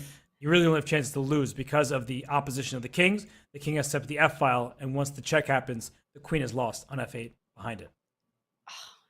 It's brutal. It's king pawn endings. You've got to be so precise and calculate, and that's what the players did on playing on seconds, ends in a draw. Robert, more exciting endgame action. I'm looking at the Armin Tabatabai, Levon Pantasulia game, and even that one. Is that just a draw? What's happening here? Black's rook on h8 is trapped for the rest of the game. So black probably should keep in line with his pawn, because I feel like black's in huge danger right now. If this white king gets active, I think black will be in trouble, but maybe there's no way in, because even if you get your king to g7, the bishop will always come to c3 or this diagonal and check you away. And it's not easy to find a way in as well. Rook d1 played, so white's idea, and black always has rook h7 in the air. You've got to time it really well, of course, and gives a check, doesn't allow it. Can white make progress here? King h5 comes to mind because f3 isn't a possibility. So players repeating. Amin just shuffling around, but he should bring his key. Go back, check. Do not allow rook takes h7. Okay, so he allows it. And he picks it up. The king's in the wrong side, so that's the good news for white, but this should be a draw because you're going to have to eventually go after this pawn, it would seem. But he's got to be careful. So we were talking about this a couple of rounds ago, that the technique here for black is to get the king on the corner that is the opposite color of the bishop. In this case, that would be a8 or h1 here, so that the bishop can actually block a check on either the file or the rank.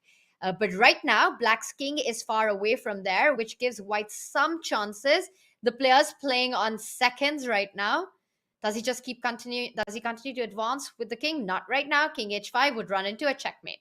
Yeah, don't touch that king. You get mated. And thankfully for black, the king can run back to g7, so that's not checkmate. And good defense from Pantasulia. It seems like he understands these positions very well. And I think that Amin Tabatabai will be regretting the fact that he allowed rook takes h7. He could have stopped that and brought his king in himself. Yeah, and now he just continues to advance with his own king. The g1 square is defended, and I think white is just going to give up the rook. Does it? And this one ends in a draw. And Robert, I think that was our final game of round 8. Wow. Okay, well, it feels like this round was shorter than some of the previous. Nope, I see some games, but they're all the way down on board 62 and 67. So let's go. Why not? We have, oh my gosh, rook and bishop versus rook. Robert, I'm telling you, these are so hard to defend, and now white has to be careful. He steps back to a4. It almost looks like white should be getting checkmated. Rook b2, rook a2 is always... Rook b6! Mm-hmm. Rook b6 is game over! Yep. And that's it, rook a6. Checkmate coming in. Wait, what just happened? Oh, there is a defense. Wait. It was winning for black, and then it seems that both sides are making mistakes, but they have no time. But this king will probably work its way back here. The bishop will come to d5 and the king to c5. These endgames are very, very tricky. There is a way to defend when you only have the rook, but when you don't have time, he's in the losing zone again. Rook b7 check. This is the way to do it. King a6. Now rook to b8. Oh, okay. This also works, I guess, because the rook doesn't have the distance. Yep. Go here. Wow. Rook g1, but he doesn't do it. Rook g8. Rook g1. Sorry, rook g8 and rook a8 is game over. He still has it. Oh, but that was rook g7. And then rook h1. So the thing is, the rook now can't get in front to defend. Yeah, they're struggling right now, but they have no time. We got it. Whoa. And now he can go rook h1, rook a1, big threat, but misses it.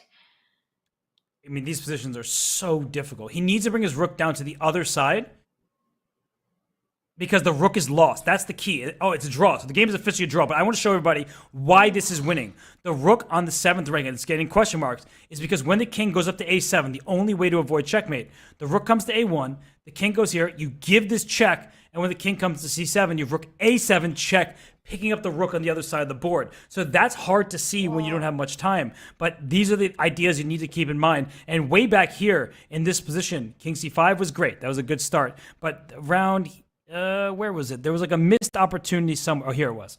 In this position, this is very instructive as well, that it looks like, his rook b6 move was the wrong direction because this rook can't get in front of the king to block this way. So that's what you need to keep in mind, is that these rooks struggle, that if you go rook here, there's a check and a mating threat. And now if the rook comes to a8 to stop the mate over here, I think that you can...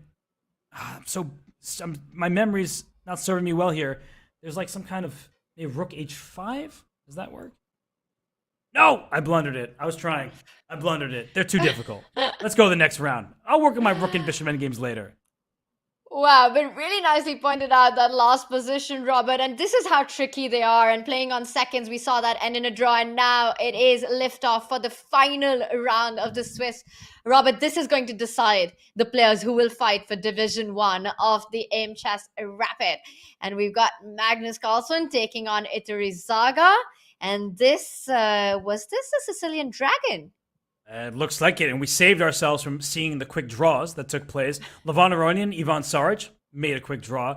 Para Maksudlu and Matthias Blubaum made a quick draw. Jeffrey Zhang and Alexander Grishuk also made a quick draw, but that's very surprising to me because they had a chance to play for Division 1. So I don't think they will have that chance anymore. So Jeffrey and Grishuk drawing so quickly, I think that wasn't the best call, but Jeffrey had the white pieces and probably just... Are you offering to draw move 1? Whoa. Yeah, just e4 and that was game over. Ban the draw offer. Robert, we're all signing that petition after this one, but this is still on. The action's still on here. We see Iturrizaga. He is going for the play on the queen side. A5 played, and given an opportunity, that pawn will further march down the board with a4, a3. And I'm just thinking that it looks like black should be pleased with the way the opening has gone. Yeah, this is exactly how you play these positions as black. You take control of some of the key dark squares in the position. I get the sense that Magnus doesn't really care about the opening advantage, that he's just playing to get a position, is going to try to outplay Iturrizaga. But every move that Iturrizaga has played has a clear purpose. Now b2 isn't threatened because rook to b1 will trap the queen. We've seen an idea like this earlier in the day, but you just have to keep an eye out on b2, and so he keeps that eye out immediately and slides rook to b1. What do you think? Do you think in the Magnus Iturrizaga game, either of the players offered a draw and the other refused? Do you think there was a draw offer that was made, considering given the tournament situation, Robert? I don't think Magnus offered him a draw. I think, if I'm just being completely honest, I think that Magnus says, I'm the better player. I have the white pieces. If I want to make a draw, I'll do it at some point. What? Rook b1 Oh! played. And Robert? No! So did you ask me that question knowing that a draw had just been offered? No, did you I just swear. completely set me up? We're teammates. We're friends.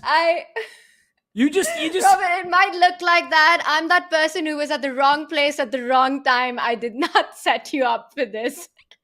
But it was hilarious, the timing of it all.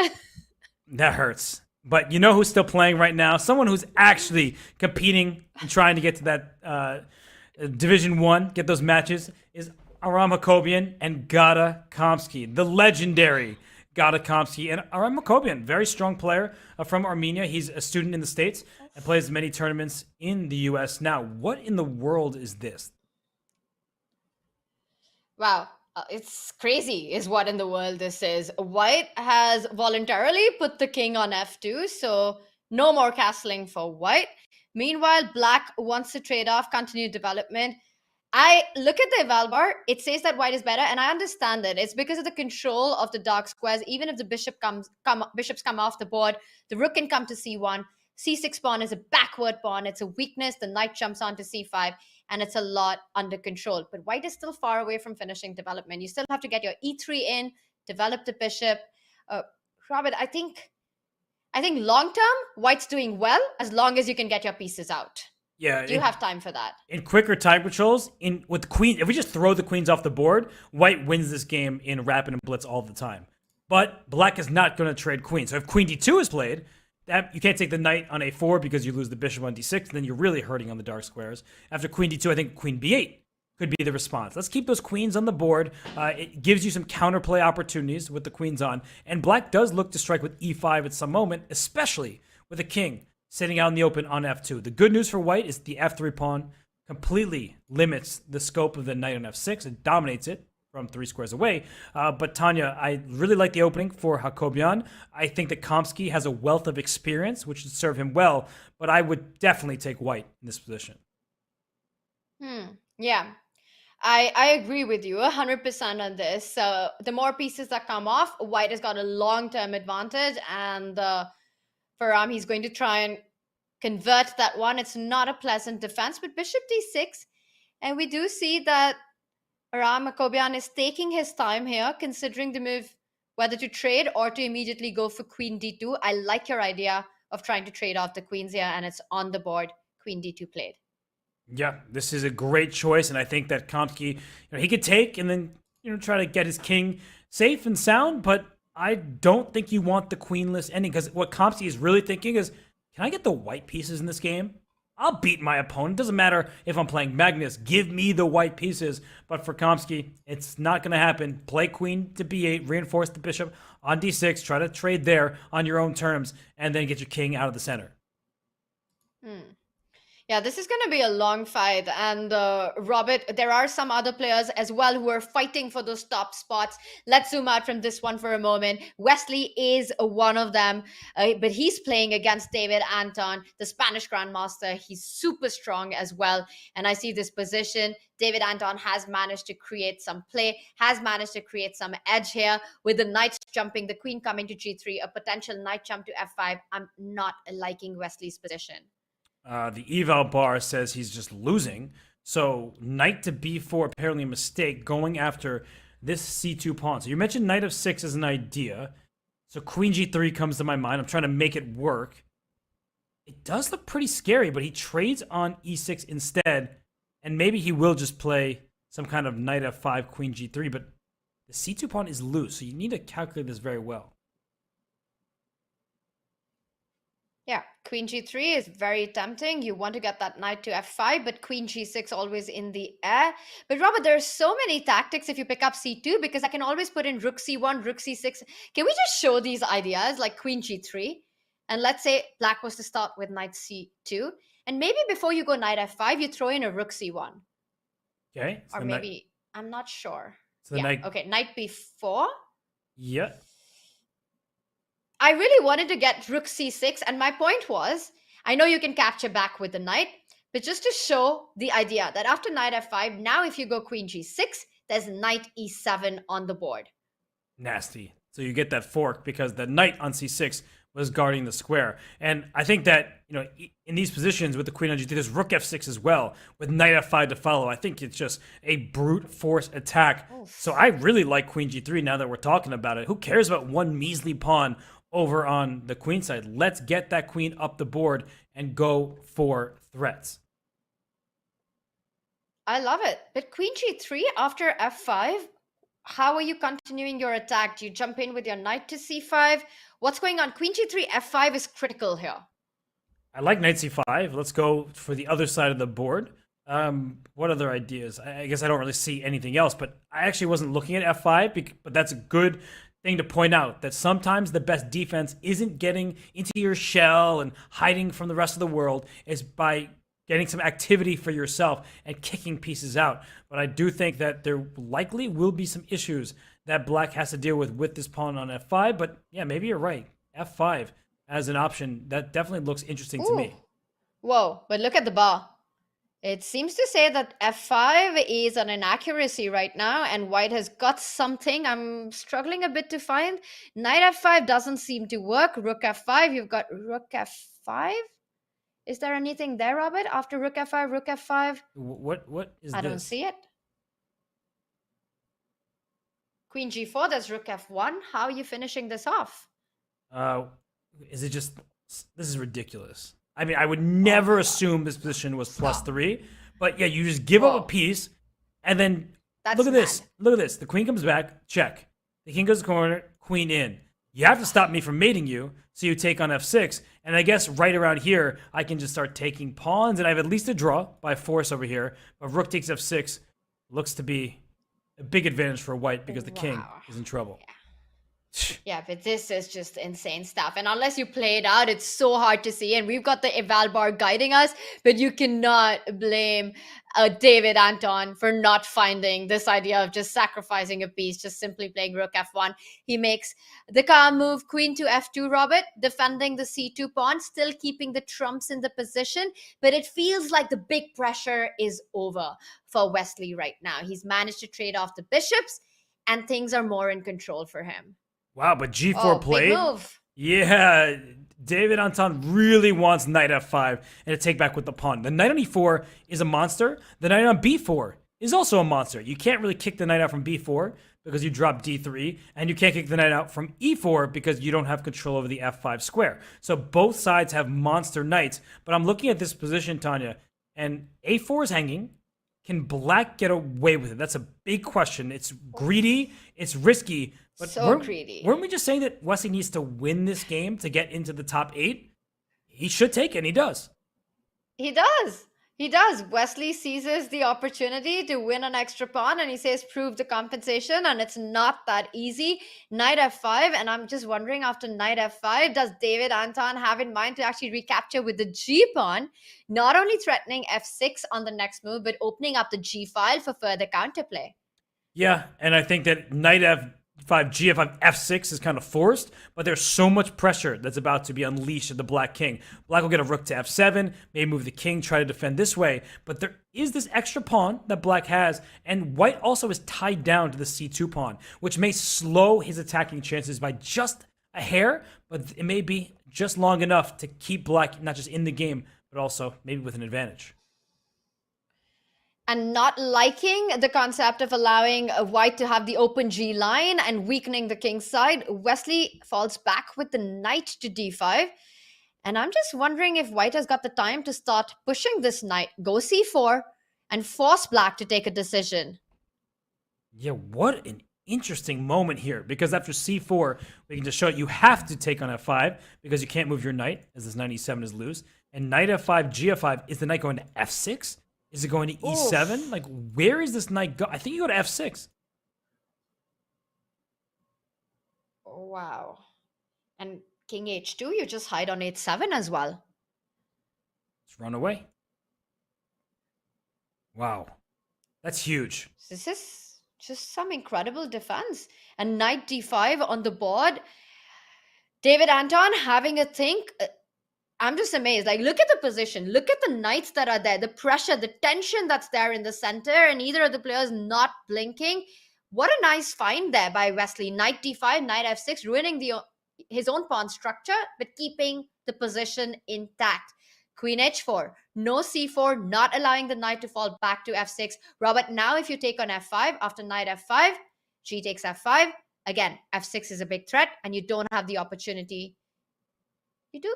To go knight f6 because the queen on a4 is hanging. Can we just show that? You know what's funny is I watched your eyes light up because knight f5, g f5, wait, knight takes e3 or pawn f6 to stop f6. Knight takes f6 is Tanya's entire point, that this is check to the king. The eagle bar, slow to react, but there it goes. The queen on a4 is loose. So amazing geometry. Fantastic full board awareness from David Anton here. And Tanya, I saw it, like I saw you, but whoa, wait a second. Right? Yeah, I watched it happen. Because it took a while to understand that. And Robert, it's crazy as chess players when we see this beautiful play and geometry, how we light up with it. Because it took me a while to understand that knight f6, the queen on a4 is suddenly hanging. And David Anton, this is what makes these top players so strong, because they see all of these ideas that exist that are so easy to miss. Knight f5 played. Has Wesley missed it? Knight f6 is a big threat on the board. Okay, he falls back with the queen.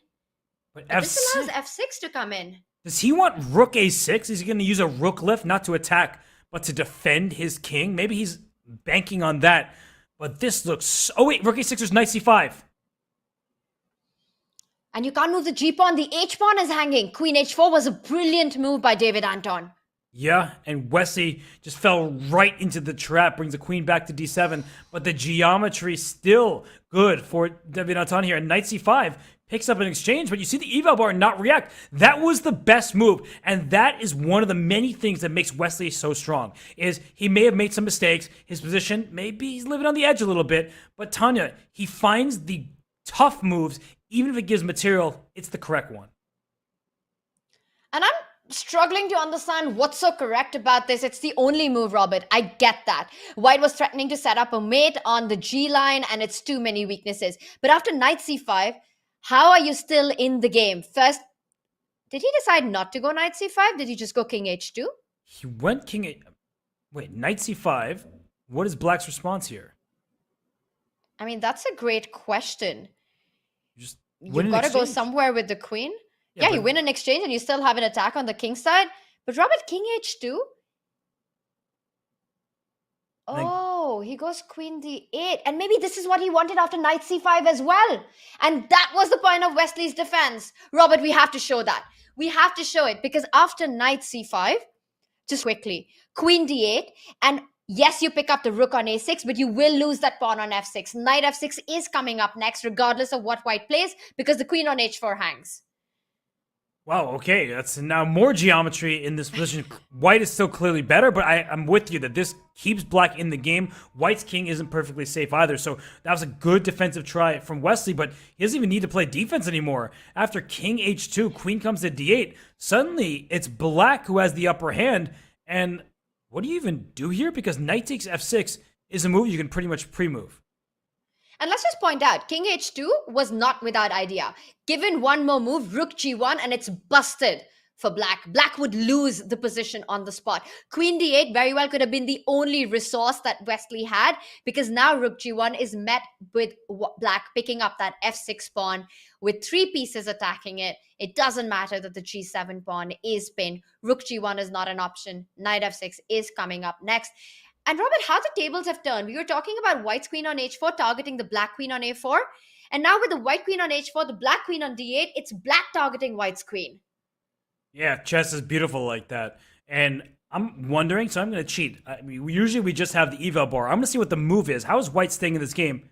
You're not going to believe it. But it's actually, this is not it. It's not queen g3. You're going to see the eval bar go down. But the move that was necessary, this is actually so awesome. Rook a1, a move that no human would ever consider here. But the point is that when f6 is captured a bunch of times, you need to take back with everything. And then once these queens are traded, rook takes a5 at the end. And this is one of Black's extra pawns. It's not going to be enough, objectively speaking, to win the game. So rook a1, the only move to keep white in the game. But queen g3, taking on e5, that seems pretty normal to my eyes. But you see the eval bar saying, now Black is winning.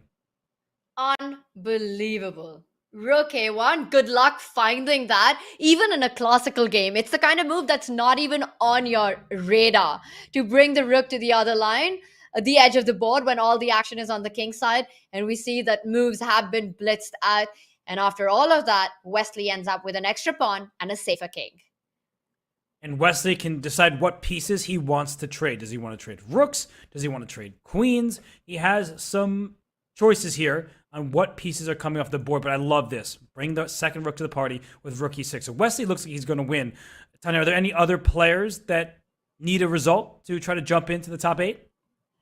Well, we do have Amin Tabatabai against Laurent Fressinet, and I think the players there also in a must-win situation to get their chance to go into the playoff, and we're seeing an endgame in that one. Do you want to take a quick look at that? Because there's been a big mistake by Laurent. Okay, the king could have gone this way and dropped f2, but the king is on f1, but Black is up a pawn, and this bishop is trapped. So b2 next looks like it is quite nasty and devastating. And I think white's completely frozen, Tanya. There's just no moves to make. Don't play rook c1, because the bishop does stop that square and does not allow you to promote. That would be bad. But can't Black just move the king and just run this way? Wow, so you're saying that now Black has all the time in the world to get the king to the party because white can't move the bishop from a3, rook c1 comes in. The rook from b1 can't really go anywhere because Black gets bishop d2, bishop c1 in, and the king can go to f3, but that's about it. There's no more progress. You can't move the e pawn. You can maybe trade the g pawn, but you lose f2. Basically, white's in a practical zugzwang here. Every move is just worsening the position. You've got to just keep waiting. And Black's got all the plans in the position. Does he want to even go e5 maybe? Yeah, probably. And the game is over. It was resignation because White has no moves. And so let's get away from here. I see that Levon Pansulai is taking on Yu Yang Yi. And this looks, wow, just completely winning for White. It's even material, but all the pawns are weak. And that's a pawn on b6 that's hanging. Maybe winning is a strong term at this point, but it does look like Black can hardly do a thing. It's a good knight versus a bad bishop endgame. This is a proper example of that. White's knight is dominating the black bishop. All of Black's pawns are hindering the bishop's activity. And with that, he does win the b6 pawn and will have a free hand of creating a passer at the right moment on the queen side. You've got to make sure with White, you don't give too much counterplay. Play a3 here. Make sure that the black rook doesn't have much activity. But Robert, it still requires work to be done because rook c1, rook b1. And wow, look at that, knight a6, and the eval bar doesn't approve. I'm wondering why that was a mistake. Can this bishop get out? If this bishop gets to f3, Black suddenly is winning. So f6, g5 at some moment might be an idea. I just think it takes a long time because e6 is loose as well. But it might be in the air. And knight c7, he targets the bishop. Now the rook can pursue the bishop. Where are you hiding? After rook d6, rook d8, you've got bishop b7. Yeah, but then there's knight e8 check. I actually think that this is the winning on the spot for White. The geometry, we keep using that word, but that's what it is very favorable for White because when the rook gets to... Oh, whoa. That's an unexpected choice. But to quickly show you, because they're in time trouble, rook d6 forces bishop c8. Rook d8 forces bishop b7. Knight e8, you think you might run with your king, but after king e7, there's knight takes b7, and the knight protects the rook, which means that to begin with, the king would have to run the other direction to h6, but that also loses because knight d6 hits the bishop, hits f7 with check, and the black king's in trouble. So this would have been a very good decision for Pansulaya. Instead, we see a trade, and he's better. But winning this will take a lot of effort. He's got an extra pawn, a very healthy extra pawn, and it is a matter of technique. But of course, it is White who's going to be pushing that. And Robert, this is the only game for the fight for the top 8 that remains. There are some other boards that are still in action, but very difficult for those players to try to fight for Division 1. And players playing on second, should we stick to this one? Yeah, let's do it. Wesley So did win his game, and you see the current standings. He's in 9th place by the tiebreaks, but that will change when the round ends. So you know the top 3 are safe. Levon, Iturrizaga, Magnus, they will play in matches to get into Division 1. But the others, who knows what's going to happen, and this game could change the standings as well. But now this looks like it's easier for White with the king going all the way down the board. I don't know if White wants to commit to b7 because very often the White king hides on b7. So perhaps just start with king e5. A rook f5. Yes, you can win the g5 pawn, but it's super slow after king d6. The White king is so close to the pawn from queening. You can just go b7. The rook will have to go to b5. You hit the rook from king c6 and then free your rook and queen the pawn and win the game. And Pansulaya does win the game, such an experienced grandmaster. And there he slides into number 10. So the standings are not final. We will keep everybody updated on that front. But he has pretty good tie breaks before all the games conclude.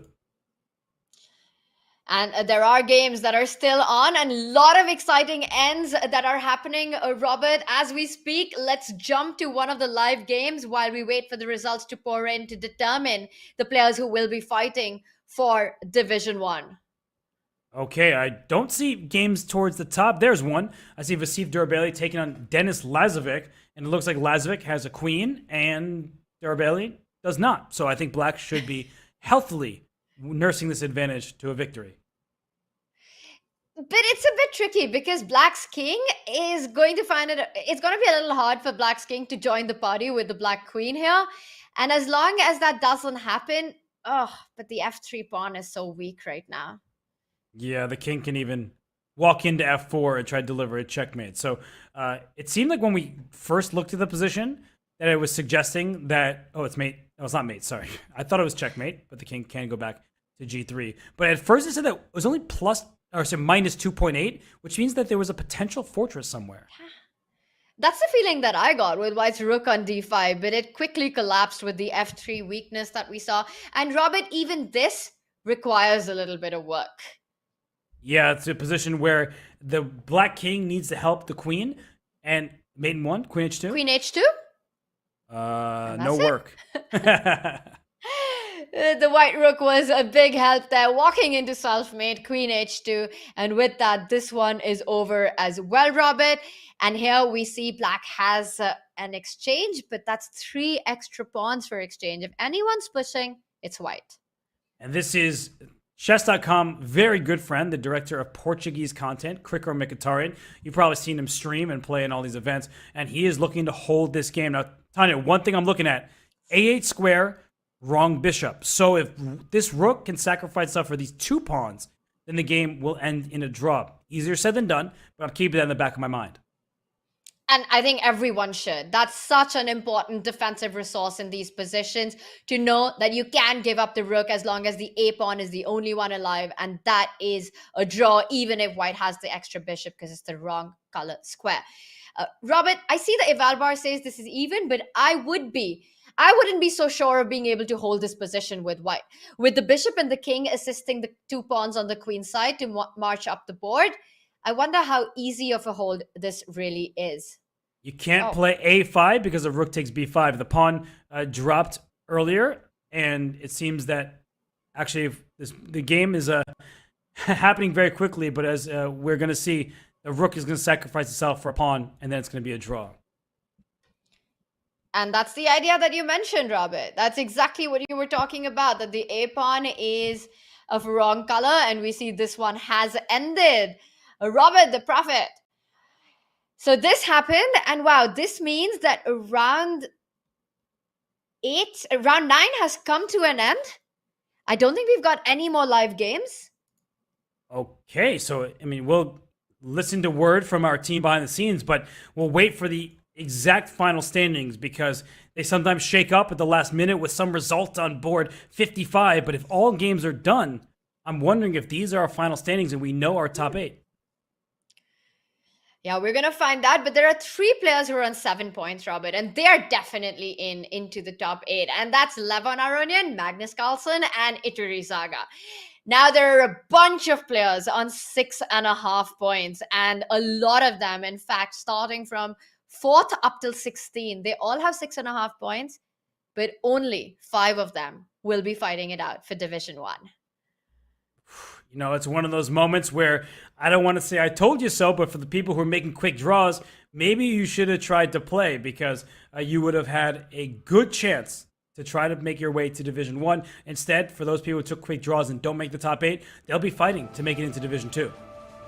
And with the match play coming up, this is what the players are fighting for. The top 72 will go through into match play. 20 will be eliminated at the end. It will be 4 players after match play who will advance to Division 1. 16 players will fight it out in Division 2 of the Aimchess Rapid. And 32 players will make it to Division 3. All these 3 divisions, there's big prize money at stake. There's also tour points on the line. The 4 players who make it to Division 1 will play alongside Nodirbek Abdusattorov, Fabiano Caruana, Jorden van Foreest, and Vladimir Fedoseev, aka the Big Fish, aka the guy who's been winning everything that he plays on line chess here, Robert.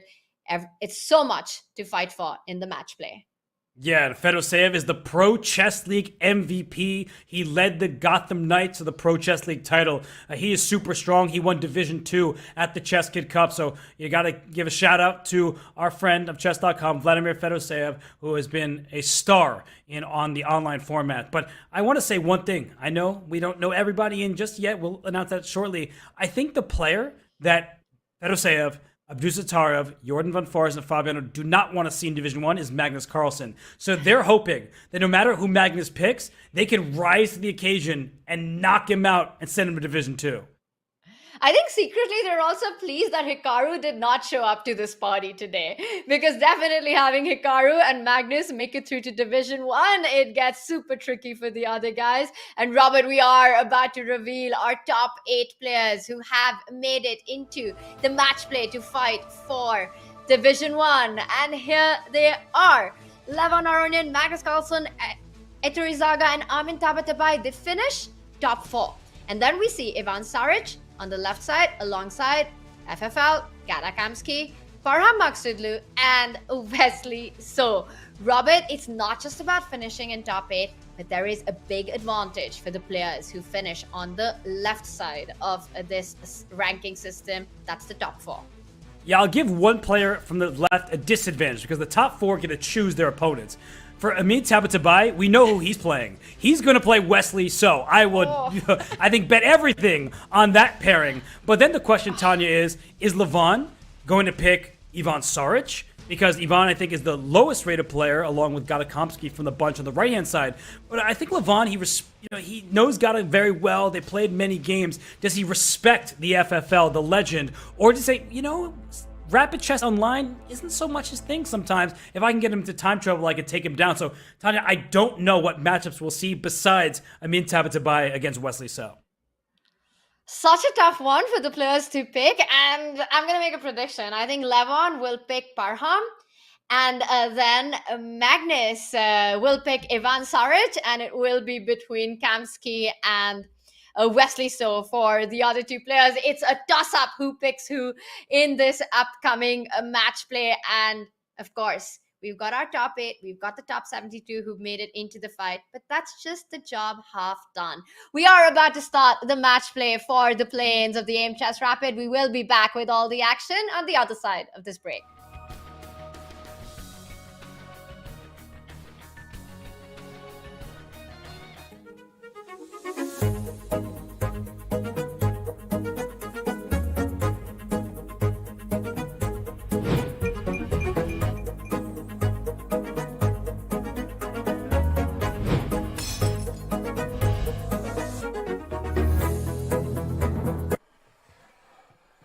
Seriously?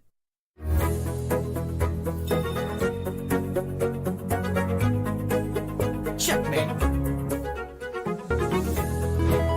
Aimchess is an intelligent system that analyzes your game, prevents mistakes, and develops recommendations for improving your skill. Phew!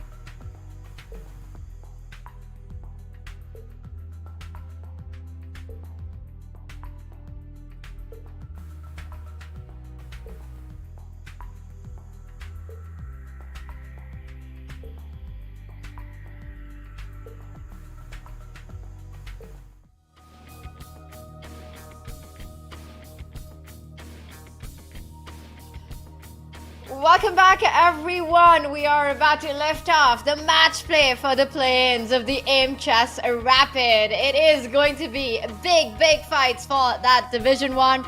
Robert, exciting chess in the Swiss. We saw Magnus lose in round 2. He eventually finished second. Lot of turnarounds and some new names in the mix as well. Yeah, we're going to have some exciting matches. The top 4 got to pick their choice of opponent between numbers 5 and 8. And those are not the only matches taking place. There will be matches to see who gets in Division 2 and Division 3. So it's a super exciting time and stressful time for many of these chess players. Yes, especially those who are waiting to be picked to play their opposition in that fight for Division 1. But first, let's talk about the format of the match play that we are going to be witnessing now. It is completely different from the Swiss, as the players play a best-of-2 match. They're going to have 10 minutes on the clock with a 2-second increment. It's a best-of-2 match, so you win the match if you score 1.5 points or 2 points. In case of a tie, in case of 1-1, we will have an armageddon between the players. And of course, the big twist in this season is that the top 4 select their opponent from the bottom 4 who finished in the Swiss play-ins. Robert, those who finished from 5 to 8. And what are you expecting there? We were discussing this. It's tricky to decide because you pick a player, Robert, and then what if you lose to them? We've seen that happen, and that can get so tricky. Yeah, that probably crushes your feelings in addition to your hopes and dreams of making it into Division 1. But it's difficult because every player who finishes in the top 8 is super strong. Now, some players are super grandmasters, and you probably don't want to pick them as your opponent. And, well, others, you're just like, you close your eyes and you just say, I point my finger to that person. That's who I'm playing. Yeah. It's a lot of pressure for the players who do pick their opponents for the match play. And of course, the pressure comes along with having to prove your decision of picking them. And let's take a look as we reveal the match play pairings for Division 1. And this is what the top 4 went with.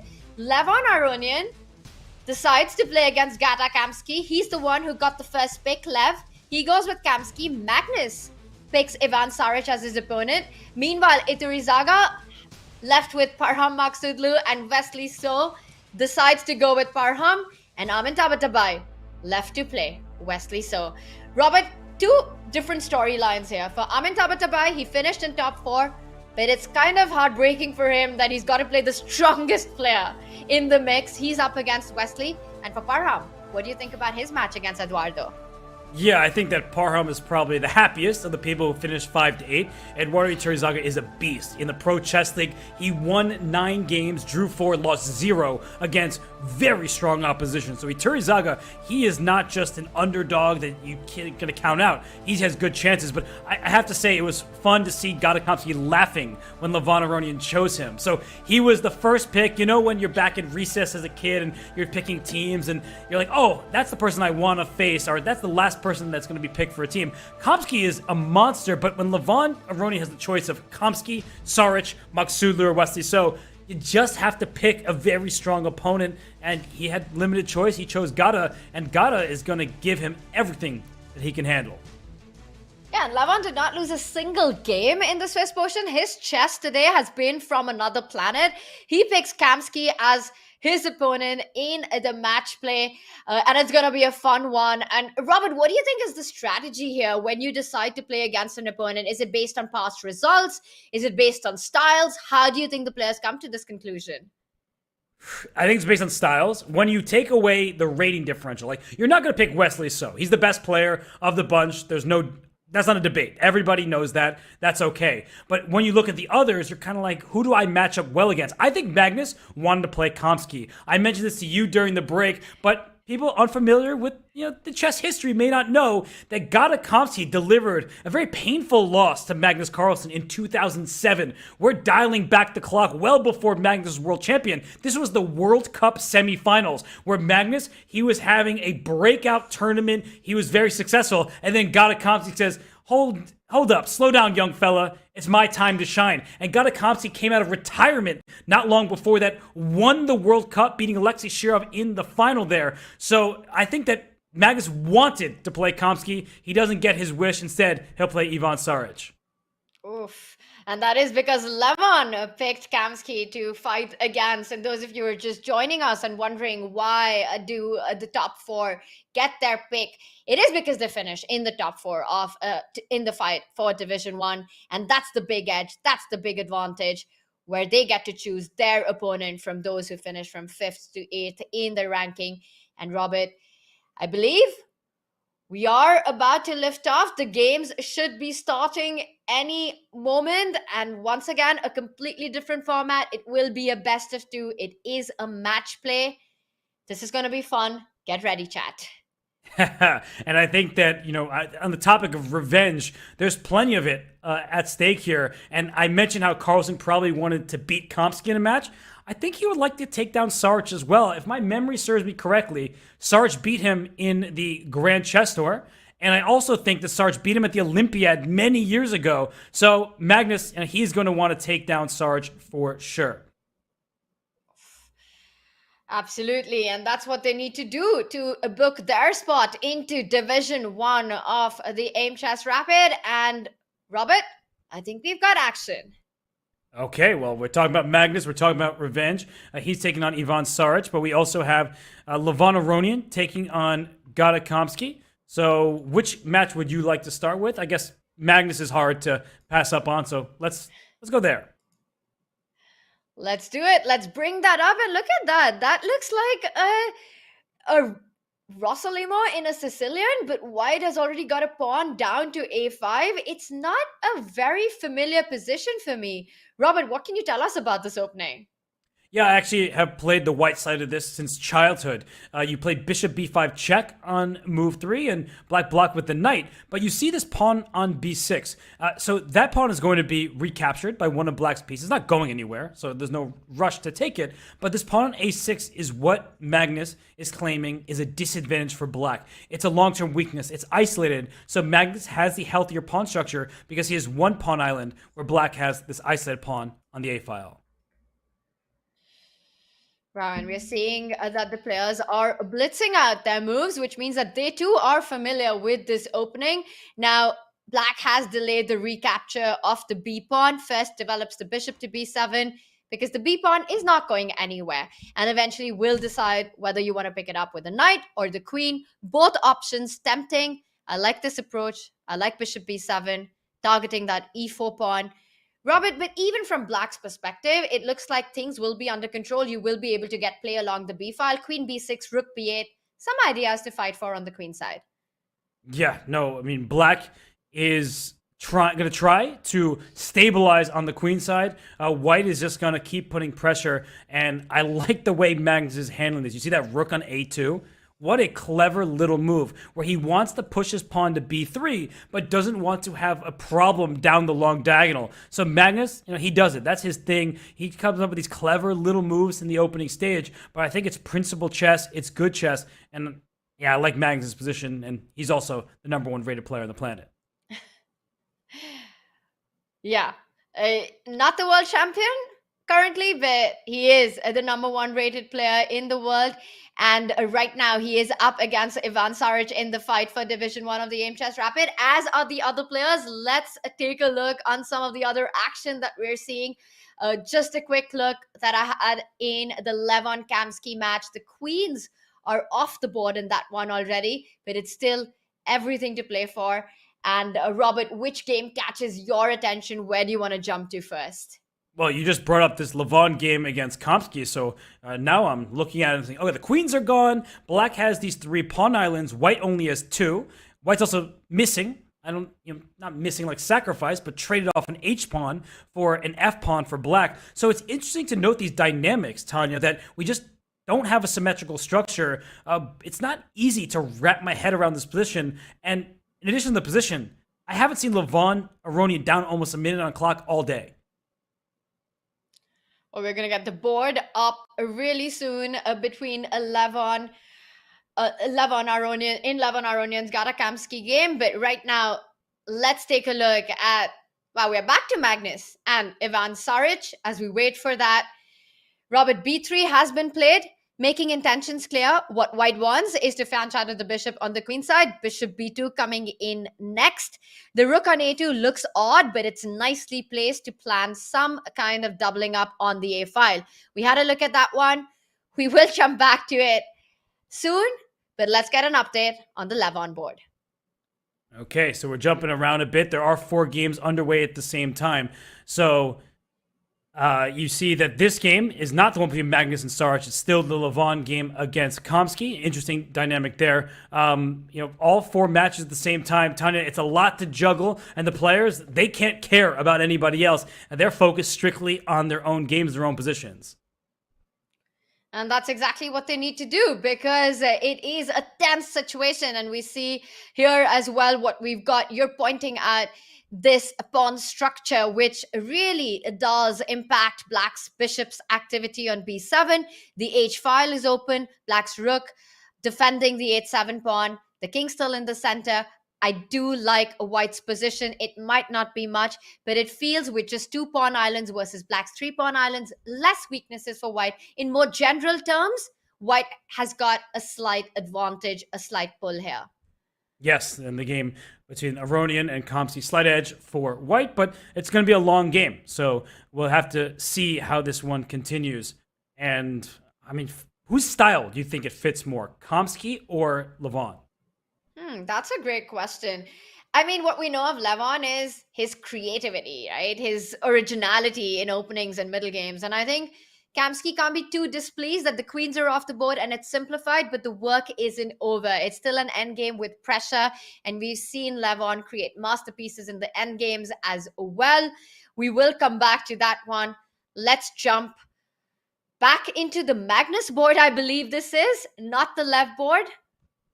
Yeah, we are having technical difficulties, everyone. Sorry, just to be transparent, some things are going awry, but we will try to catch everybody up on what's happening as soon as we can. So Kamsky and Levon, they're still playing not this game. This is not their game. This is the one between Magnus Carlsen and Ivan Saric. And we're still where we left it, right? b3 played, and Ivan Saric still seems to be having a long thing. Robert, meanwhile, I've also got my eyes on the other 2 matchups as well, and fun stuff going on in that one, but I think we are facing some technical difficulties. We will come back with the chess action. Wow, Robert, just 2 games, which also means there's no margin for error for the players. No, there isn't. Unfortunately for the players, if you lose a game, it's going to be hard to bounce back. Some people do win on demand, so it is possible. But if you are someone like Ivan Saric, you don't want to lose game 1 to Magnus Carlsen. Very few people defeat Magnus. Now, I know a lot's been said, how Magnus didn't win a classical game in Norway chess, this and that. I mean, let's be real. You lose a game to Magnus in a 2-game match, chances are not very high. So, we'll see these matches, and when we have everything restarted, just being transparent with everybody, there are some issues that we are working through. But as soon as everything is back up, we'll gladly dive right back into chess. And before that happens, Robert, you know I love putting you on a spot, so I'm going to do it. We've often seen in these play-ins that the players who finish in top 4, sometimes they're the ones who qualify and make it to Division 1. But we've also seen a couple of times that there have been switch-ups, and the players who they've been paired against are the ones who actually win the match play and go on to fight in Division 1. What are you expecting from today? Do you think we're going to see some turnarounds, or do you see the top 4 making it to Division 1? Ooh, well, Wesley So is one of the people who were not in the top 4, so I feel like we will not see the top 4 just make it through.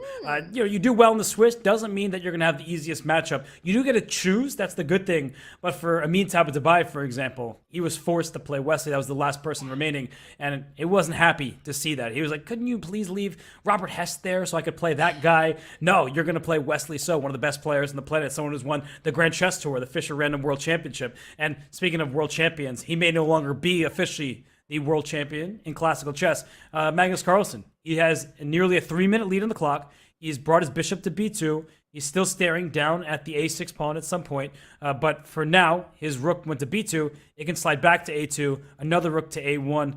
I just hate these positions on the black side. Yeah, it's a long-term a6 weakness that black has to fight, which is going to tie down the pieces. And meanwhile, you look at White's camp, right? It's such an intact pawn structure. There are no weaknesses here in Magnus's position for a black to strike at. So he's got to start looking for countermeasures, for counterplay. Not going to be easy to find. Robert, we were talking about Armin Tabatabai's tough task against Wesley So. It was unfortunate that he finished fourth, did not have an option, did not have a chance. Of course, none of the other three wanted to pick Wesley as an opponent. Armin Tabatabai had to face Wesley. But I'm looking at their position. And right out of the opening, it looks like Wesley is in trouble in their first game. Okay, so let's try to check that one out between Wesley So and Armin Tabatabai. We keep talking about how Wesley, he is a beast. We know how strong he is. And this is the game between Tabatabai and Wesley So, where, well, what's the material count? Isn't White just up a pawn here? Up a pawn. Black's got the bishop pair. The queens are off the board. And look at that queen side. You've got a 3 versus 1. That's a 2 passed pawn majority there. If anyone's pushing, it's Armin Tabatabai. Black's got a tough task to defend. Yes, he wins the b2 pawn. But Robert, that king is still in the center. White can hit that bishop on b2 and plant that bishop on d6. Also get the pawn on c7. This is a lot of pressure for Armin. And it's a big moment right now for him because rook c2, keeping your rook behind the passed pawn, that seems like the advice you always received, and he plays it. But I was about to say, that feels inaccurate to me because as you point out, Tanya, the bishop could go to d6, stopping black from castling. I want my rook on b7. And he could have accomplished that by playing rook b1, rook b7. The c-pawn, it's going to push up the board whether a rook is behind it or not. At the end, you would like to be in contact with your bishop, but bishop d6 here. But maybe this black king, if it gets to c6, Tony, we could see this game turn around. And he might just be in time because you want to play c6 right now, get that pawn on c7, but that gives black the chance and the opportunity to go e5. And no more bishop d6. And if you go c7, black's king simply steps up to d7. And in fact, the c-pawn just falls off the board. So c6, e5 is not something that you want to allow. And Robert, if you go bishop d6, then black does get the time. Wesley does get the time for the king march, planting it on c6. Because after king d7, it also targets the bishop on d6. No time for c6. Yeah, although there are some tactics that we need to keep looking out for, like rook d1 ideas. The king will be out in the open. So I know I was thinking that the king runs to c6. I'm not quite sure it's in time. So it's a big moment here for these players. And you can sense the moment from Amin. He does play bishop d6. He realizes that rook d1 will be the follow-up after king to d7. So what else can black do here? e5 might be met by f4, just trying to pry open the position for the rooks. So Tanya, I am struggling to see a big idea for black.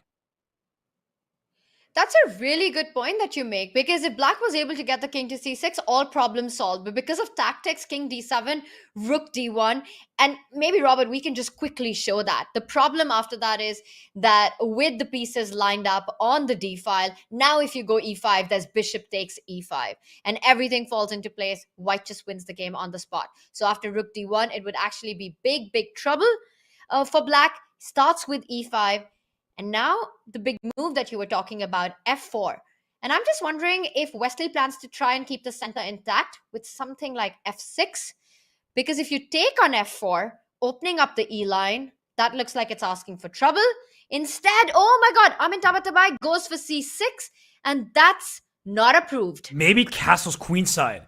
That's such a hard move to see in advance. But the rook hits the bishop has to retreat somewhere, and the king can go up to c7. He finds it. Wesley So, given a chance, he does not miss moves like that very often, and now his king can slide up to c7. The bishop can drop back to b6 if there's ever a check. This is starting to look promising for Wesley. And this is exactly what makes Wesley such a beast in these formats. He's super difficult to beat, but if he's given the slightest of opportunities, he pounces on them and makes the most of it. And he doesn't burn the clock too much while doing that. Long castle, Robert, for a lot of us, it might even feel like, wait a second, was that move even legal? It's so easy to forget that it even exists in this position.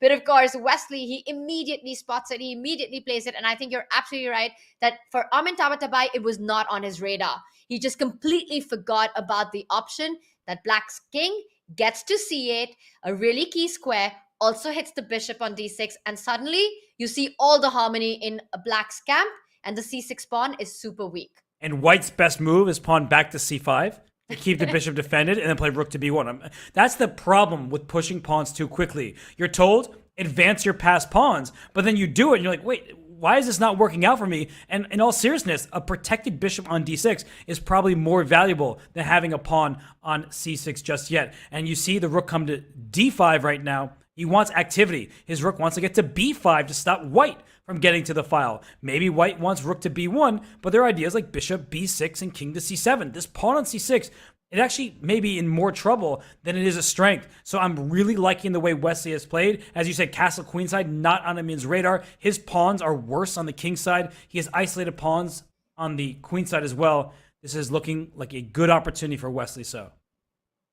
Really nice play there, last couple of moves by Wesley. And rook d5, that last move, it takes control of the a5 square as well. So when the king falls back to c7, falls forward to c7, you don't have the option as white to go bishop b4, bishop a5 checks. Everything under control. It looks like trouble is over for Wesley So. Should we take this moment to zoom out and take a look at our other boards? Robert, action is on. The fight for the top 4 spots for Division 1 is on.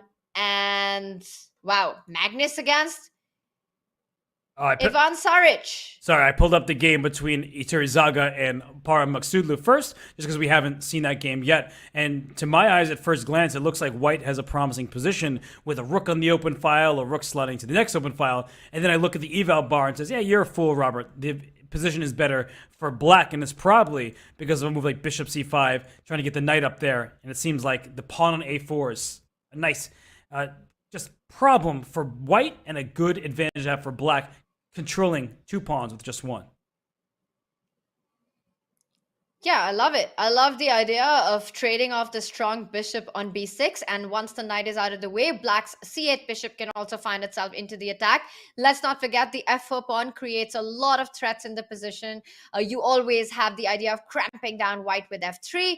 Trading on g3, the tender spot of f2. I do like Parham's position here.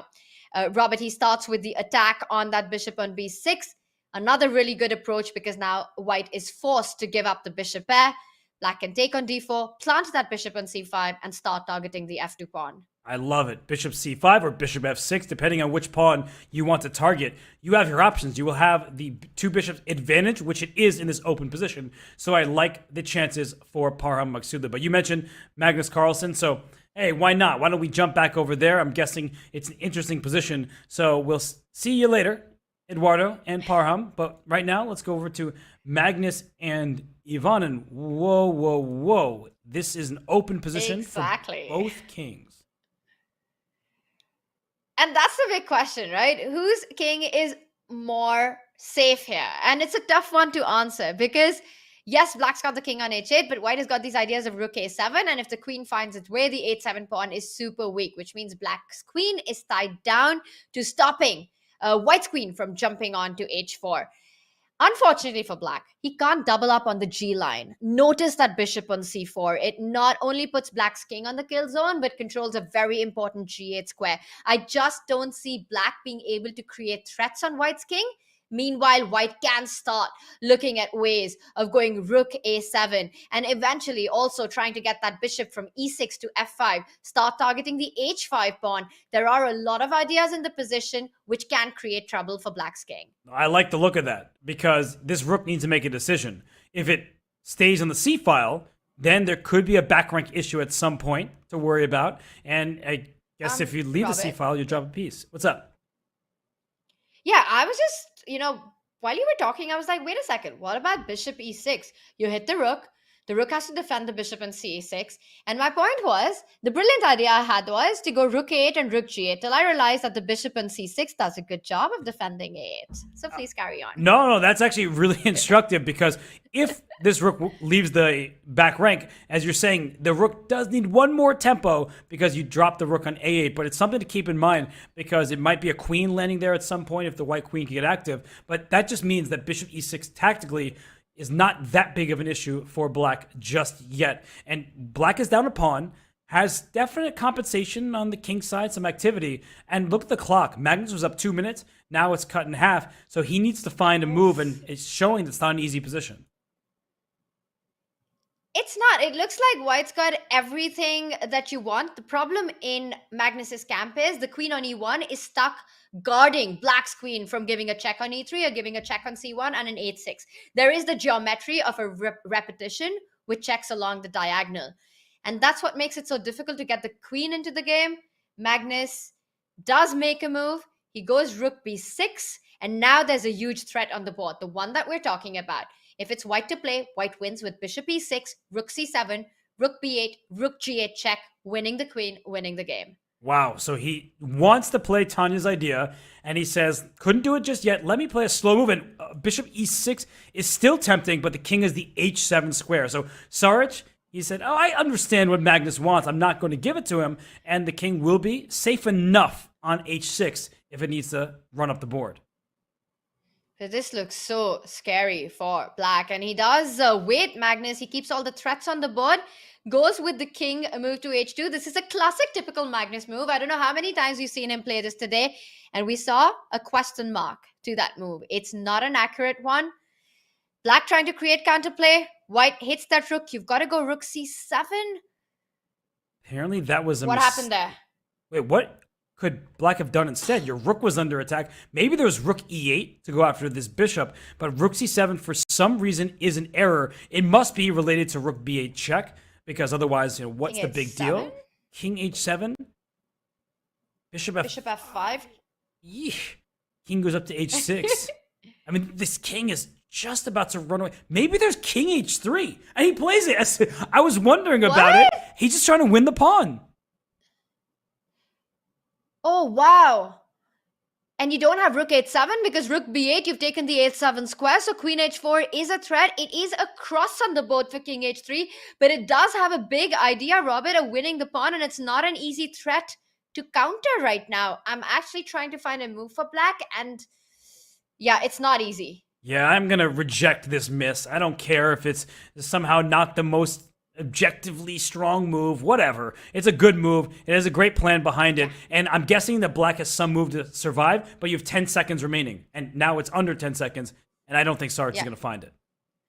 Under 5 seconds now. Good luck finding it. Such a great practical choice and an immediate mistake there. We see queen d8 has been played. And perhaps Magnus can just simply pick up the h4 pawn, queen h4. Rook h7 actually now is a reality because rook b8 doesn't work anymore. So queen d8, not without idea. I think the bishop should slide back to f5 first, take away the h7 square, so you are ready to play queen takes h4 next. Magnus does that. Saric has no time. He's also down 1 and about to be 2 pawns. Okay, queen h4 looks strong, but c2 is loose at the end. D6 falls as well. Does he want to trade queens right now with queen h4? You can't pick up rook, the d6 pawn. You've got to be careful with that because there was a trick with bishop f5, winning the rook. And we see this ending being played out. d6 will fall, and the g and the f pawn, along with the king, just feel extremely strong. White can start with king g5 and also set up some mating ideas against black's king. I love king g5 as mate. King g6 and rook b8 is checkmate. Unstoppable. Good idea, Tanya. And that is that. Wow. And with that, Magnus wins a game 1, just needs a draw in game 2 to qualify to re-earn his spot in the Champions Chess Tour Division 1.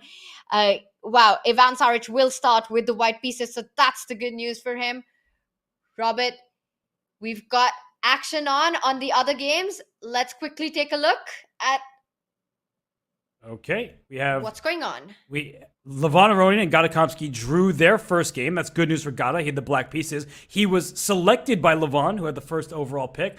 And, well, maybe that selection, it could backfire. So Gada laughed, and he may have the last laugh if with the white pieces he can do some damage to Levon. But this is Wesley. So up a pawn. Tanya, at the start when we first looked, he was down a pawn, and it looked like white had a runaway passer. Now there's a king in the center, and black is up a pawn. But somehow the eval bar is saying it's still within drawing territory, perhaps because the white king is so active. The white's king is super active. The white rook is really active, tying down black's rook to f7 to defend the a7 pawn. And the big decision for white is, do you want to put your pawn on f4 or do you want to keep it on f3? And indeed, Armin Tabatabai, for the time being, decides to play f3 because black doesn't have time to push his own f pawn. White can slide in with the rook, give a check on e4, and win that pawn.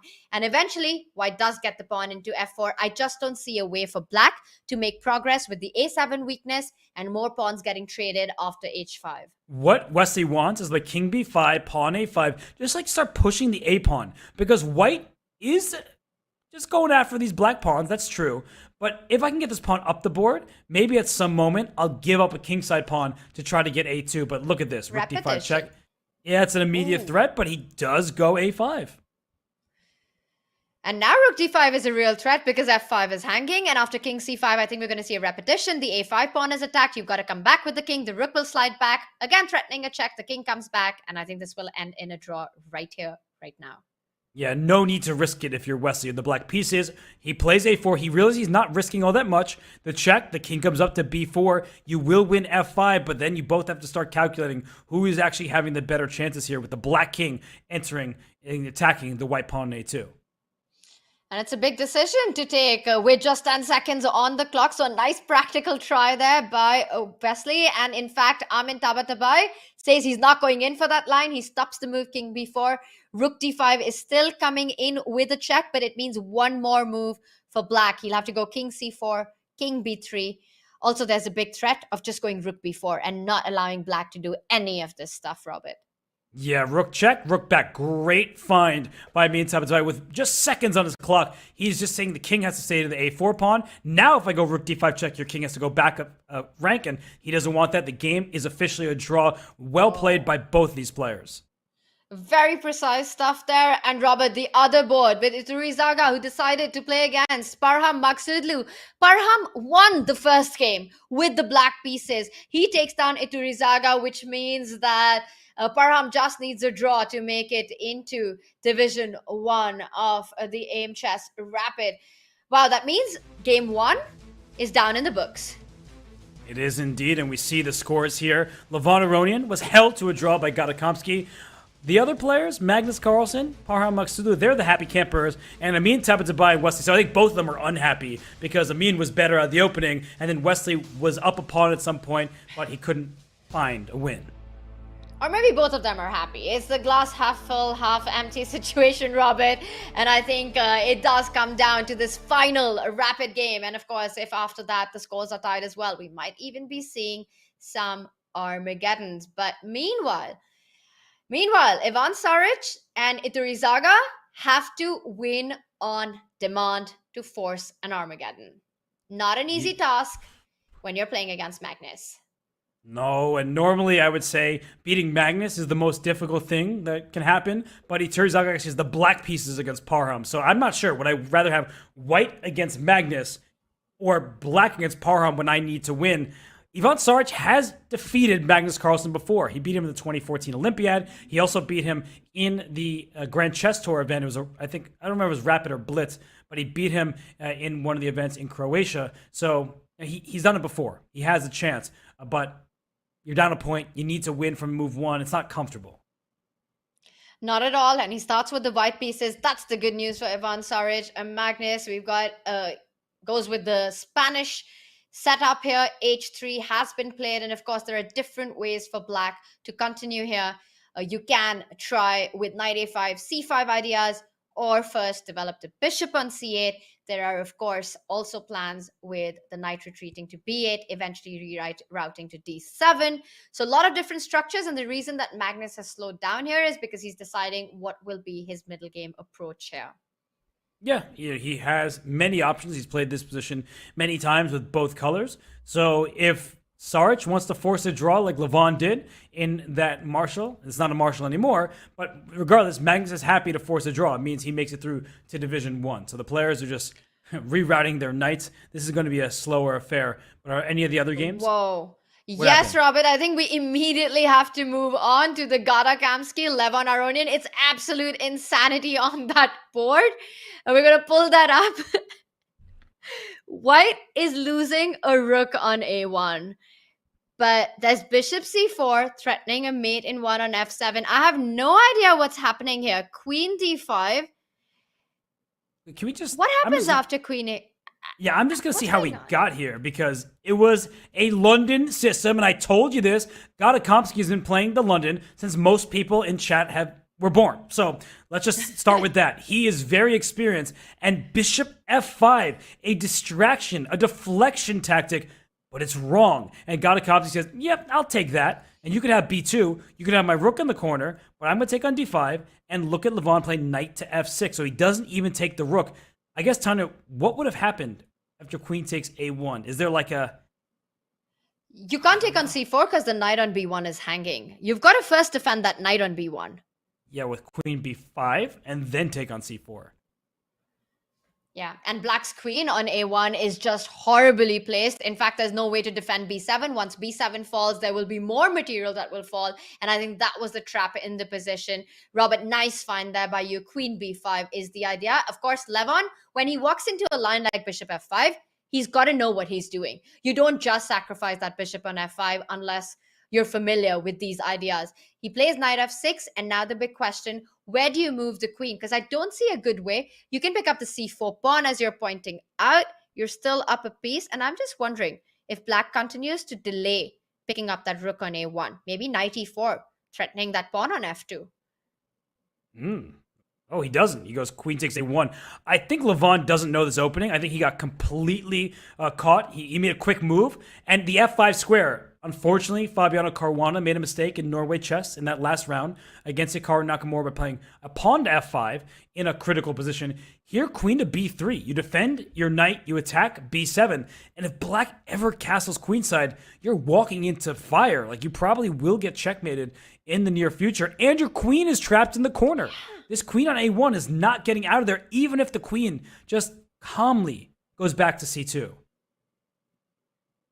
Problems everywhere for black. So there are two tempting moves here, queen b5 and queen b3. I like the idea of queen b3 because it also defends a2. Not only does it hit b7, but it traps black's queen on a1. But Kamsky has slowed down, and I'm just wondering if he is considering the move queen b5. Either ways, I don't really see an option for black instead of long castle in that position. You can't afford to drop the b7 pawn. Yeah, I don't think so. I mean, one of the things to note is the bishop on f4 stops any rook b8 business. Because sometimes, just to show this quickly, is you say, okay, I'll play a6, you'll take on b7, I'll play rook b8, you'll take my knight, whatever, I'll block it, and I'm going to get your knight down here. And then you realize that this doesn't work in the first place because this rook on b8 was always hanging. So you cannot get away with this like you would in some other positions. So that's something that's going to be very important. And I think that it makes sure that Kamsky is ahead in this position. And he is doing the right thing. I think spending time is important because both these moves look kind of the same, at least to my eyes. But I'm guessing there is some little difference there. I think it's got to be around this queen on a1, right? Queen b3, just making sure that black's queen doesn't escape. And Kamsky going into a bit of a think. I think this is a critical moment. It makes a lot of sense to slow down. He does smell the blood here, but he knows he's got to be precise. And Robert, while he takes a think here, should we zoom out and take a look at some of the other boards where action is on right now? All right, let's do it. So we started with Magnus and Saraj. We just looked at Levon and Gata. Why don't we look and see how Parham is going? Because he only needs a draw. And sometimes you play for a draw and it's not the right way to play the game because you start thinking in results-oriented terms. And now we see in this position, Tanya, if I'm Iturizaga, this is like a dream position from black. I need to win a game. My opponent is saddled with an isolated pawn. Wait a second, you're not going to have an isolated pawn. You're going to lose a pawn. I don't see a way to defend it. You've got two pawns under fire, the d4 and the g2 pawn. I have no idea how Parham got into this mess. By now, he should have castled his king. A lot of different moves should have happened, but with the king still stuck in the center, Iturizaga is going to just end up with an extra pawn out of the opening. A very healthy pawn structure. I am struggling to even find compensation for white there. Question for you, Tanya. So you're going to lose a pawn no matter what. Do you give up the g2 pawn and get the open file and try to attack? Or do you castle, giving up d4, thinking, okay, maybe I can make a draw just down one pawn. I should have some chances. Which pawn would you give up? I'm going to be honest. Before you asked me this question, it wasn't even a question in my head. I thought that you've got to get your king to safety. You go shot castle, give up the d4 pawn, put the bishop on e3, try and find activity. But the moment that you mentioned these ideas that yes, you give up g2, but rook g1 comes in with a tempo, it opens up the g line, and that could mean that's where you find your compensation with the bishop coming on to h6 in some tactical ideas, and Parham is about to make his decision. He goes with bishop g5. He does go with the idea of finding that compensation along the g line. Watch out, Robert. Do not get greedy for the d4 pawn. Queen d4 runs into the thematic bishop h7 and winning the queen. Exactly. That is important to note, that there's a piece in between two pieces on the same line. You get that piece out the way, you win some material. There's treasure at the end. And so we see bishop g5 played. The good news for Parham is neither player has the eval bar at their disposal. So if they knew it was minus 1.7, Ichirizaga would just take this pawn and move his bishop back and say, I'm better. But he doesn't know that it works, and so rook g1 can be a follow-up. So sometimes what top players do is they bluff a little bit by moving quickly. Parham took a lot of time to calculate, but I think that Ichirizaga, he could be a little bit scared to play bishop g2. But Tanya, if this was game one, he shouldn't take it, maybe. But in game two, when you need to win, I definitely think he should have captured. And there's a cross on knight c6, Robert, but it's so easy to get scared with these ideas. And if we just back up for just a quick moment, I want to show you something. When the knight is on b8, you capture, you're thinking in your head, bishop g2. The rook comes to g1, that's tempo number one. The bishop moves away. Let's say bishop b7. The knight jumps onto h5. I'm putting threats on g7. You take my knight on h5. The queen comes onto h5. The h7 pawn is under fire, and we see the bar slowly does creep up. It's so easy to get terrified of these positions. And I think not allowing this counterplay seemed like what Ichirizaga wanted. Unfortunately for him, given the match situation, he had to play with fire there. Now that knight c6 is on the board, Parham immediately moves back with the knight on e2, but that's not an accurate choice here. Yeah, it's a position where he's defending the d4 pawn tactically because of the bishop takes h7 lines. But I do think that Ichirizaga, he needs to win the game, so you might have to take a little bit of risk. And now that he has this position, maybe it's not that big of a deal. Maybe he's doing the right thing because he is better. And I think opening up that G line could have been a lot of trouble. And we know Parham Maghsoodloo. He loves to play for the initiative. He loves to play for the attack. So he would have really enjoyed and thrived with rook g1, knight h5 ideas that we were looking at. h6, the d4 pawn is a long-term weakness. And I think Robert Ichirizaga has his chances in this game to come back into the match and force an Armageddon. Let's zoom out and continue our tour around as you've got 4 big matches in the fight for Division 1. Where do you want to jump to next? Well, we haven't looked at Wesley's game against Amin Tabatabai, so let's go from one Iranian player to another. And for Tabatabai, he drew with the white pieces in game 1. It was shaky from both players. Here we see a Sicilian. So I recognize the structure here. I see an isolated pawn on a6, a potential backwards pawn on d6, but Tanya, I don't see many Sicilians with a black knight on e6 like this. It's Sicil for the kill, and especially once that knight from e6 jumps onto f4. I'm kind of liking these squares that black has for the knights with potential sacrifices on the king side. But Robert, of course, our eval bar, it says, Tanya, whatever you're saying is utter nonsense. Everything is under control. Long-term, black's d6 pawn is a weakness. The a6 pawn is a weakness. Not just that. How on earth is black ever going to get the heavy pieces, the major pieces into the attack? As long as the queen and the rook stay on the queen side, there can be no realistic fire down on the king side. Also notice how the white bishop from e2 can simply fall back to f1 and keep everything under control and guarded. So yes, knight f4 looks like a pretty knight, but there's little that it's going to do there. Yeah, and I know that David Howell likes to make fun of himself, a little self-deprecation, how he always has a bishop on e1.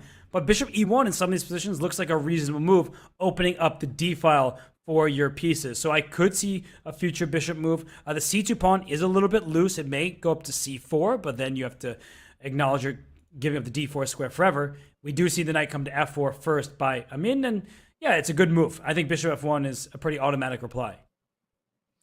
Yeah, and then later on you can target this knight on f4, but this is going to be a heated action. You can just tell from these kind of Sicilians and these positions that things are going to get exciting. Meanwhile, things are already exciting in the Ivan Saric versus Magnus Carlsen matchup.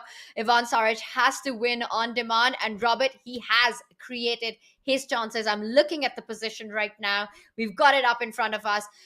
Evalbar says Ivan in driver's seat, and look at those knights. Look at that knight on f5. The queen from b3, always eyeing the king side along the diagonal. There are potential sacrifices as well.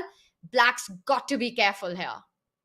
And knight e5 is the choice of Sarge because this queen is about to slide on over to g3. That was a nice move. I was trying to figure out a knockout blow on these squares, right? A sacrifice. But knight e5, it puts pressure on f7. It may go to c6 and give an e7 check at some point. You can trade on d7 perhaps in the future. But queen g3 is a big idea, just barreling down the g file, trying to exploit the fact that the black king does not have too many defenders.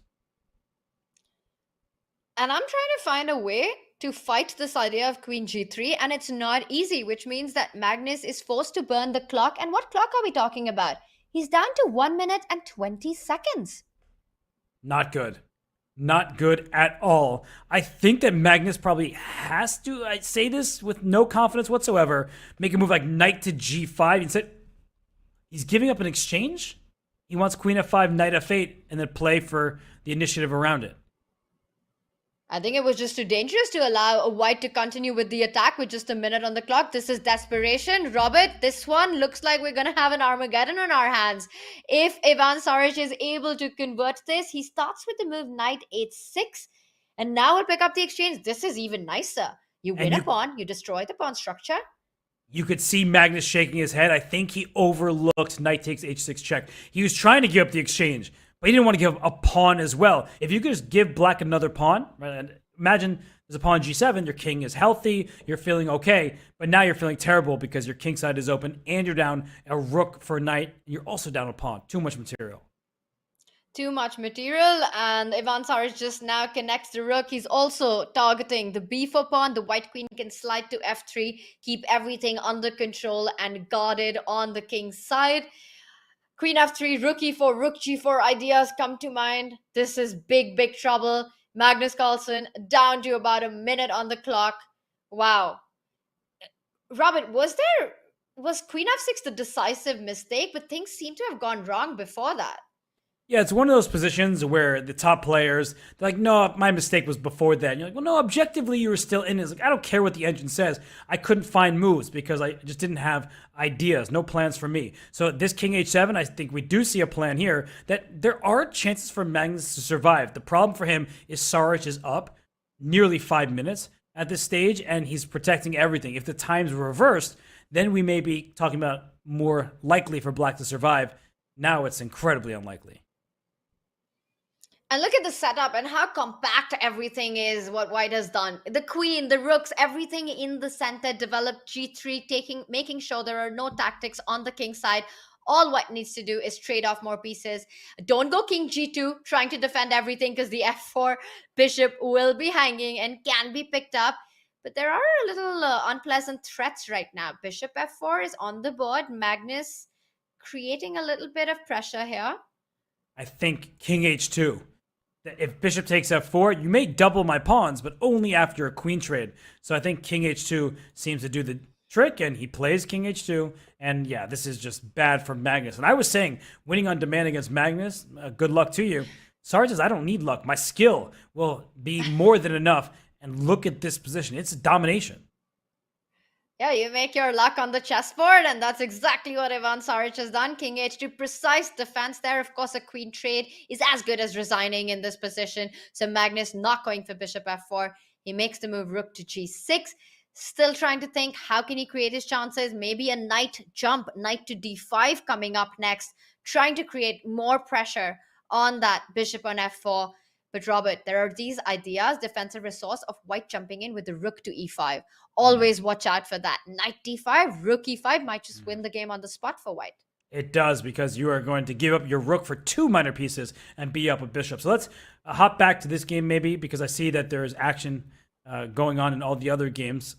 We can hop right back here in a second. I just want to quickly look at Kamsky and Aronian because that game was really fascinating to start with in favor of Kamsky, but Levon Aronian actually takes him down. It's a surprising turn of events considering what's happening in the opening, but Kamsky must have made a mistake somewhere critical, and Levon Aronian wins.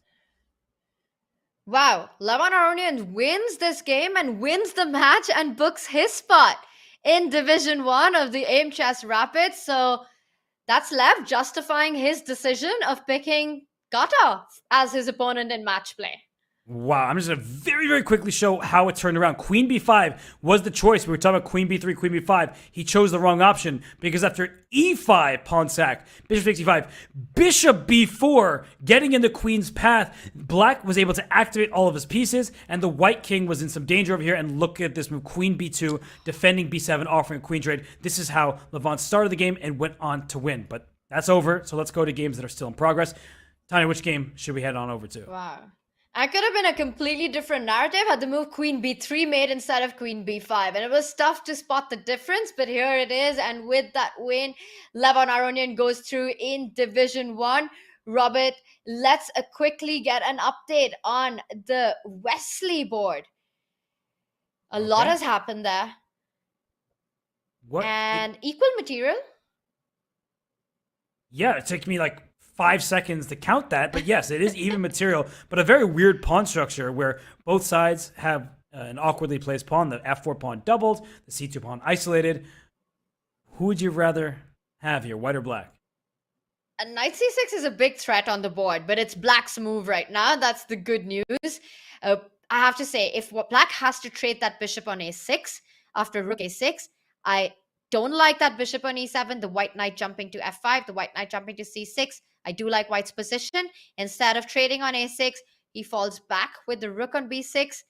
And maybe white can just simply retreat the bishop, the rook jumping onto a7, a potential knight jump to f5. I think Wesley's got good chances here.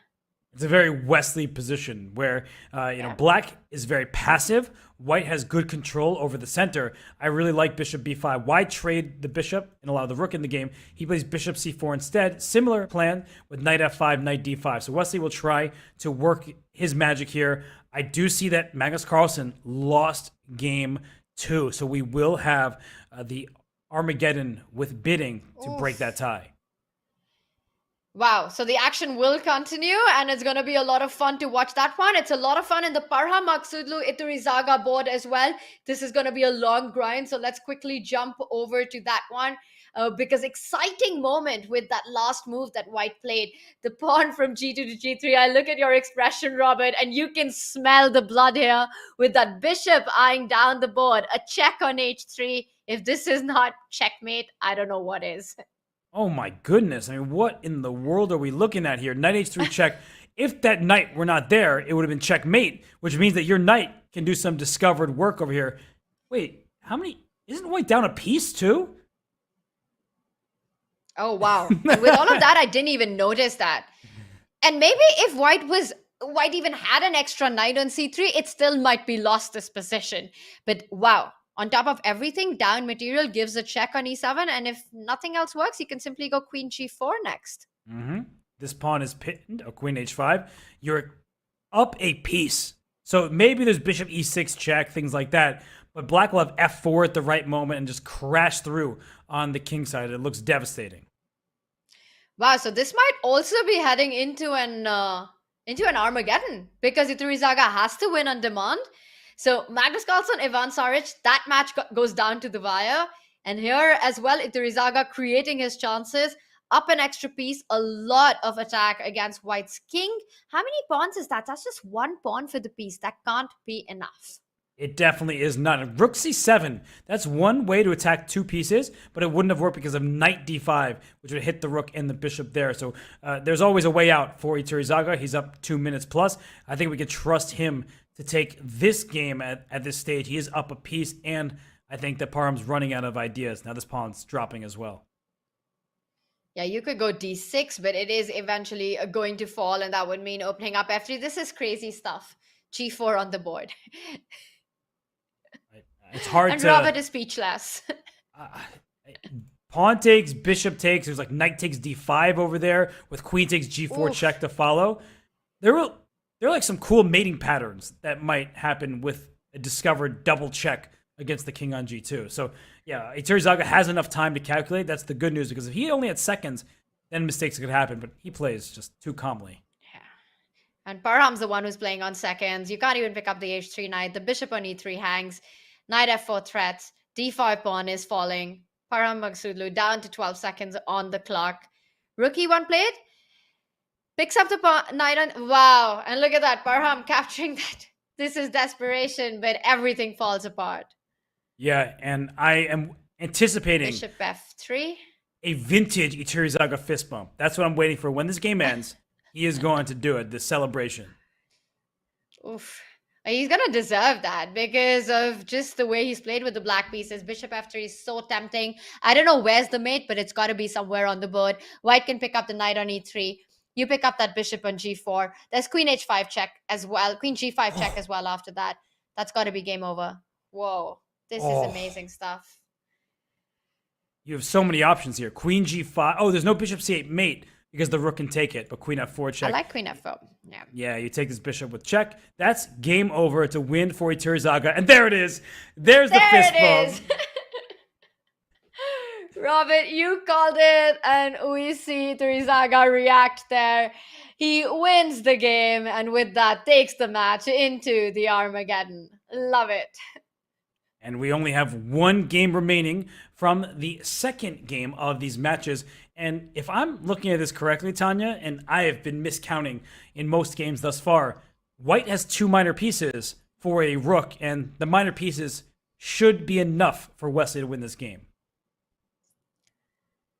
Yeah, wow. I'm just taking all of this in right now. So there is a pin along the A file. So the knight on A7 is stuck there, but probably not for too long. Robert, it still seems like there's work to be done here. Do you start going rook A6, targeting the D6 pawn? Is that the idea that you want? He first defends the bishop on B3, and I think eventually he will go for that D6 pawn. Yeah, he's protected everything that he needs to. Rook A6, there's rook takes B5, so have to be a little careful right now. What is the move at this stage? King F2? I guess everything's defended. Look at this. It's weird. Yeah, everything defends each other. It's like a family support group here. The bishop saves the A4 rook. The pawn on C2 defends the bishop on B3. The knight on A7 defends the knight on B5. That's a mutual admiration society. And rook B6 played right now. But where is the conversion here? You've got to try to break through. And this is what he shows. Knight C7, freeing up the knight. The other knight will jump onto B5 if given the opportunity. Not right now. Maybe knight D5. Trade knights, take with the pawn, give yourself the C6 square. So I think this should be sufficient. Is he considering recapturing with the bishop, perhaps? Also eyeing that F7 pawn, which is so tender in the position. Imagine a rook landing on the 7th rank. That will be game over. Knight C6, rook A7 ideas. Ooh, he shuts the rooks off from one another. Such a Wesley type of move, but he does walk into a little bit of a pin. It is defended. Yeah. But trades, maybe you don't have enough material left to win, although he should.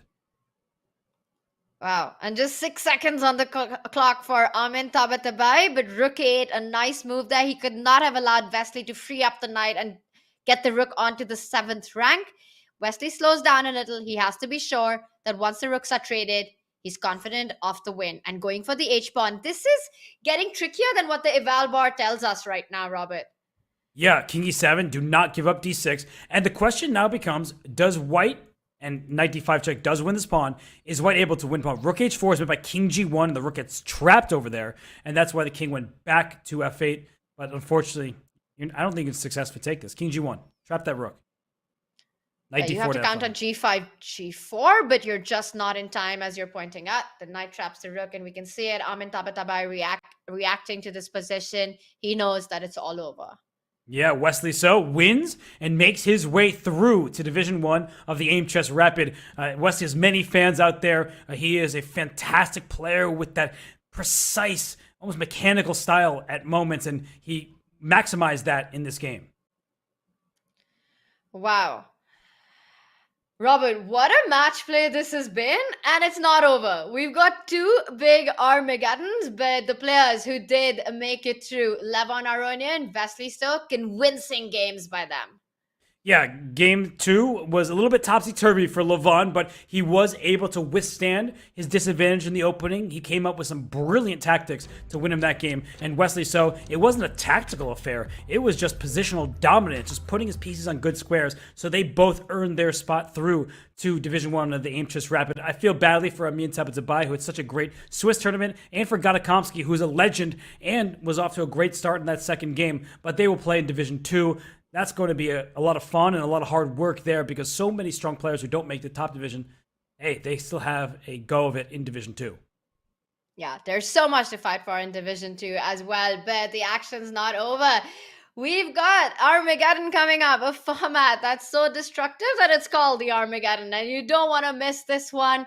We will be giving more information on that. 2 Armageddons are going to be on with us right after this break. We'll be back.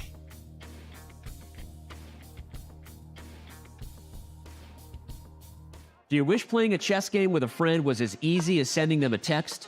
Well, good news. Now it is.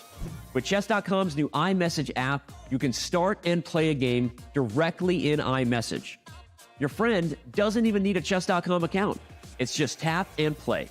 Head over to go.chess.com/iMessage or use the command iMessage in chat to learn more.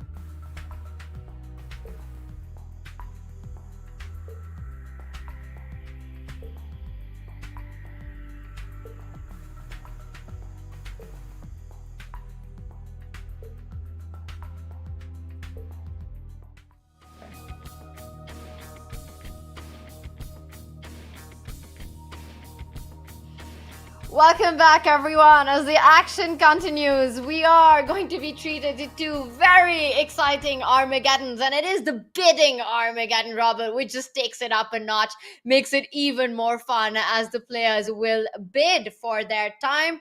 And wow, what are you expecting from this one? But before that, Robert, let's take a look at the format for the Armageddons. Let's just talk about that. And this is the action that's coming up. The players bid for the time, and the lowest bid wins, gets to choose the color. Black has got draw odds, which means that white has to win on demand. Robert, the big question in Armageddons is always, how low can you go? Especially because there's no increment. Yeah, there is no increment, which means that if you have a rook endgame, king and rook versus king and rook, you have to flag your opponent. You have to be shameless in this format. I know the players, they often are nice, they're very cordial, they get along well with their friends and fellow competitors, but no, they're your enemy here. You win on the clock if you can, and so black wins the match with just a draw, which means white has to go all in. So the players really want to fight for the black pieces, but for that they have to make the lower bid.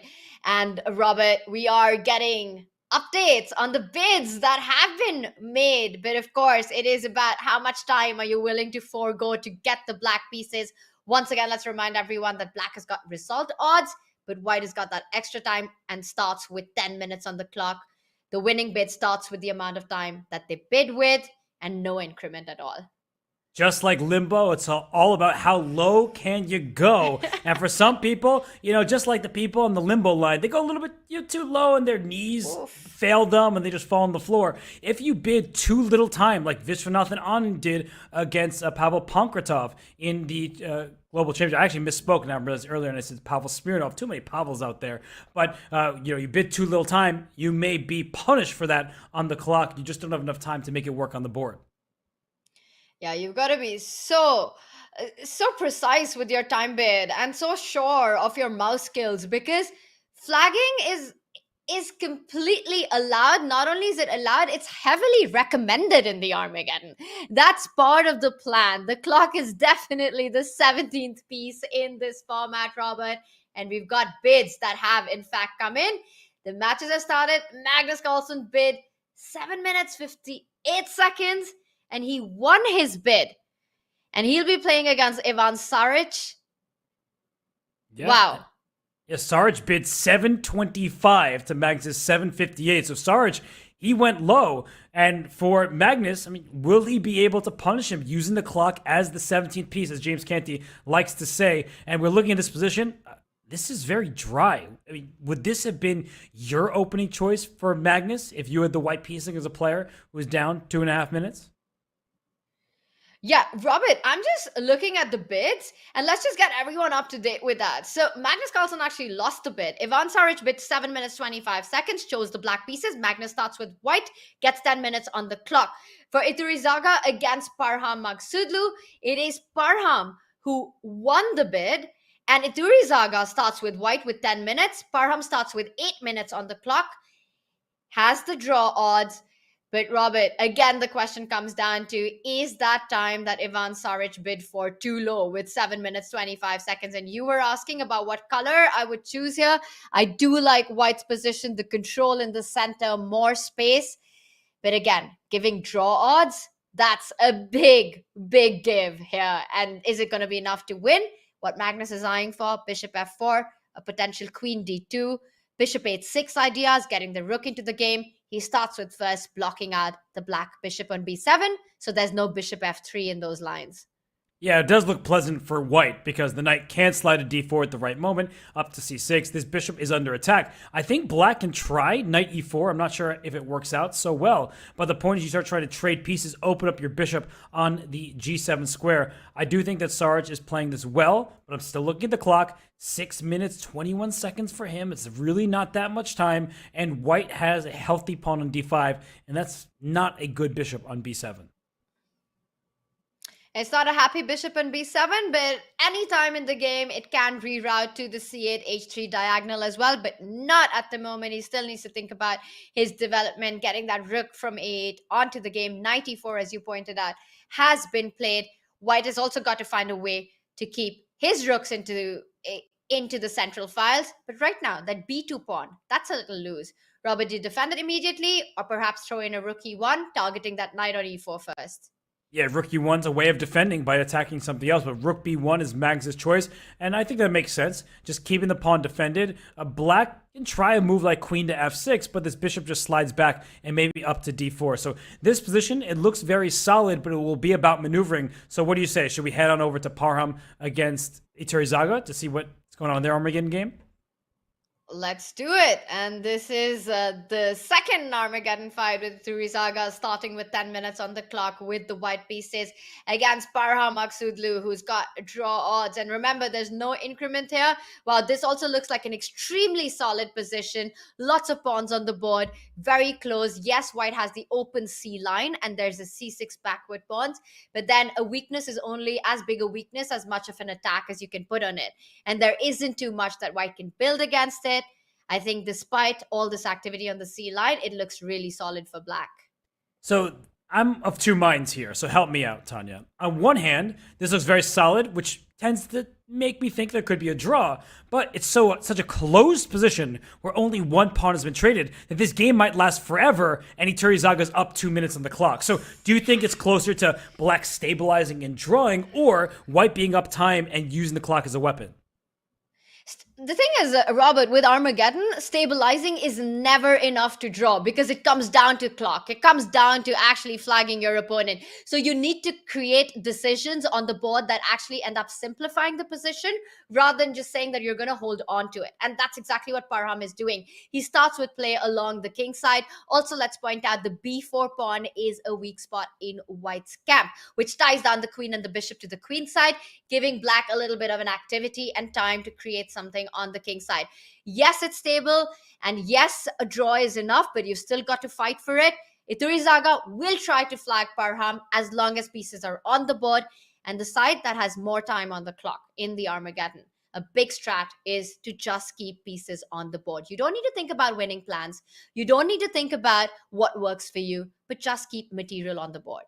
I loved the move rook a2 because it stopped g4. The threat of g4 is get knight d2 with a fork. So rook a2, it also helps you double on the c file. It protects the f2 pawn another time. Watch out for sacrifices there at a critical moment. The e3 pawn could be loose. Black could play h4, but these decisions are not easy for Parham, and he's burning some precious clock. So let's maybe head back to the other game. We're going to go back and forth, everybody. Don't you worry. We want to see Magnus and Saros. We want to see Parham and Iturizaaga.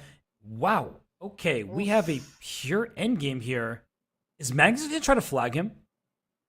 And this is exactly what we were talking about, right? The player with less time, you want the pieces off the board to get closer to the draw. I think Magnus has to try to flag him. That feels like the only chance that he has. If the game ends in a draw, Ivan Saric wins the match. Magnus, meanwhile, has got a knight on d4, but it looks like not too many penetrating spots for the king. Objectively, it's a draw, Robert. It's going to come down to the clock here. Objectively, yes, but I actually think even in a classical game, this is still a bit difficult for black, especially now that this pawn is on h5 and this knight at the right time can reroute. So the king will come to e3, the knight will go to e2. If you ever take on h4, which has happened, that frees up the g3 square. And, you know, I haven't read too many chess books, I've admitted that before, but I've seen enough Karpov games in my life to look at this position and say, you know, I feel like white really can press and win this game. Ulf Anderson, I hope you're doing well, but this position looks like one where he would press for a win in an endgame. I actually think that black's in big trouble. I think in that situation, when white's knight gets to g3, black will have to take a defensive setup of getting the bishop to defend the h5 pawn. And he wants to do that via g6, but watch out. What about the c7 pawn? But Magnus is... Who cares? You're not going to attack anything. You play bishop to b1, maybe still knight to b5, and yeah, these pawns are all on dark squares and will be targeted. And he goes for bishop b1. The idea is that after a3, he wants to go bishop a2, try to put pressure on c4. We see the eval bar creeping up. Robert, you're absolutely on point that practically not an easy position for black to defend. It might not just be about the clock. With h5 weakness and a c7 weakness, the knight can jump around to attack both. It might actually be a lot worse for black now.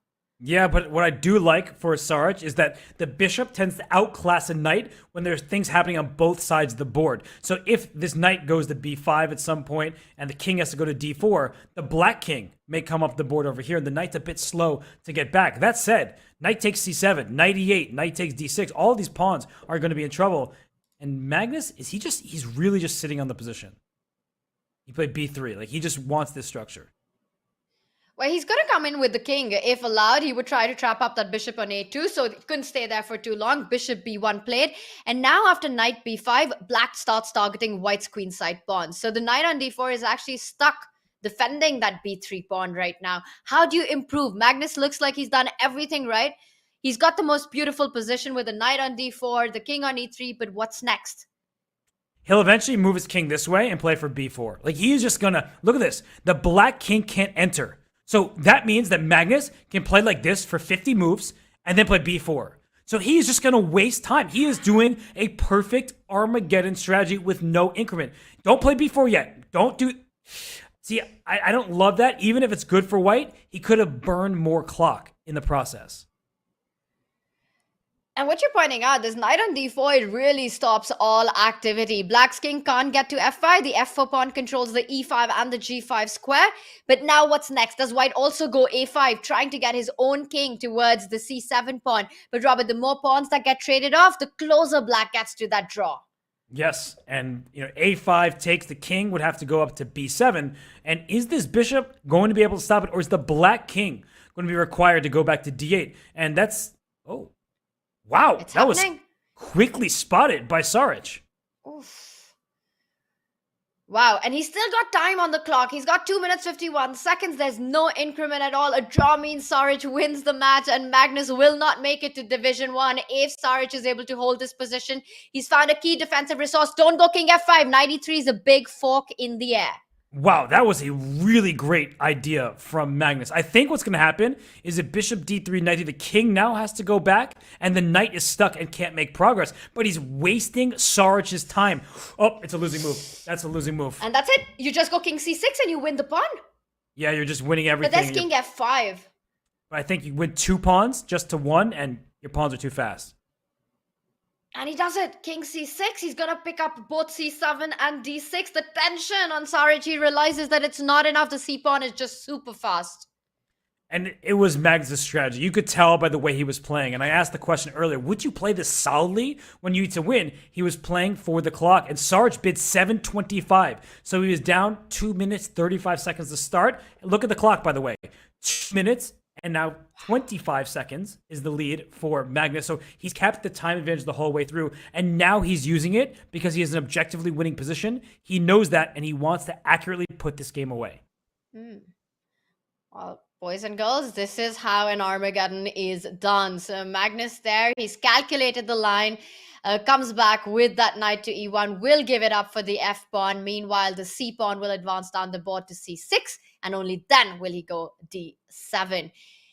All right, Sarich still asking questions, not allowing this plan. King d4, is it time to give up the d-pawn for the bishop? d7, does that win on the spot and just get the king back?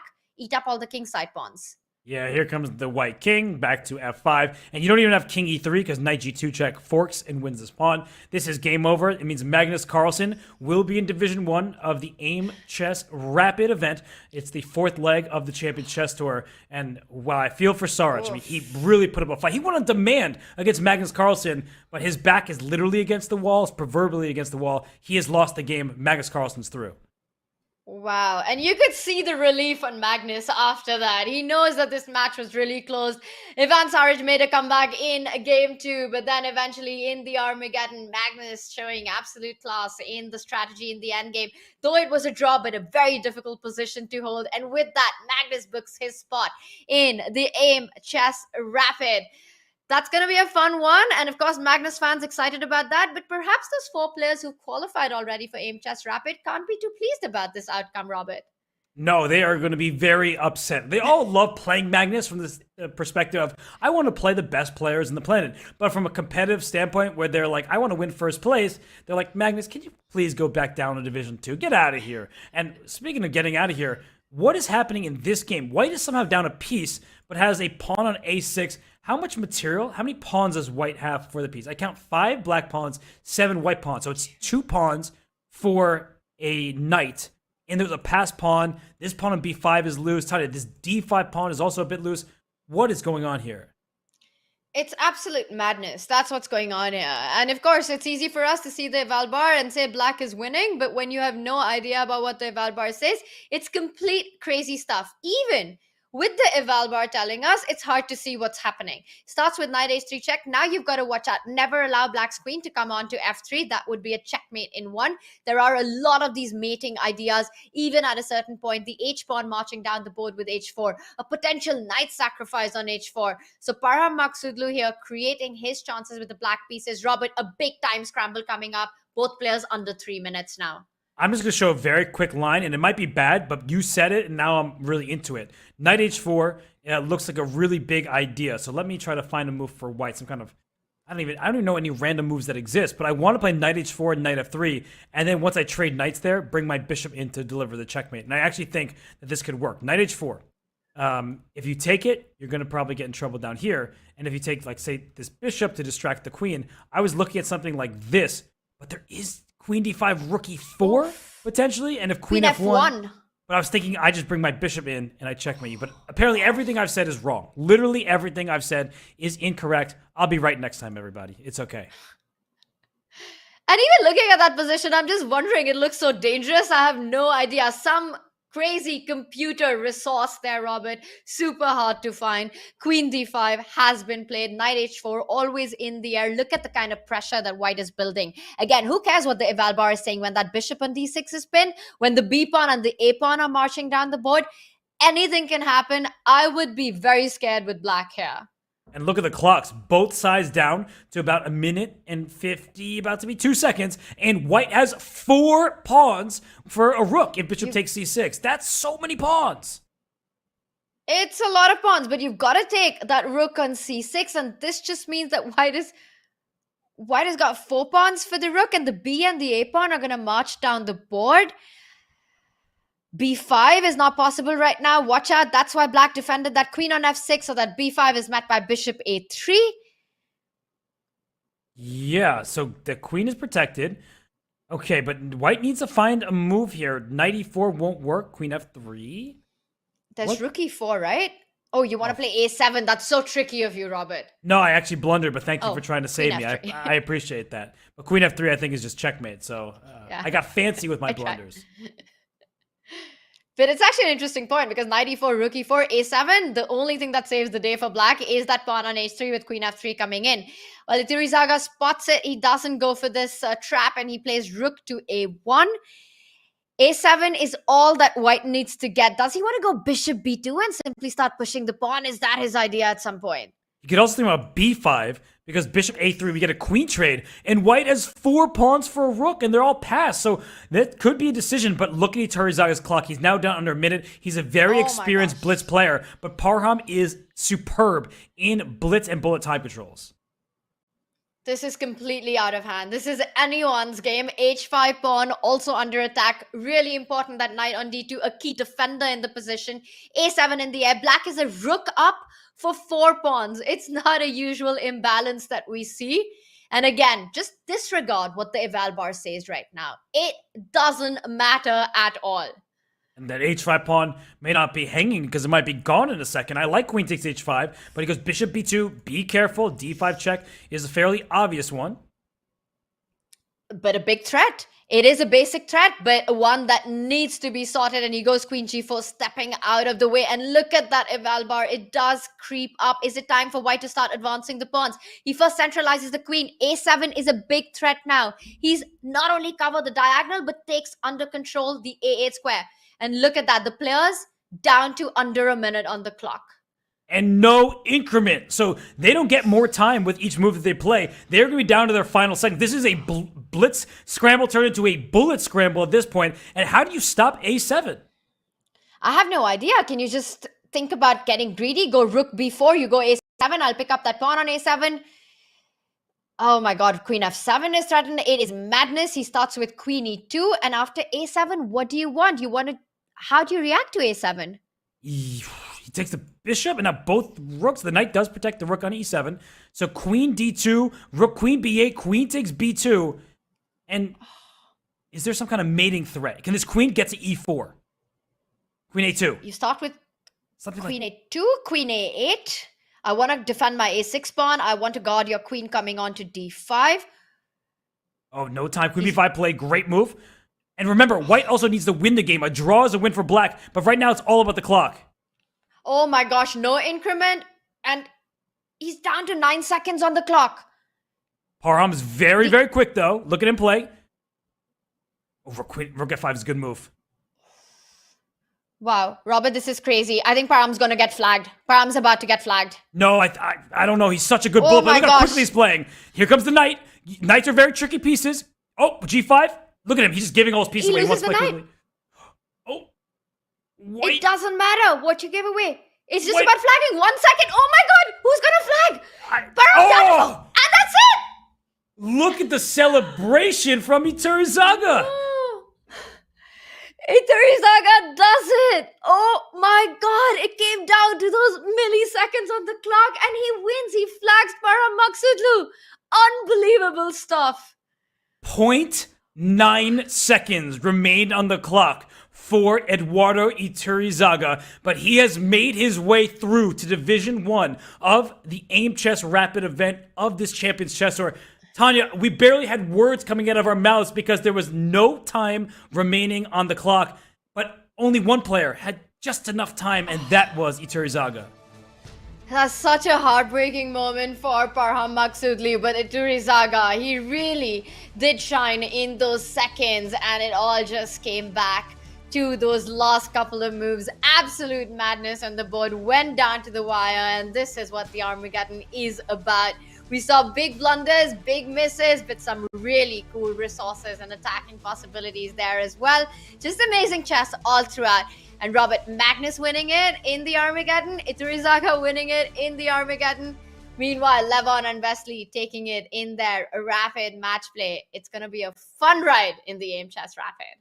And you have to feel for Parham Maghsoodloo. He had the better position throughout that game. He was doing well on the clock, and he was playing so many great moves. But then the position got tricky. Things got out of hand. He didn't have enough time to calculate everything. And Iturrizaga, 0.9. That's the number, his favorite number in the world right now. That's the amount of time, chat, that Iturrizaga had left on the clock when he flagged Parham Maghsoodloo. 0.9 seconds. And 0.00 to Parham. That's what happened at the end of that game. Absolute brutal stuff, but what a brilliant day of chess this has been. And Robert, so many cool games that we saw. And this means you've got our field for Division 1 of the Aimchess Rapid. Let's take a look at the players who will be joining Nodirbek Abdusattorov, Fabiano Caruana, Jorden van Foreest, and Vladimir Fedoseev, who made it through in the Chess Kid Cup for the Aimchess Rapid. And from this one, from the plains today, we've got Levon Aronian, Magnus Carlsen, Eduardo Iturrizaga, Wesley So booking their spots into Division 1. And Robert, I'm looking at that field, and it's going to be one hell of a tournament. There are no weak spots there. There are no targets there. And also, we've got Eduardo Iturrizaga, who will be making his debut in Division 1. A dangerous player. I felt bad for Amin Tabatabai for having to play Wesley So. I now feel bad for Nodirbek Abdusattorov. I mean, he just won in the Chess Kid Cup. He can win another Division 1, but he has to play Wesley So. That's not the opponent you expect to get as the 8th seed in the bracket, but we'll see these great matchups with so many fantastic players. And look at the entrants, the people who just earned their spot. Look at their high ratings. And last but certainly not least was Mr. Vamos himself, Eduardo Iturrizaga, the fist pumps, just rooting himself on, and he needed every last ounce of energy to make it through to Division 1. I think a lot of people will be very pleasantly surprised by him in Division 1. Watch out if you're Fabiano Caruana, if you're the other people. That's not somebody you take lightly. He has so much experience, and he just proved that he belongs in Division 1 in the Champions Chess Tour.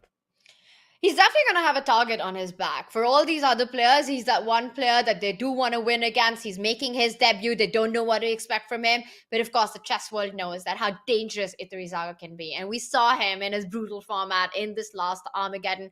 Robert Parham, I'm still thinking about this. Parham was an entire rook up.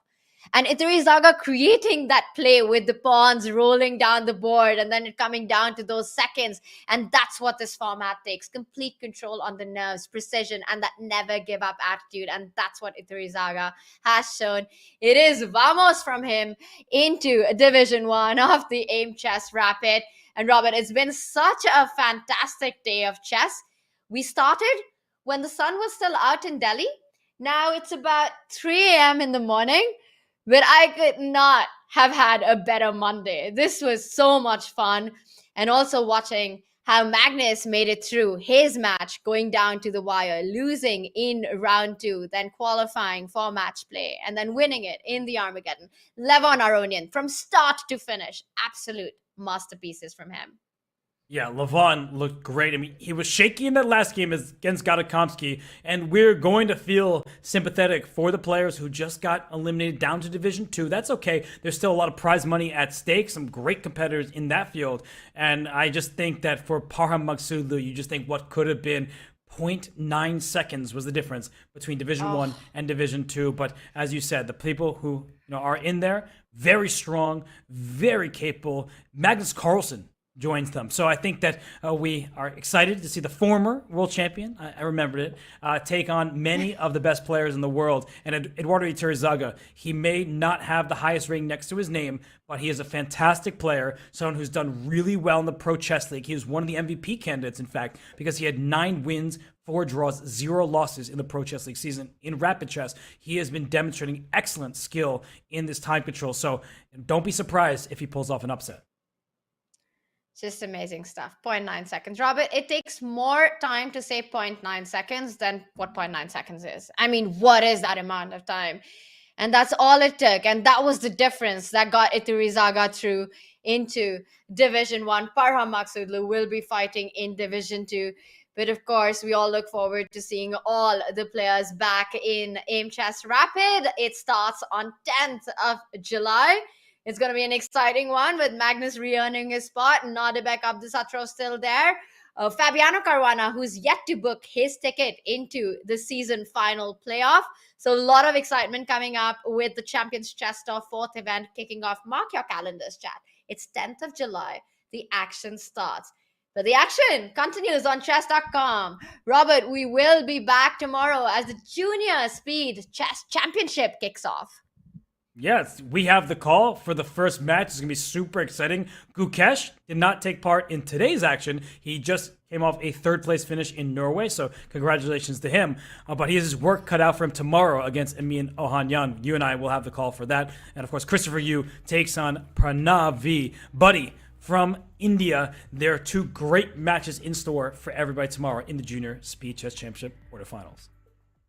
Looking forward to that, chat. A big shout out to all of you who joined us for this incredible day of chess on YouTube as well as on Twitch.